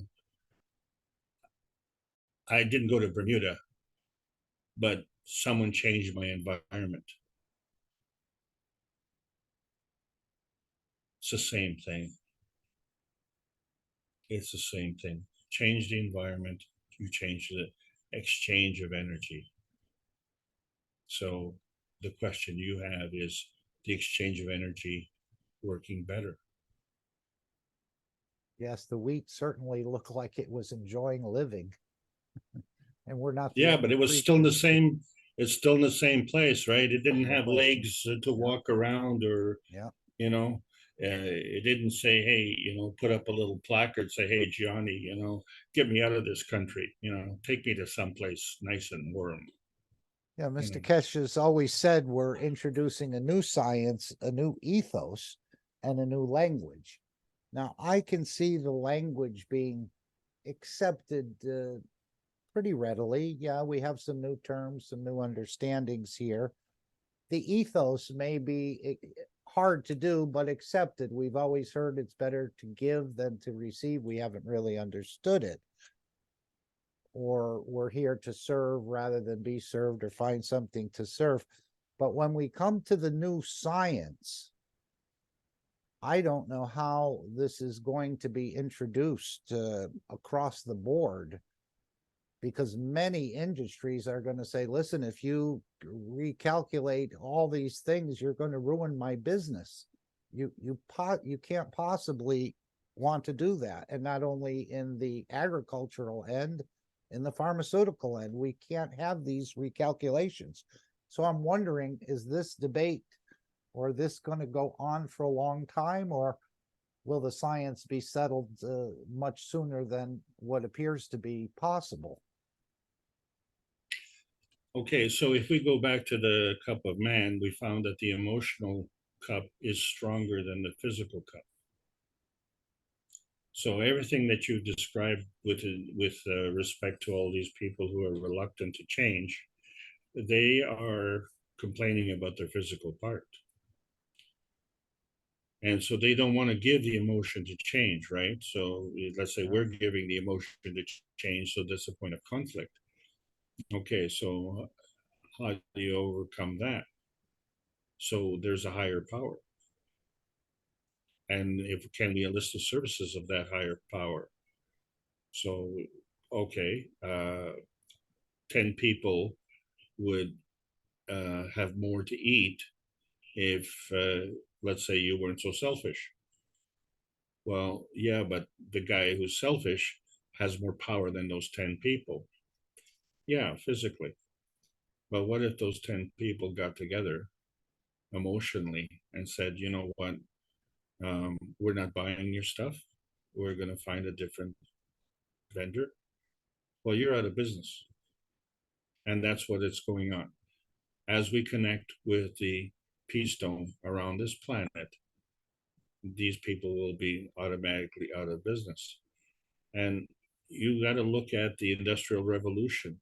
All those people who were involved in the horse and buggy trade, not a single one was able to elevate themselves into the automotive technology. Not a single one. Yeah, I saw Every that in my person- family as well. My grandfather used to drive the trolley car. And then all of a sudden the buses started coming in. Well, he said he would not drive a bus. He was stuck with trolley cars. He never worked again after that. So he yeah, was so we quite constantly do resistant. this. Yeah. Yeah. And, you know, it defies the logic.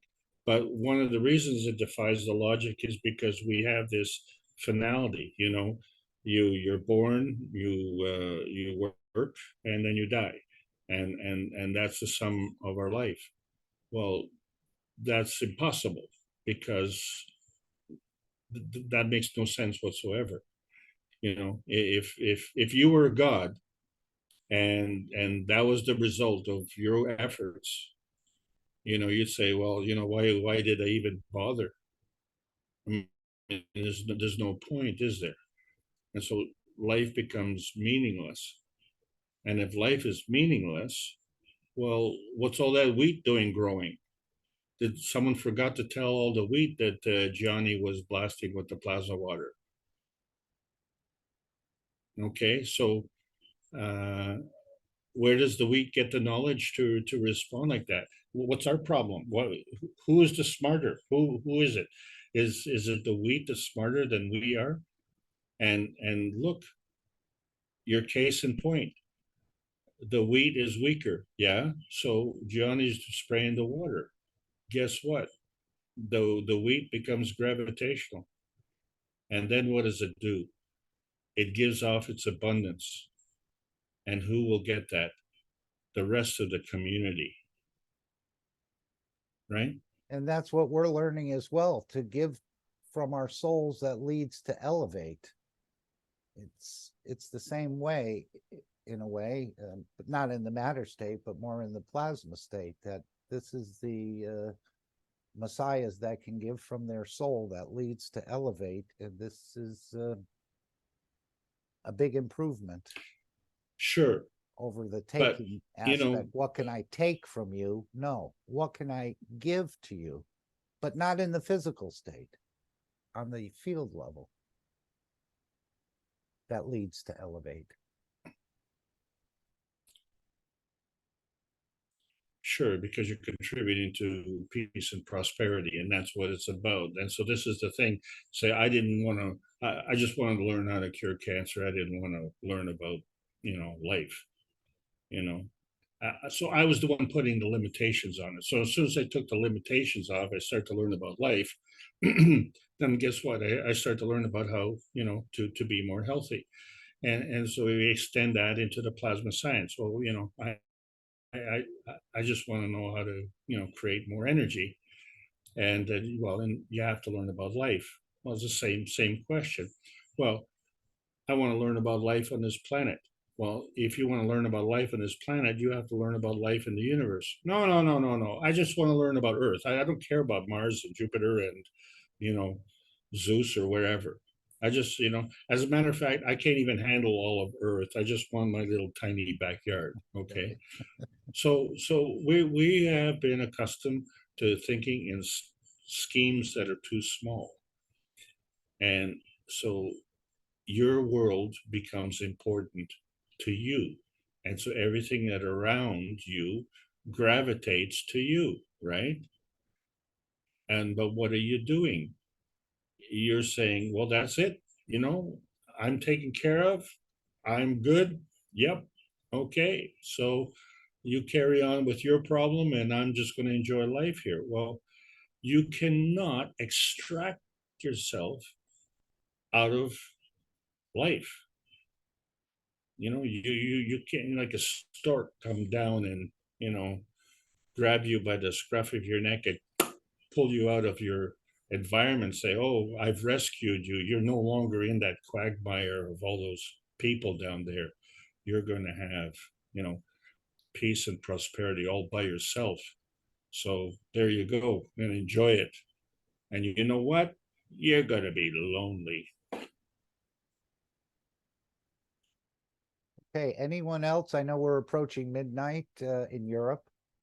So would anyone else like to raise a point or ask a question? We do appreciate all the input we had today, the discussions and so on.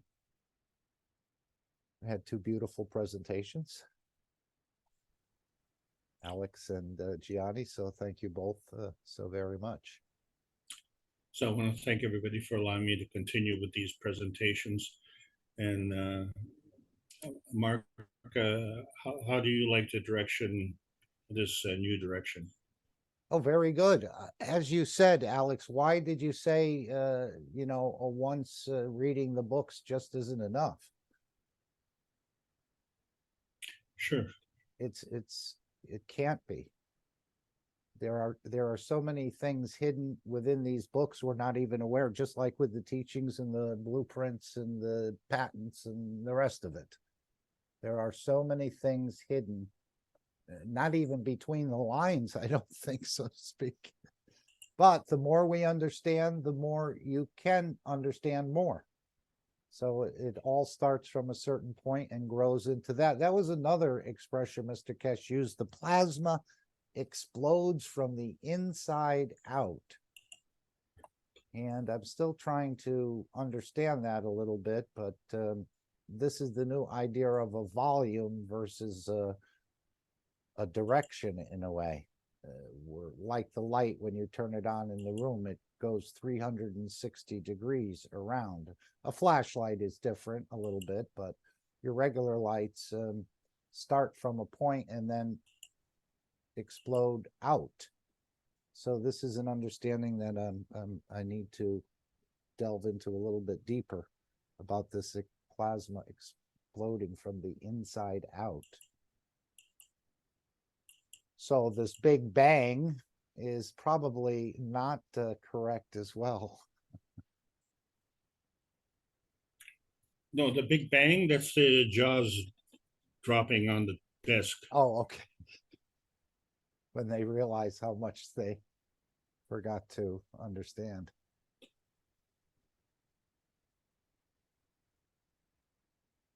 Okay, I'll just cover some of the teachings that are going on, and then we'll play the Keshe coin if we can, and the final disclaimer, and the meeting will end. Jefferson, your mic is open. Oh, hello, Mark. Go right ahead. Okay. Hello, everyone. Hello, Alex. Thank you very much for hello, Alex. How are you doing? And very nice review. Many things from the beginning of your teachings you brought was very nice to understand things that we didn't understand in that time. Was very, very, very, very nice. Thank you very much, Alex, for this new approach. I think it will help a lot of us. Thank you very much. We were all in that position, right, Jefferson? I mean, when we first came to the foundation, not too much of it made a lot of sense to us. But little by little, we started to grow and absorb more knowledge, and this led to that and that. I mean, we're still not halfway there, but we're much farther than we were about understanding the creation, the creator, the universe, our own creation, the souls in so much, we're so much farther along the line. Not that we have the totality, but we're approaching to understanding the totality in the dimension of the physicality and in the dimension of the energy. So this is a beautiful journey that we're on. And we are, again, humbled and privileged to be here, just to be able to hear about this and trying to understand it. While most people are, playing, and that doesn't mean they're bad or playing in the sandbox or whatever they're doing. They just haven't been touched yet by a deeper, fuller understanding of their own creation in the universe that you're in. So it's just Yes, amazing that that's amazing. Yeah. Yes. Yes, I would like to add that yesterday, I think the European launched a kind of telescope just to study, yes, to study the black matter, energy matter, and in the matter state as well as the black hole or principal star. So I think the humanity is going to the points where nobody knows anything. We see on television sometimes these cosmologists or scientists, they go until one point, and there they don't understand what happens. We know what happens. That's interesting. And now they are sending the satellite, maybe will bring the technology to explain easier the way that we understand. That's very interesting. Maybe 1 year or 6 months, we're gonna have a study in matter state, but we know already how it works. In the plasma state, magnetic field state, all of them are going to that direction. There's no other direction. It's joining. It's bringing the connection, I think. I think they'll be happier too, Jefferson, because they realize themselves without admitting it publicly that they're making a lot of assumptions, or they're taking other people's assumptions that they don't believe in, but because they're accepted, they promote them. But truly within themselves, they know they don't really understand the process of creation. Yes. Yes, thank you very much. Thank you, Mark. Thank you, just Jefferson. to bring it. Thank you, Alex. Thank you, everyone. Good night. Thank you very much, Jefferson. And just another note is the Brazilian community has been putting these sessions in the archives, and there are other areas as well. So I'm not all up to date, but these are the dates, and people can review them at their leisure and understand that we're in 2023 and we're not stopping to wait. We have to move ahead. The more you know, the more you need to know, and the more responsibility comes our way. So we have a responsibility to fulfill. And if the creator is still gaining knowledge, where are we? And I mean, we are the creator as well, but we haven't been exposed to this. So there is much to learn, and the knowledge is endless. So when you think you've arrived, that's the point at which you fail. I don't think we ever totally arrive. Maybe at some point when you carry the totality in all different dimensions. But we even know there's many other dimensions above the two that we're just exploring now. So there is a little ways to go. Anyone else want to add a thought before I just review the different public and meetings that are coming up every week?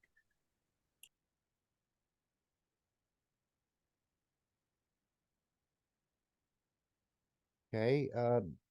Just to review the public meetings, there's a number of them. Let's just see if I can, a number of different languages. On Monday, we have the public in Spanish, and that starts at 10 p.m. CET time. You can find these in the different social medias.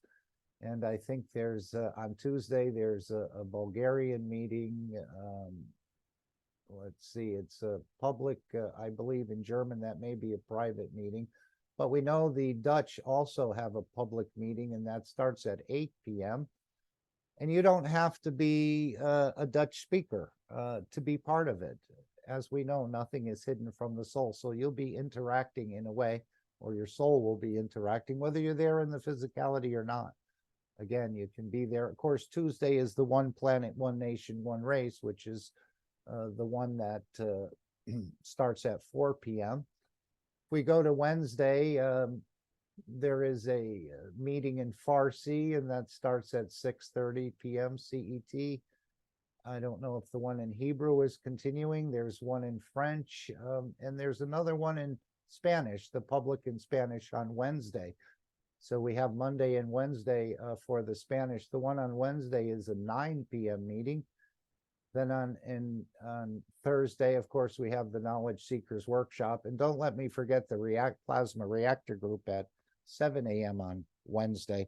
We're trying to put together a little video where we can bring all these different foils together. It's taken, as usual, more time than we expected, but it is a work in progress. So we have the Reactor Group on Wednesday. Thursday, of course, the Knowledge Seekers Workshop, which we all look forward to. There's a public in Polish and a public in Italian, which starts at, looks like 7:30 p.m. for the Italian meeting. That's on Thursday as well. Stefania had stopped in here. I don't know if she's still here. That's probably correct. I don't know if she wants to add anything. No problem. And again, on Friday, we come back to the public in German. There's a public in French, and there is a public in Portuguese. And the Portuguese one starts at, I think it's 11, if I'm not mistaken, 11 or 12 p.m. And that's the public in 11 p.m. it has on the schedule, but I think it's midnight CET time. So those are some of the public and private offerings, but we'd encourage everyone to share. You'll find these links and the room numbers on different social medias, as I understand it. So you can look for that, or invite someone who's a native speaker of that language, and maybe they haven't exercised their native language in a while, whether it be Dutch, Italian, French, Portuguese, and have them go into a meeting. Not only will they be able to use their language, but a new dimension will start to open up for them as well. So that is basically what I like to cover here. Any other thoughts or comments from anyone? I'm going to play the Keshe coin, the final disclaimer, and the meeting will come to an end. Thank you all for attending. Have a wonderful evening, morning, or day, depending on where you may be around the planet. But it's getting closer and closer. I think we'll be moving and transmuting around this planet initially, and then we'll probably go into some forays into the moon, Mars, and some other places perhaps. Even though the universe is much larger than we think, with the plasma technology, or this movement with the fields, magnetical gravitational fields of the plasma, it's becoming quite a smaller universe, again, depending on how you're traveling. So thank you all. Have a wonderful rest of your day.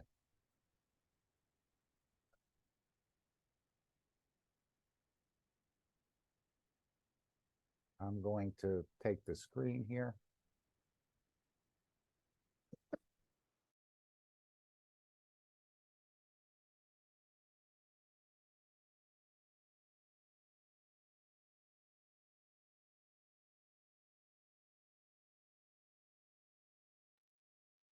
And this is the video of the Keshe coin, which I believe is still available by contacting the Keshe Foundation. It's not a coin for speculation, but it's a coin that will be part of the Keshe Foundation structure, where you can exchange it for any goods or services you find in the store or offers from the Keshe Foundation, whether it be for wellness, energy, or what have you. And this is coming into play. It is in play now, but it'll be coming into play in a much bigger way in the future period, as a banking structure will be set up and so on and so forth. And with the backing of other major governments around the planet, this will be, again, not a coin for speculation, but a coin to exchange within the structure of the Keshe Foundation, and no need of it being canceled or stolen, because each coin is unique and no one can take it. And if they do take it, I guess it can be reissued and no one can purchase with it. So again, this is available now, and you can find this through the Keshe Foundation store, which we showed earlier. So let's do this in the final disclaimer, and the meeting will end. Thank you all.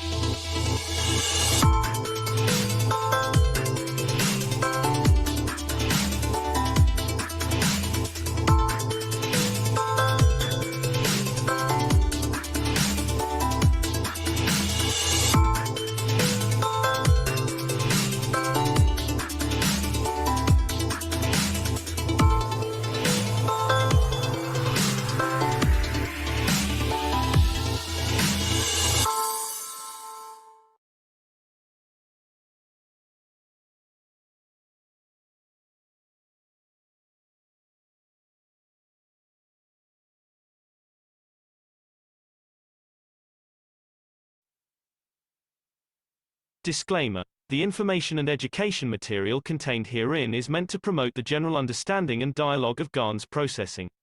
Such information is not meant or intended to serve as a substitute for a healthcare professional's clinical training, experience, or judgment. For patients and individuals, such information is not to be a substitute for professional medical, therapeutic, or healthcare advice or counseling.